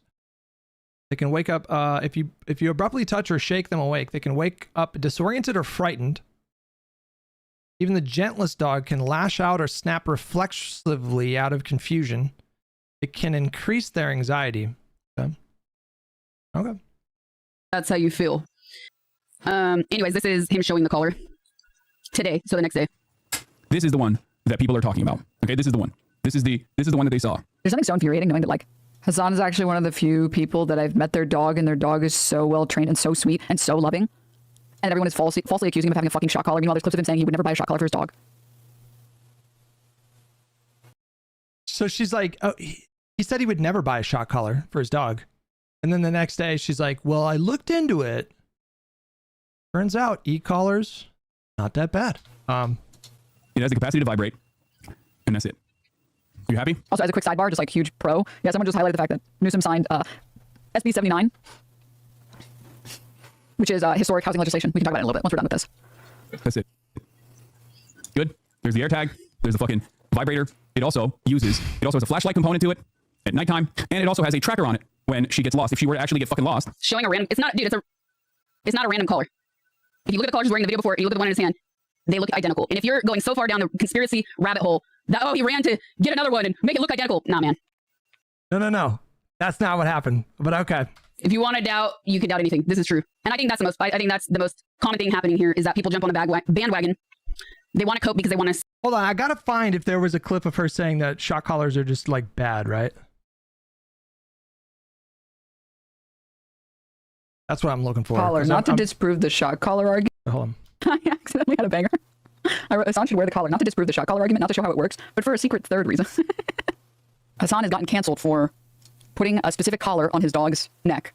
And we are on Kaya Gate, Collar Gate, Shock Gate, whatever it is. I think Collar Gate is probably the most logical label here. I did get on Kat Abagazala's stream yesterday night. If you guys want to go look at that, she was being very cute.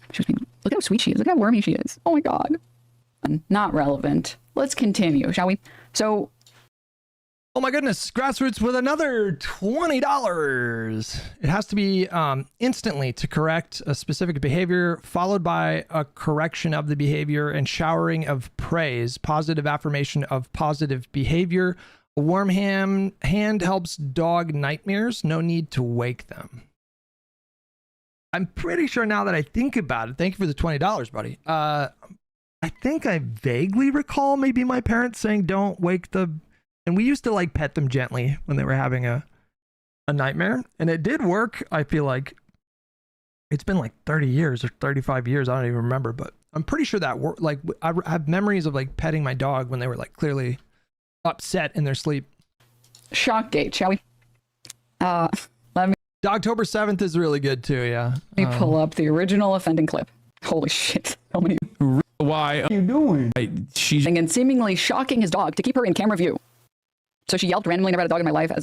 Never had a dog do that in my life as a dog owner. I don't know what happened, but it looks bad. So this is the clip. And this clip, holy shit, the circulation on this clip is crazy. It's insane. I'm not a hater. I'm a better friend, right? Bang. It would chat. I don't understand what the last minute of what he said. I tried really hard to translate relatable biggies for you guys, and I actually just like literally couldn't. I couldn't. It was too fried for me. And then he immediately goes into the chat. Like this being. And then as soon as his arm stops moving, that's when Kaya yelps. Okay, meow. Guys, 99%.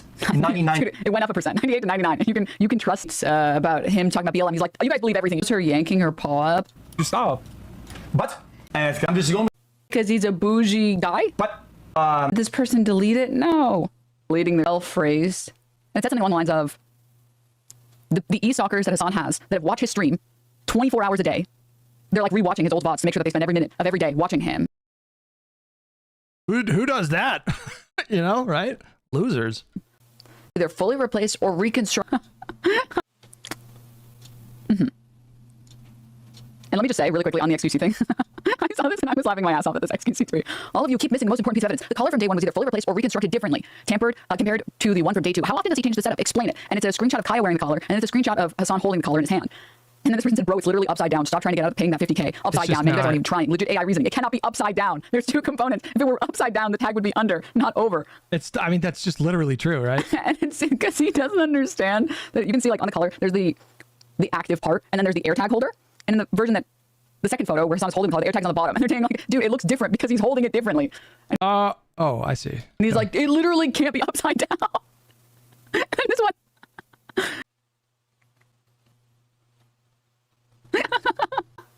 AirTag is on the top side of the image where Bunker, you gotta at least use the the lipstick looked like this. Bone. It's like, chickens live on stream.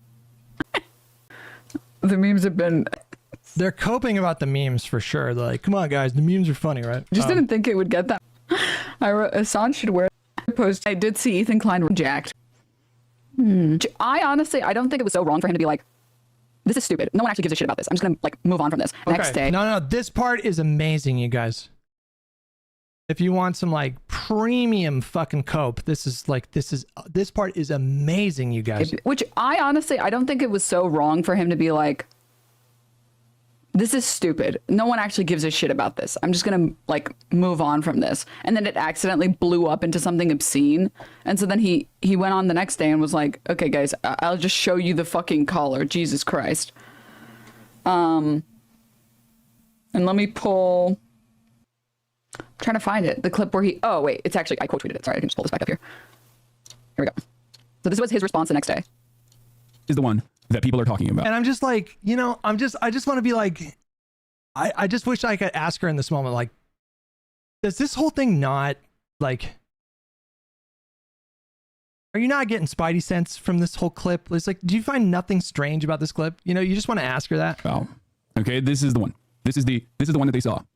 It has the capacity to vibrate, and that's it. Are you happy? That's it.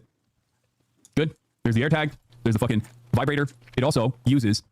It's just like, you don't find anything weird about his hands in that clip. It also has a flashlight component to it at nighttime, and it also has a tracker on it when she gets. I'm like 40 minutes behind, but Hasan saying Kaya place and her moving is proof that he doesn't need to use the collar at all. Well, I think it goes into my theory where like maybe he perceived that she was misbehaving more because his mom, in his words, spoiled her by letting her just run around the house or whatever. Gets lost. If she were to actually get fucking lost, you are able to, it emits a sound. It's like Trump with the Epstein files, right? Like Chatter, you're absolutely right. Like he Streisanded the shit out of this whole situation because this whole reaction thing that he did was so bizarre that all of a sudden like 10 times more people the next day were talking about it because this was just so bizarre. Okay. Here.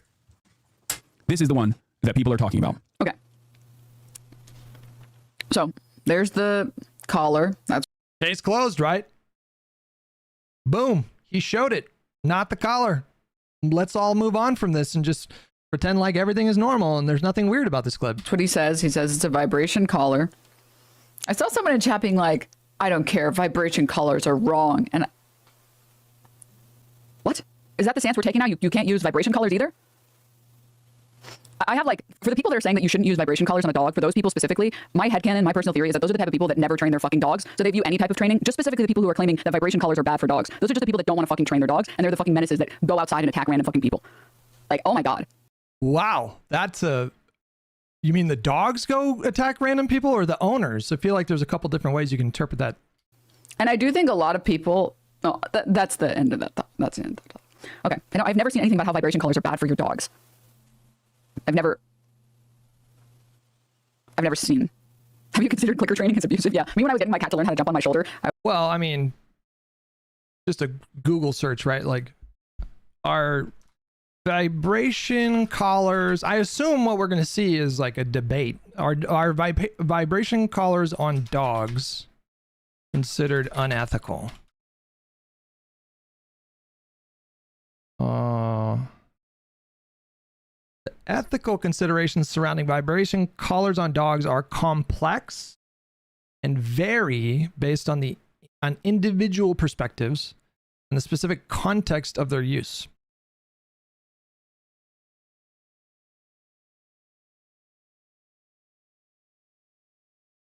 But even in this context, it says it is crucial for pet owners to consult with a professional trainer to ensure that the collar is being used properly and effectively. In conclusion, vibration collars can be considered ethical if used correctly and in conjunction with positive reinforcement methods. However, they should be used with caution to avoid causing stress or anxiety to the dog. I would use like a clicker, and the clicker, my cats don't have leashes or anything on them other than like the microchip. But you like, when they do something you like, you press the clicker noise and the noise is a distinct like, and then you give them a treat afterwards so they know that the clicker is good and they're like, oh, I did something good, yes. That's so wrong of you. How dare you give them a treat and use a specific noise to train them? What do you think they are, a pet? Anywho. Well, we're not talking about that. We're talking about collars, but okay. Have you considered discipline is a violation of other people's personal freedom? So true, so true. The point of vibration is for Kaya to come when she's far. It makes no sense to use that for keeping her in place. Well, okay, so this is the short. The whole like labored, like she positions herself. She's like, fuck, do I really need to explain this to you? When it's obvious that she hasn't like looked into, you know, it's pretty obvious that she doesn't really know anything about like, not that I'm claiming to, by the way, because like I had a lot of questions and I got a lot of information from the Google machine over the last like 4 days. I'm not, you know, I didn't know a lot of this stuff before because we never used those kind of collars. At least when I was in the house, we never used those kind of collars with the dog. So I have no idea like what the conversation looks like. But the way that she like comes across, she's like, okay, let me break this down for you. But she just, you know, there was also that clip of her, like I mentioned before, where she claimed just very flippantly, very casually one time claimed, you know, kids can't form memories until usually like 5 or 6 years old. She just so confidently claimed that.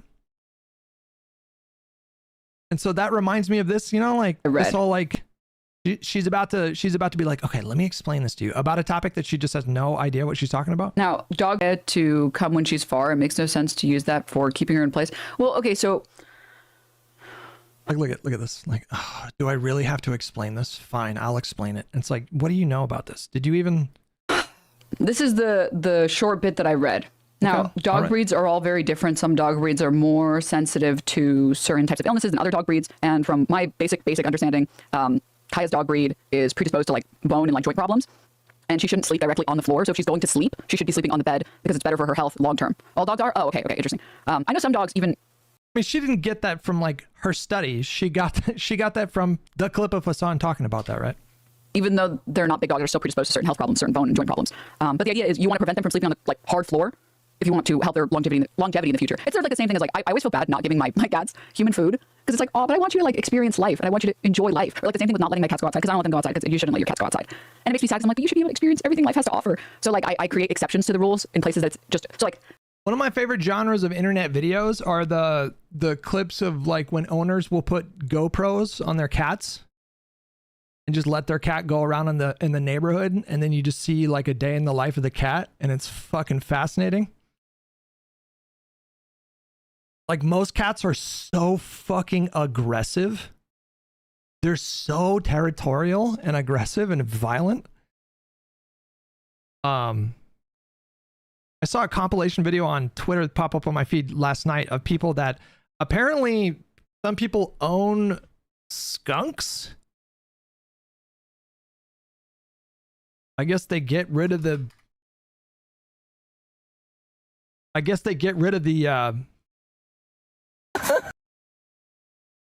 the scent thing, like what do you call it? The spray.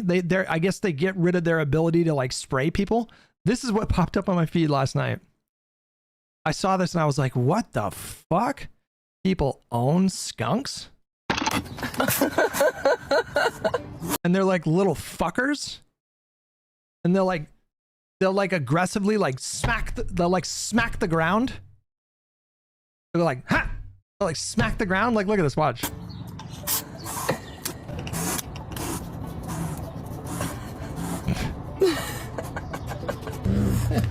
Look at them. Look at them. Look at these little fuckers.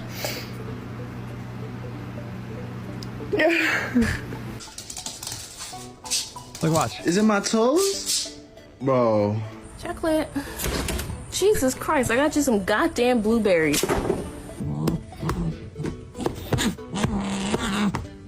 These little fucking skunks.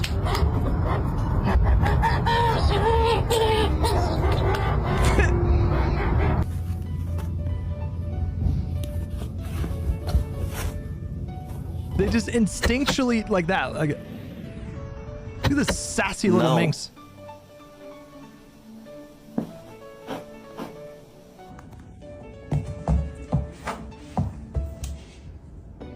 This made me curious, and so I looked up. I'm like, can you domesticate skunks? And it's like most states you can't.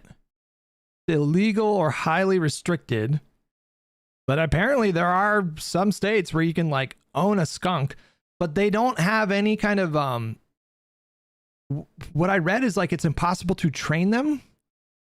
They have no sense of like social hierarchies. So they don't, you'll never be able to train them to see you as their, you know, like master or owner.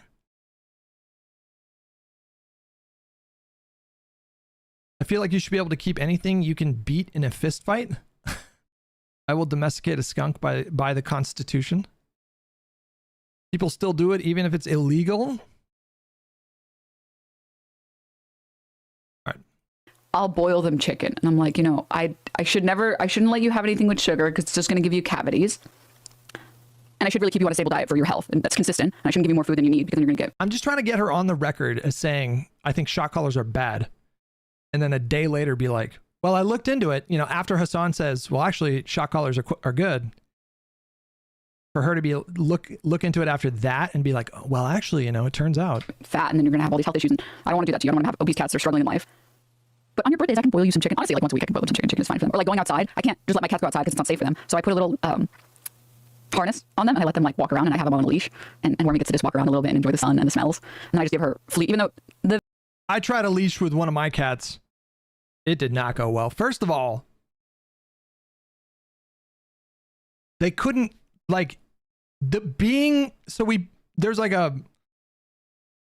put a collar on the cat and then attach the leash to the collar. There's like what do you call it? I don't even know what you call it. Like a harness type thing. It like folds across the body and then you hook into it at a spot in the harness that's like along their back. So you're not like choking them or anything. But we put the harness on the cat and the harness like broke the cat's brain. It just could not compute the experience of being in a harness. So it would get really stiff and just like fall to its side. And so that was a challenge. But he did get somewhat used to it. And so then I took him outside and he was just fucking pissed that he was in the harness. He was definitely curious and wanted to walk around, but he was so furious that it was almost like he just was screaming at me like, this is not dignified. Like he felt humiliated. So it was not a positive experience. He just wanted to just be free and just be away from me. The vet told me that like flea medication is not necessary for cats if they don't go outside, but just on the off chance that like the once a month outdoor visits on a harness. Well, that's not true. Well, I hope it's not true. We give our cats flea medication for sure. Should you still give cats flea medication if they're indoor cats? Have we just been wasting money on flea medication for no reason? Usually still recommended to give indoor cats flea prevention, though the type and frequency can depend on your environment. Even if your cat never goes outside, fleas can hitchhike indoors on your clothes. Yeah. Get her fleas. I give her the flea medication as well. But it's like, it makes me sad because I'm like, I want you to experience the world. But you're just a little cat. And the world is so scary. So I give them the harness. But this is also like, people kind of don't believe me when I say that when I give Wormy the... Have you tried the backpacks? Yeah, the ones where like... There's like a... Yeah. Like a backpack with like a translucent... But instead of like a back on the backpack, it's like a translucent like plastic vessel. And so you can walk around wearing a back. But I don't think they like it. I don't think they liked it. We did try it, but it was also like hot that day, you know? So I just imagined being in there. I'm like, it's got to be like 140 degrees in there. Like, what the fuck? You know, like, so I don't know. Didn't want to do that. The harness, she gets in it. Like she loves the harness because she associates it with positive things. Because she knows she's gonna get a treat and she knows she's gonna go outside. Like I put it, I like hover it and she gets in it. Like it's dope. It's really dope. But I think there have been a lot of opinions I think coming out from people who don't ever train animals at all in any way. That's why there's idiots that are like, oh, vibration collars are always wrong. It's like, are you saying that vibration collars are always wrong because you're a professional dog trainer and you have some insight that no one else has? Or are you just saying that because you've never trained any animal ever? Is that why? Like what the fuck? Okay. Also, a lot of people in general don't properly care for the pets. I know. So sad. But do you think not giving your dog people food is abuse? Yeah, and you can't. when I got Meerkat, he's not like food aggressive, and he like doesn't like hiss or he doesn't food. That's how feral, not like literally feral. Your cats or your dogs to be getting into people food or to show cats it's prepared for cats or dogs or whatever. For him to finally give up, he'll ask once thing of garlic, and then I have to I respond to negative reinforcement. I don't want to. Honestly, when I put plates in the sink, but anywho, they eat so much plastic. It is my Sisyphus like. Anywho, okay. Kaya, and if babysat Kaya. Oh yes, I have seen the Kaya stuff, and let me tell you, Kaya is. Well, oh, I didn't do that stuff, and let me tell you, Kaya is. Well, first of all, the clip did look horrible. The clip was really bad. It was so bad, and it's understandable why everyone was freaking out about it. But I can. Do you think Denims has like a Mean Girls like hatred of Valkyrie? I'm not basing this off of anything. I'm just saying I could imagine it. Probably watching this clip like this fucking bitch. Verify that Kaya is the most loved and spoiled and just the most well-trained and best little baby or big baby that I have ever been around and that I have ever seen. So big baby. But yeah, it's kind of crazy. You would think that this kind of outrage, we would have seen it towards like the genocide and stuff, but this priorities in this world are not where they should be. But alas. And then she just fucking did the meme. She just like fully did the meme. Mark, thank you so much for €6. Whenever Denims uses her fake laugh or pseudo-exasperated voice, she is lying. She is more than happy to go into niche details to attack her enemies. I've just seen her go into like... Yeah, like... That's a good way to put it. I've just seen her go into niche details in several clips when it's just very obvious that she has no actual idea what she's talking about. It's herd mentality. I mean, I think from the clip, it's understandable why people were very concerned. I get what Valkyrie is saying. She's just saying, like, if you see like an animal yelp and you don't know anything about the animal and you don't know how often it does that or why it does that or when it does that, I think that can be concerning in the same way that, like, if you've never had cats ever in your life and you see a cat hiss, you don't know what that means. When in reality, if you've had cats at any point and you see like one cat hiss at another cat, it's like a warning. It's a, hey, back up. It's a way that cats communicate with each other to say, you're getting too close, you're in my personal space, back up. I feel like everybody knows that that's what a hiss is, right? You don't have to be a cat owner. I feel like everybody understands that that's what that is, right? It's not like more than that, but we see hissing as something that's like insane and aggressive and something bad, something really bad is happening. The hissing is an attempt to de-escalate the situation. I don't know if that's true. Is that true?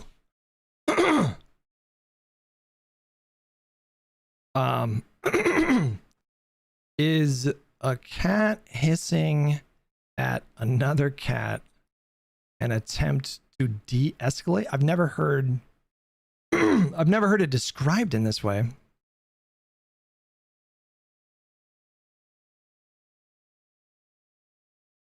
Yes.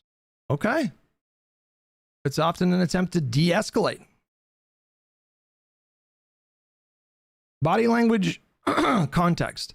When hissing, cats usually flatten their ears, puff up slightly, and keep their bodies low or turned sideways. This posture signals fear or defensiveness. In many cases, the hiss prevents a physical fight by giving the other cat a clear signal to give space. Our male cat hisses a lot. Like, he's very aggressive.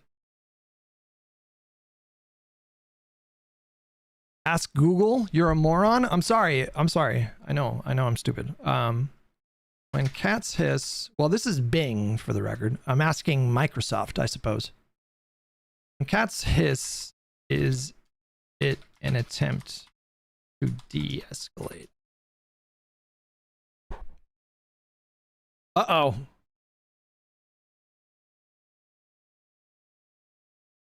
We got warring AI models here. Copilot says not an attempt to de-escalate. When cats hiss, it is not an attempt to de-escalate, but rather a defense mechanism to communicate that they feel threatened, scared, uncomfortable, or in pain. Hissing is a clear signal that they need space and time to de-escalate. It is a way for cats to express their discomfort and assert their boundaries without resorting to physical. Well, now I feel like there's an incongruence because it says not, but then you read the description and it kind of sounds like it is, right? That's just fucking semantics. Yeah. Right. Yeah. It's the same thing. It's like if you don't like, if you haven't spent time around Kaya, you don't know anything about Kaya, or you don't know anything about dogs at all. Like you'll see like Kaya yelp, and you're like, well, why don't you go help her in that exact moment? As if I could spend every day for the next 3 months hanging out with like Kaya, and the clip of Hasan from last week is still gonna look fucking bad, right? Every single cat and dog owner has never told their cat or dog, dude, fuck off. You little shit, leave me alone. I know you're being a fucking baby right now. Stop. Like this idea that no human being has ever done this in their life ever. Dog, if you have a pet and you've never done that, and you've never been like, stop being a fucking baby. Hold on, we got to do a transcript here and just do Control F. Just look for collar, right? This is taking way too long. I just want to know if she in this video said like, well, collars are bad, right?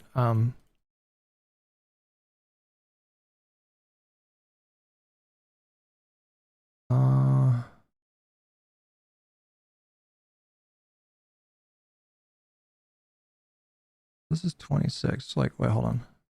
Yeah, I'm just going with different people saying. People saying his dog has a shock collar. Oh, that's fucking XQC, not her. Okay.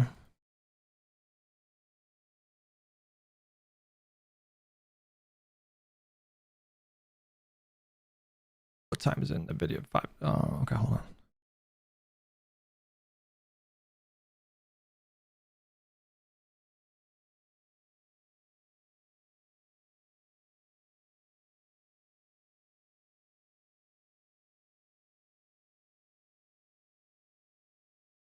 Okay, I think here.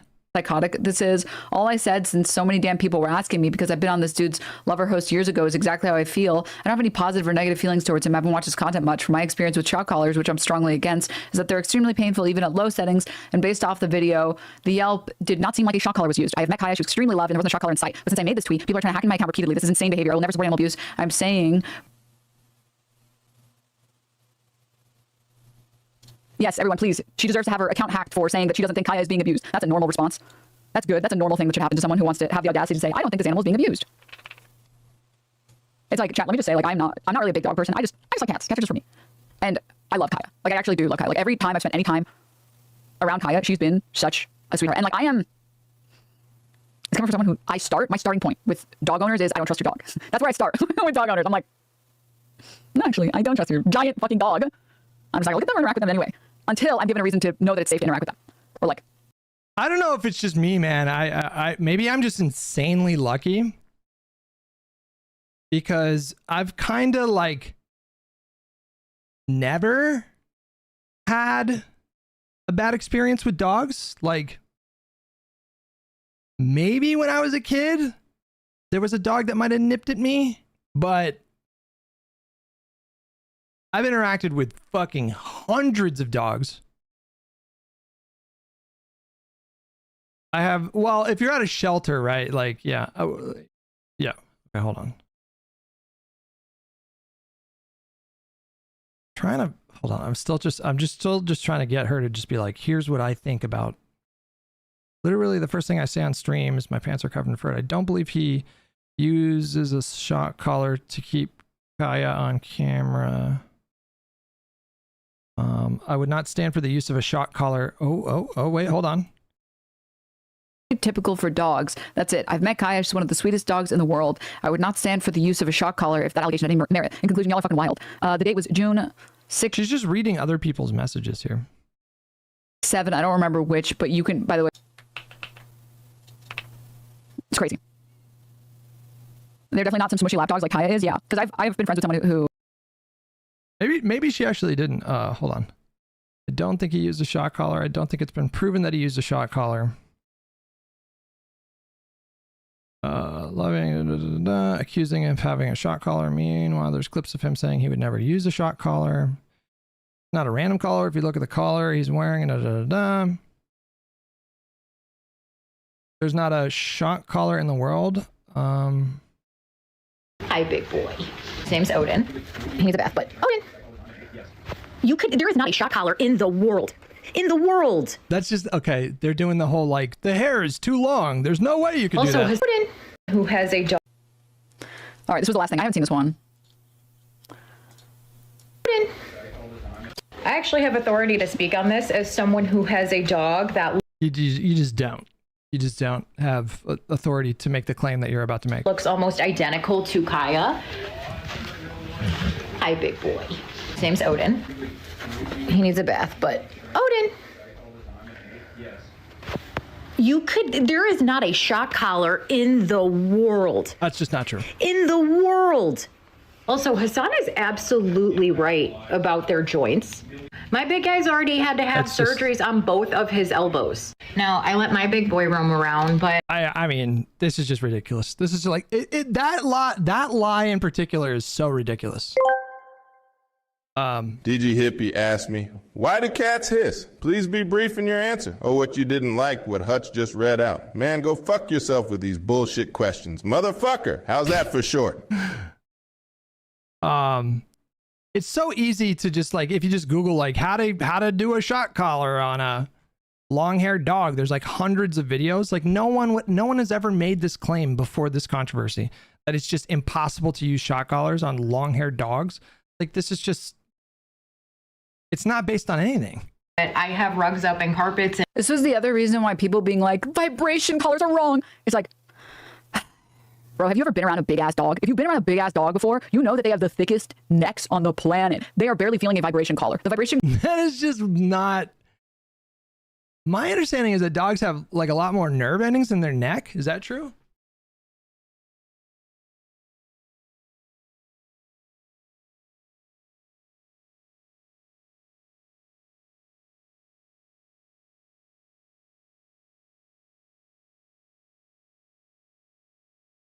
Dogs have sensitive necks because they have, yes, dogs do have more sensitive necks due to the higher number of nerve endings in that area. The neck is rich in nerve endings, making it highly sensitive area to touch. Gentle rubbing can stimulate these nerves.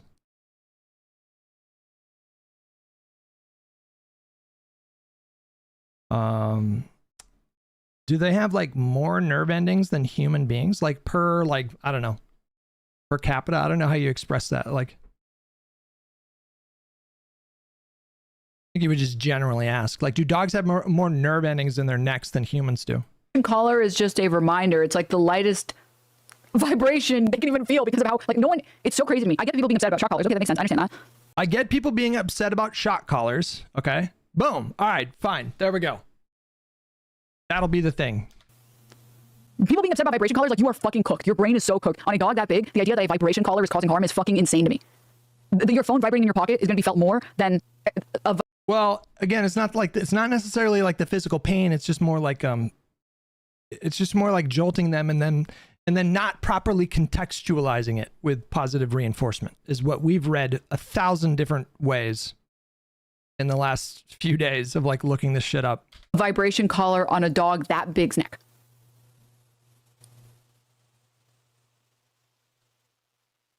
I mean, what she's saying just doesn't make any logical sense. I mean, I don't know how to make sense of that. I had someone claim that the vibration collar was triggering dog PTSD of past shock collars. I mean, that would be true if like a dog was previously abused with a shock collar, but like. It sounds like she's saying that shock collars are abusive, or maybe that's what she's saying, or maybe she means in just specific contexts. People have literally seen Kaya grow up as a puppy to what she is now, an adult dog. In every room. I mean, that's also a really insane thing because, you know, you see the dog on stream. You fucking have no idea what's going on off stream, right? Because hard floors are harder on their joints. Hip dysplasia is a real thing in these types of breeds. It's not abuse. He is not abusing his dog. Also, she's part chow, and chows are lazy as hell. This shit is so parasocial and crazy to me, man. That's just nuts, right? But now when we go back to a VOD of hers from like the next day, she's like, well, actually, I looked into shock collars, guys. I have seen people like what dog trainers say about collars in general. I had a Biden moment. That should go. And I haven't had a dog, so I can't comment on like what I think would be the best thing. And I'm not a dog trainer, so I can't comment on what would be the best thing. I have seen people talk about whether or not shock collars are effective, and there are a lot of dogs. You're not being parasocial. You've been covering this debunked story for days. What do you think parasocial means?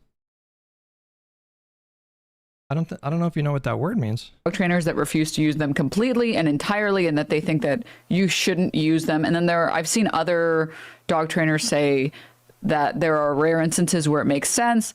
I don't I don't even have collars on my cats, so I can't comment on what method is the most effective for training whatever particular dog. Hasan's hot. I'm gonna fuck him. I mean, it sure seemed like in the clip from the day before she was saying that shock collars are bad. That's how I interpreted what she meant. Is it? Okay, Ethan, calm down. I'm sure, much like... Just earlier, you were speculating that Denims was jealous of Valkyrie? Wait, what? What do we... what does this have to do with parasocial? I'm just saying it would be funny if she was. I have no idea. I'm just wondering. I feel like Valkyrie has like a closer relationship to Hasan. And she like openly thirsts for Hasan. And so it'd just be funny if she's like, you know, just fucking... Anything else. I don't know if it's true. It's probably not true. I really don't know. You can still cause harm. I'm sure. Okay, so it's... hold on. Make up your mind. I'm sure, much like anything else, you can still cause harm. You can just... I'm sure you can... You can see her like struggling to adapt, right? You know? It was like the position the day before was like shock collars are bad. And now it's like, well, maybe they're good sometimes, but I don't... you know, like you can tell she's kind of struggling with it. With the... Sorry, I'm like want to get all my words correct before I get fucking clipped and posted. She's like having trouble navigating this because I don't think she wants to say... I don't think she just wants to come out and say what Hasan said, which is that shock collars can be good, or you know, they can be really useful. I don't think she feels comfortable like fully committing to that, but she also doesn't want to contradict Hasan, who just said that they can be kind of okay. And so she's like, she's in a little bit of a pickle in this moment, right? You can still cause harm. I'm sure you... It's like, fuck, what do I say? What do I think? You can, with the... Sorry, I'm like want to get all my words correct before I get fucking clipped and posted. I'm sure there are lots of dog owners that use shock collars to abuse their dogs. 100%. 100 million %. Positive reinforcement is all a person needs unless maybe some fringe case. Listen, I'm not gonna, again, I've had friends who like, they've told me that their dog is such a creature from hell. They have like a tiny little, it's one of those tiny fluffy dogs. I forget the name of the dog. I don't think it's a Chihuahua. It's some other thing.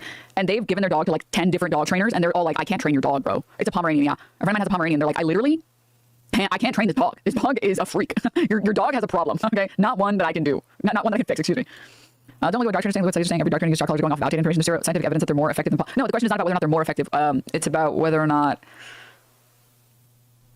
there are ever instances that you would need to or want to. Again, it's not really like I literally...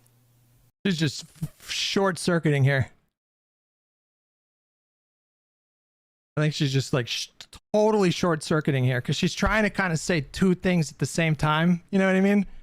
And she just says, it's just, and you can just tell like her brain is just like, oh, you know? So I feel like she's just landing on like a, well, you know, it's the thing. It's like, whatever, you know? And then she'll just, yeah. Like, it's don't have dog. I don't even use collars on my cats. So, and I've trained, all of you guys know, people think you can't train your cats. You absolutely can train your cats. You just only can train them with like positive reinforcement. Some chatter said you can do it with negative. I never tried that. I only use positive reinforcement because my understanding was cats only respond to positive reinforcement. I train my cats to understand shoulder. And if I do this, they'll jump on my shoulder on command. So my cats are trained. And I have trained them to, it's just the way that you train cats. My cats are not trained. My cats are not trained. Two of them are perfect cats that don't, there's like never any problems. The only thing is like Arya, our thick queen, who has lost a little bit of weight actually. She's just like the most affectionate, curious, loving cat ever in the history of cats. And then Clem is like very chill, very sassy. Like the way that she lets you know that she is hungry is she will walk up to you and just go, ah! Ah! She just screams at you, which is kind of annoying at like 7:30 a.m. And then the boy, he is just a violent but simultaneously very sweet and affectionate. Like when he's in the right mood, he's very mercurial, I think is a good word for it.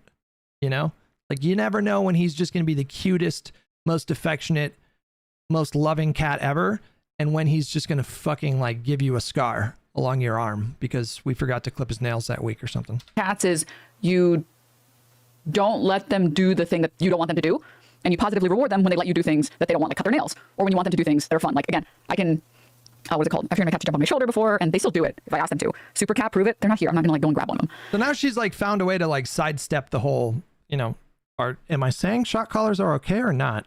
So she just like, she found a way to just shift the conversation to about her cats, right? And so I doubt she's going to resume the thread. We'll see. I've trained my cat. I've trained my cat to. Oh no, am I on? Anytime I've been on LSF, it's not been great.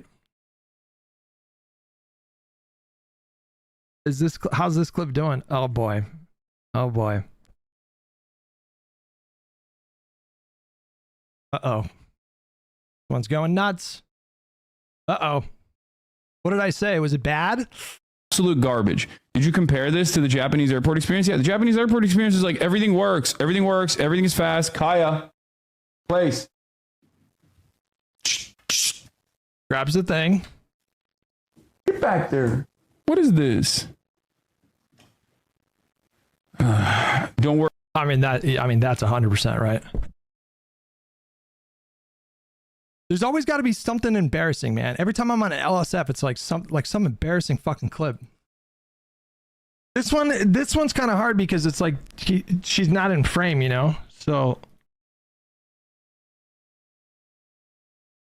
maybe her being in frame is like a new thing. I just don't really. Oh, there you go. Now she's in frame. He adjusted his. Oh God, I for sure look like a schizo here, right? Like there's no way I come out of this not looking like a complete fucking schizo. It is what it is, man. We just committed to it today. I just got in sleuthing mode. I just had to do it. Somebody had to do it. See the clip yet?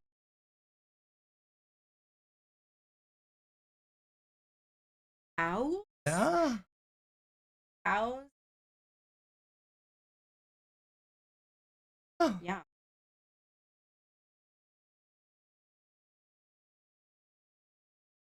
You didn't even have to ask me. Apparently, you can go hug cows in Los Angeles and like horses. There's like a place where you can go, like hang out with cows and just like hug them and just be with them. Huh? And pigs? We've been here in Los Angeles for 8 years. You're telling me we could have been hugging pigs and cows this whole time? That's big. That's big. I'm going to go fucking hang out with some pigs and cows, guys. Stop eating people food, which was very huge for me because I told you guys this yesterday and multiple times before, but when I got this cat, the second cat, he would literally like fucking climb you like a fucking tree, balance on your arm like a balancing beam just to eat the food off your fork. And the crazy thing about it too is he does. We were talking about shock collars. What are your thoughts on shock collars? Didn't have we didn't like to eat, which like who over and over and over again for years. And now, and like a lot of like, because you can't punish the cat because then it doesn't really understand myself as he meows. He'll like walk over and be and like walks over and sits down. Roll over. Cats, if you guys want to see cool shit. I got that with fetch. My cats, I didn't train them to fetch. They just both like, it's really cool that you can train cats to do. Damn, that was smooth, man. She just like shifted the conversation to one about her cats. And now we're just off the thread about the morality of shock collars, which is a tricky position for her because Hasan just said they were fine. And so she's, you know, like. Moving on. Yeah.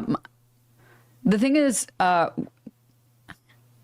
my God, dude, she is short circuiting, man.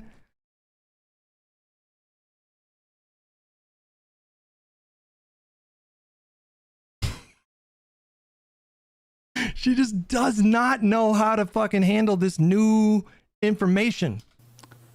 Cats to do that.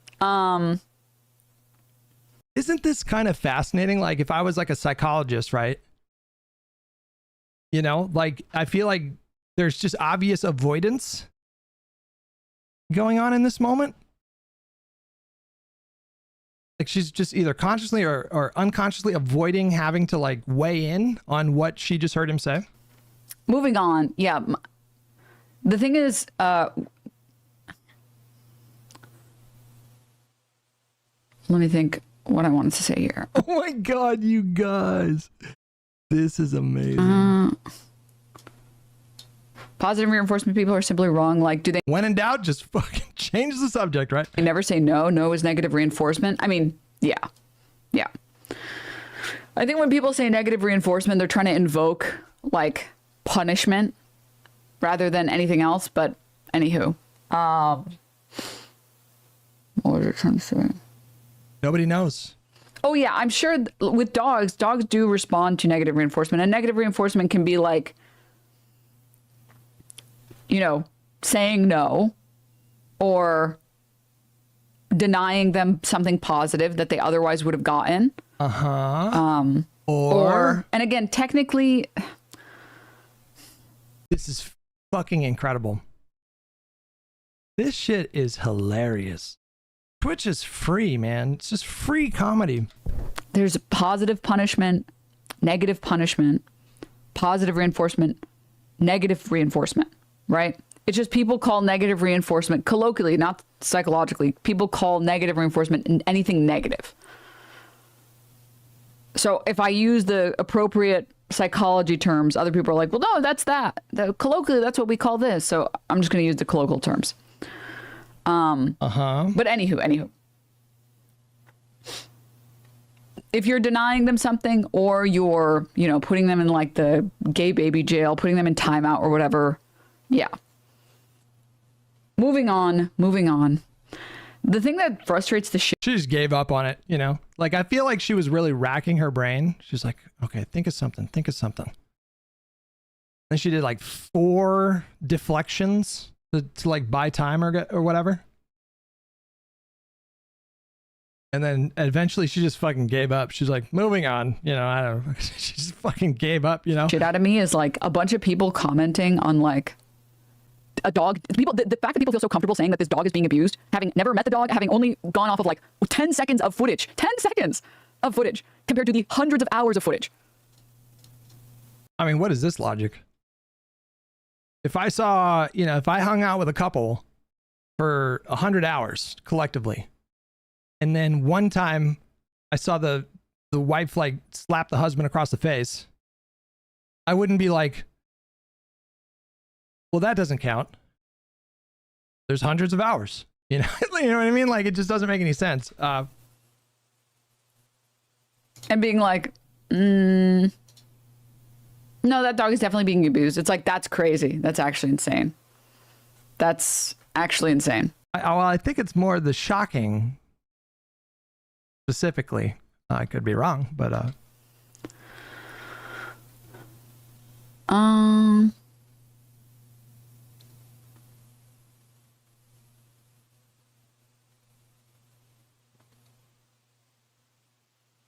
just can't with the pauses. Certain people get mad even if you just yell at your dog, like, bro, we're getting wild, yeah.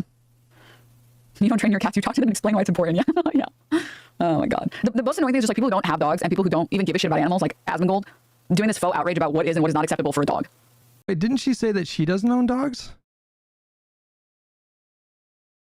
I don't understand why you need to own a dog to... Okay. It's like, you don't even give a shit. You don't even care about this. Why the fuck are you even commenting? You don't even care about animals. I don't even understand why you're pretending to for a moment. That's what's so crazy about it. These people jumped on a bandwagon based off of nothing. There are thousands of hours of footage of Hasan and Kaya out there. Yeah. Campaign was bad faith to begin with. Yeah. Yeah, definitely. That's it. Yep. 100%. Yeah.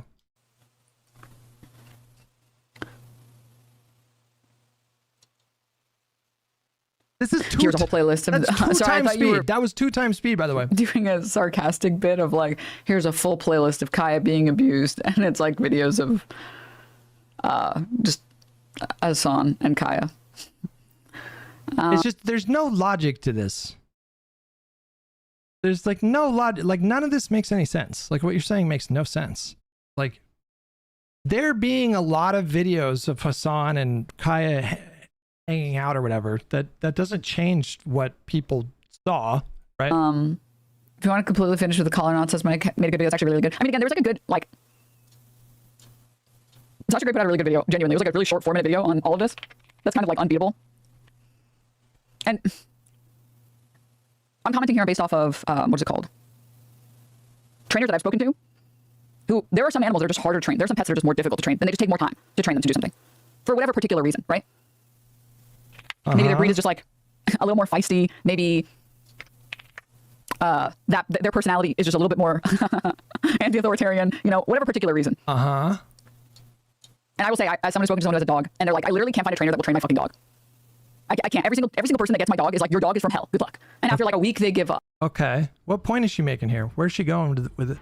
It seems like she's like walking to, like kind of walking right up to the line of saying it's understandable to use some shock collars in for some dogs. Like it sounds like that's, I don't know, like where she's going with this thread. Like I don't even know what I'm supposed to do with this stupid Pomeranian fuck.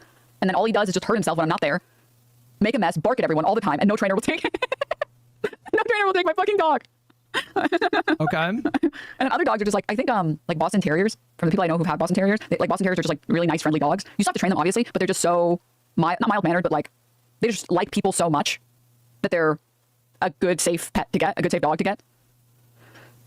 So yeah, there's just temperament or disposition, yeah. And like apparently, and every single Boston Terrier I've met, I will admit, they just like want to give you love. They just do want to give you love. That's it. They're just like, it's like, you are so ugly in like a kind of cute way.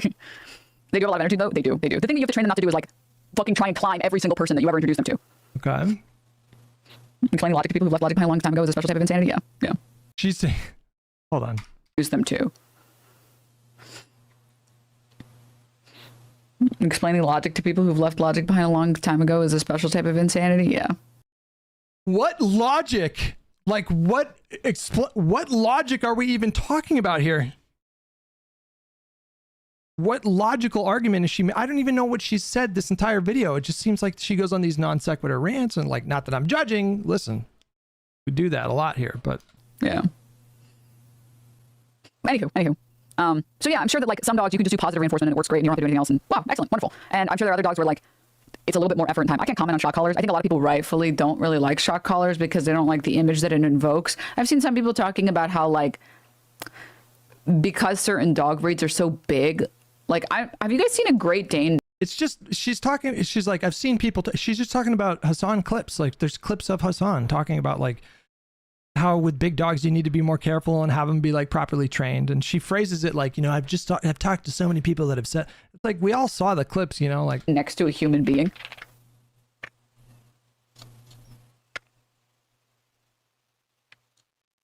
So she really, I mean, it took her about 17 minutes, right? Like, she really didn't know how to navigate that. Like this new clip of Hasan saying like, you know, even if you took the maximal position that I used the shock collar, there wouldn't be anything wrong with that because shock collars are fine is basically what he said. And then it took her like 17 minutes to come up with something. And what she landed on was like, I can't really comment on them because I just, you know, it sounded like that's what she decided to go with there. These are where's that one image where it's like, bro, got to start paying rent? Let me see what this. I love my dog, but this motherfucker got to start paying rent. That fucking dog. Look at that thing. Jesus. Can I just say, dude, a family friend of mine has a Great Dane, and these dogs are huge. Holy shit. Oh my God. These things eat like a horse. They're massive. I was like, they're very like, well, they have a great temperament in general, but really human-sized adult. Bruh. Levels of neck meat, as Hasan likes to say. Sure, of like different dogs is going to be. So anyways, yeah, like all of that was to say like the structure of like different dogs is going to be different. I know, crazy. Different dog breeds are going to have different levels of neck meat, as Hasan likes to say. So I think when people are like imagining shock collars, they're imagining it on like a little chihuahua, and that seems crazy. To be honest with you, I don't even think you can train chihuahuas to do anything. I think chihuahuas just like live in rage until they die. Okay, so she's fine. She's kind of like nudged herself. So now it seems like the position is that I can understand them being used on bigger dogs, but not smaller dogs, which is like a new kind of evolution of her logic, it seems. Which, like, honestly, kind of based. But again, I'm not going to comment. I think people, again, rightfully have it invokes a terrible image to think of like an animal getting shocked. Like nobody really likes that. Translation, you know, if you would have asked her, do you think shock collars are ethical two fucking days ago, she would have said no. Ew, no. Like obviously. And then she sees this clip of Hasan saying the thing, and she's like, well, I can't really comment, you know. And she's still kind of trying to have her cake and eat it too. Where it's like, I don't like seeing, you know, it makes me uncomfortable. You know what I mean? I don't like it. I don't like the idea of it. But I also understand that like it's weird for me to say something beyond that, if that makes sense. I don't know if you guys understand what I'm saying. What do you think about him agreeing that he should wear a shock collar for donations to a charity? He should. Will XQC pay the 50K? That's a great question. I'm gonna go with no. No, he won't. No. I think he said he would pay him 50K if he wore the collar and then got shocked by it, right? Right. Yeah. Anywho, on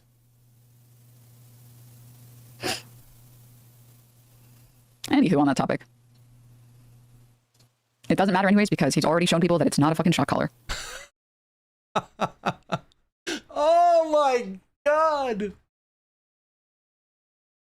Oh. She just gave her psyche like a release valve there, you know? Like she was really struggling for like 20 minutes to like figure out how to react to what he said. And then I don't really think she landed on anything firm, you know? And so to cap it all up, she goes, but you know, none of that matters because he showed us the collar and is that a tiny person or a massive dog? It's a massive dog. Did you see the community note was posted and removed because it said XQC paid the 50K? That's hilarious. So why won't he admit that he vibrated her? What are you talking about? He did. What? He did? Unpopular opinion, I use positive reinforcement for my dogs. English, Mastiff, and cane course. I think it's the right way backed by science. Dog training industry is not regulated. Any trainer has education certs will agree. That being said, Hasan's not a dog trainer. You trust his dog trainer. Why are we blaming the pet parent? I mean, again, like I said, like, oh God. It's just so funny, man. Like it's just so clear what's happening in this moment for her. The whole thing is so funny, man. Like she didn't have to watch the clip. She could have just avoided watching the clip and then she could have avoided all this like stammering and like struggling to figure out like what she believes or what she feels like she has to say to sort of like properly defend Hasan, but then also maybe not like, you know, maybe not fully commit to his position of shock collars being okay. And then she just struggles for 20 minutes and then just lands on, but we saw the collar, so everything's fine. Like that's like ultimately what she's like, all right, we just got to end this. Lobster Wizard, thank you so much for 39 months. Appreciate it, buddy. It's not a shock collar, but if it was, it's fine, but it's not. Unless it was, then it's fine, but it's not. I think I really can't comment. Yeah, that's pretty accurate description of what we just witnessed. I mean, she just really struggled with that, you know? Like she really struggled with it.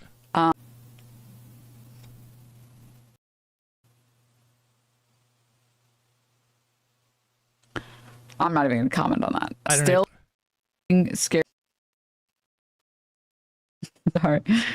What was I going to say? Nobody Still knows. vibrating scared the dog. Like you really can tell, like she really is conflicted. Like she's genuinely conflicted, but she's masking it as like contempt. You know, it's like she just doesn't really know, like, well, if I push back too far on that, then there's going to be a ton of people, you know, coming out with like 15-minute videos about how vibration collars like scared dogs. Like you can tell she's just like still vibrating scared the dog.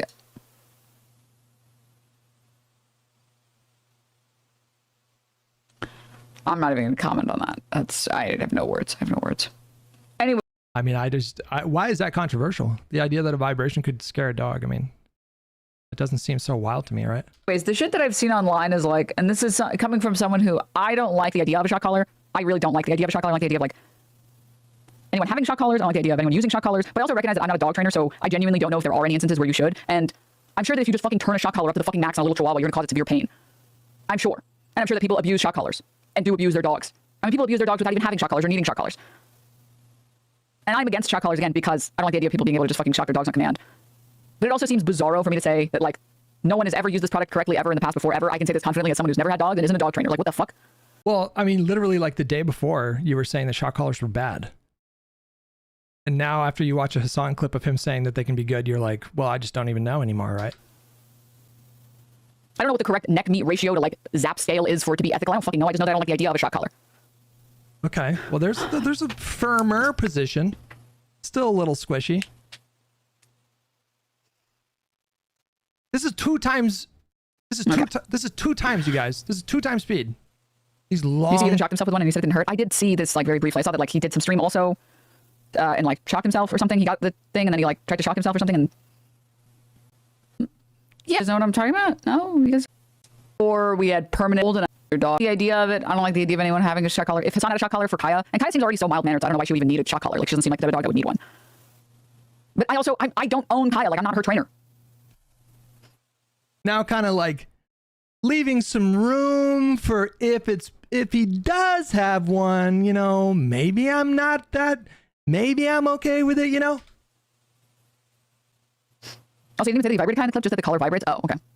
But you notice how far removed we are from the whole like dew claw theory. We are so past that at this point. Now we're getting into like, if he had one, would it be bad? Which probably not a great sign, right?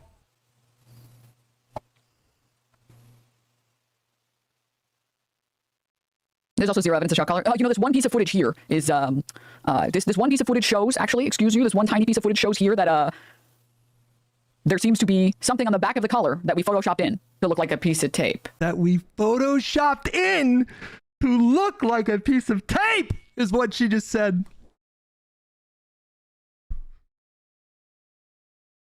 There's no way. Like, we did it live on the stream. We just turned the contrast up on the screen. Like, we did it. We did, like, for those of you that were in chat, we took a fucking Gyazo screenshot of his stream the moment where he pulled it up and then just put it. Hey, hold on. Don't I have it already? Wait, hold on. It's right there.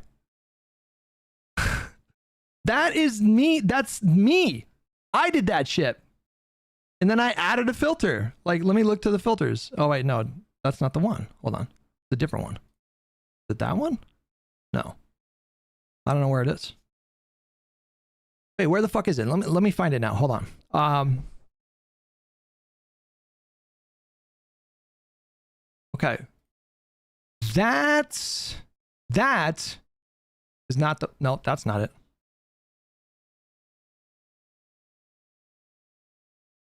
I think I have one on my desktop. Where is it? Hold on, let me find that shit.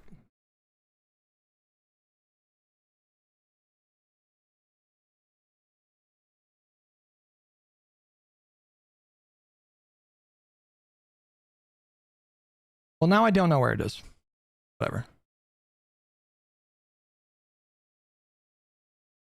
She's saying that this is Photoshop. Is there no filters on this? I don't know which. Oh no, I had it on my screen. It was the display capture is what I did. That's what it was. Yeah, I pulled his stream up, and then I opened OBS, and I just pulled his stream up, and I put it in OBS, and then I just turned the contrast up. That's it.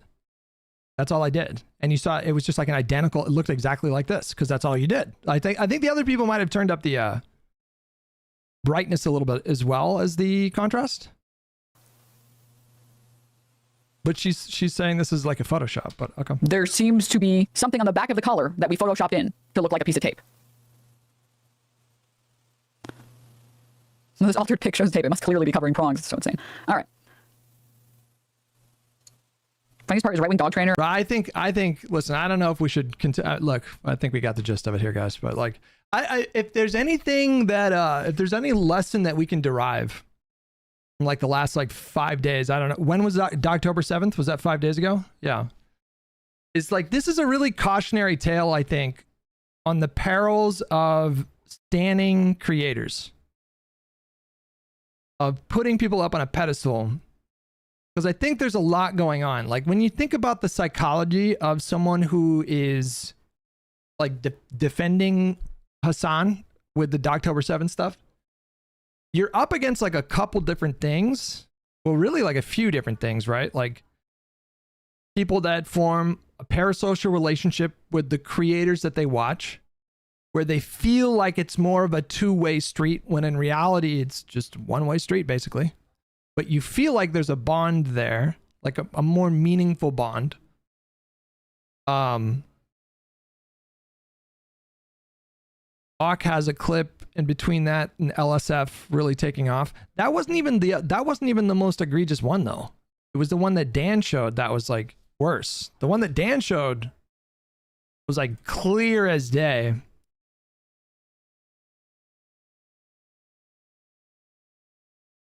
I am just, bro, he's got like, bro, I look like such a fucking schizo. Whatever, I don't care. So when you stand someone and you have like a parasocial relationship with them, you know, you're going to be, you kind of work reverse when it comes to logic. Like when you're trying to do like a logical deduction, you're going in reverse. And so instead of like, here's a video and it really looks like Hasan shocked their dog, but that's really difficult to believe because, you know, he's such a great and virtuous person who like loves Kaya. You sort of go in the other direction. So you start with like, he's just so great and virtuous and so good with Kaya. Therefore, it's impossible that he shocked his dog. And then that kind of logic, that if A, then B, overrides your basic sensory perception. You can just see something and it's just like, it's very, very clear, but you logic your way out, or you like reverse logic your way out of trusting your own eyes because of that like parasocial bond, right? And then also there's the community aspect of it, right? So like for a lot of people, being a Hasan fan is like a big part of their identity. They see themselves in that way. Like it's a way that they define themselves. And like, especially when you're young, and this is me, I am not qualified to like get into the psychology of being a young adult. I can only go off of my experience of being a young adult. But for me, being a young adult was very confusing. There was a big question of like, well, who am I? Like I knew who I was in high school. I was like this class clown, you know, and I had my whole like friend group there. And I just I had a pretty decent sense of like what I was about at that time.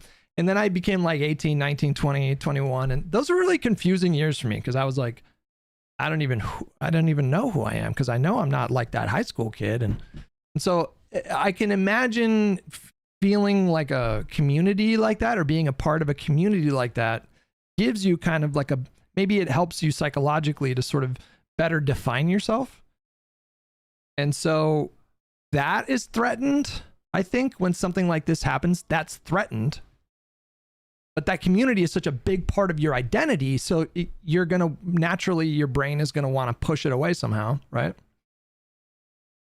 And then there's also like the political ideology of it. Right. So like the identity, like the political identity, like the, you know, you come to this new conclusion about yourself. Like I am a radical leftist.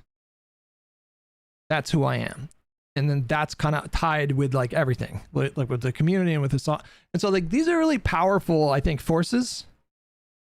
And so it's kind of mind blowing to see so many people that are like laughing this off and just dismissing it, even though it's just like a very obvious situation of what's happening. You're kind of like dumbfounded, like, what am I looking at right now? But when you really think about it, it kind of makes sense. It kind of makes sense that there's some resistance. Like, people are going to try to come up with these coping mechanisms to avoid confronting a really disruptive reality or fact or whatever. Which, all that to say, I think this is a really important cautionary tale against like standing people in that way.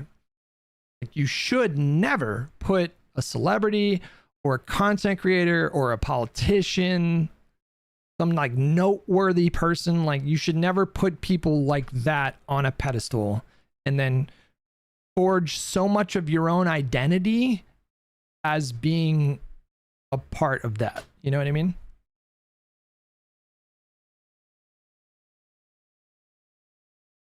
That's a very like long-winded roundabout way of talking about cognitive dissonance, which is what we're talking about, right? Like, holding two conflicting, contradictory ideas in your head at the same time.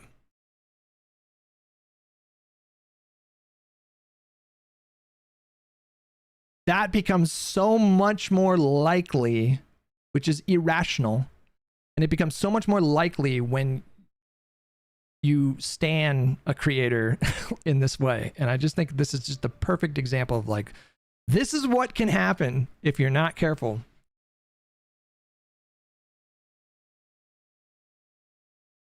Like, this is not that dissimilar from MAGA to me. You know, there's a lot of overlap in my opinion. Facts with $3. It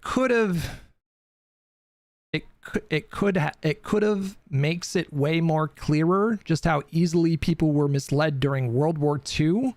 Imagine a concerted effort by a government going out of its way to sway the minds of its citizens. This is just some dude on Twitch trying to swap people. Well, he's just gotten really good at sort of conditioning his audience to manufacture certain narratives. He's just gotten really good at it, you know? So if anybody is attacking him, it's because of Islamophobia. It's because they're ultra-Zionists and he's super pro-Palestinian. It's because they're jealous of him, how hot he is and how rich he is. It's because they're corrupted by his enemies, usually destiny. There's just like, he's really good. Like, he's gotten into the groove of that, right? Like, I've actually, yeah, I've seen this clip before. You know, he's very practiced at it. He's been at it for years now. And so he knows what works. He knows what deflections he can use that are really reliable, that just work basically every time. You have an animal that you are taking care of. You have a literal fucking slave. And not just like a slave, but you have a literal fucking slave that you shackle, okay, every fucking day, pull from their neck and take him wherever the fuck you want to take him to. And on top of that, you fucking neuter your slave. So your slave can't have more slaves. And you have the slave for just personal consumption, like making yourself feel better. Look, I'm not going to comment on that. You know, maybe he's doing like a bit. I really don't know. I don't really know the context, but don't stand people, guys. That's the lesson. Don't stand people. We don't have to worry about that in this community. I'll tell you what. You guys have given me like psychological disorders. You guys seem to operate with the intention of making me feel self-conscious. Just don't stand people. It's not a good idea. Don't do it. Then you're going to end up in this shit situation where you got to say this stupid shit like it's photoshopped. You got to say really dumb shit. Just don't do it. It's not worth it. All right. I'm going to go. Appreciate you guys hanging out with me. And big thanks once again to Grassroots. I don't know if you're still in here. Bunch of like beefy big boy donos. Appreciate your generosity today. Tomorrow is the podcast. I think tomorrow's day stream is probably a no-go because I have to get my taxes all ready. We did an extension this year, so I got to file my taxes in 3 days. But we'll be doing the podcast at the regular time tomorrow at 4 p.m. Pacific, 7 p.m. Eastern. And then Tuesday we'll start at 8:30 in the morning. So this man got an extension and still waited until the last minute. True, I did. That's exactly what happened. 100% what happened. All right.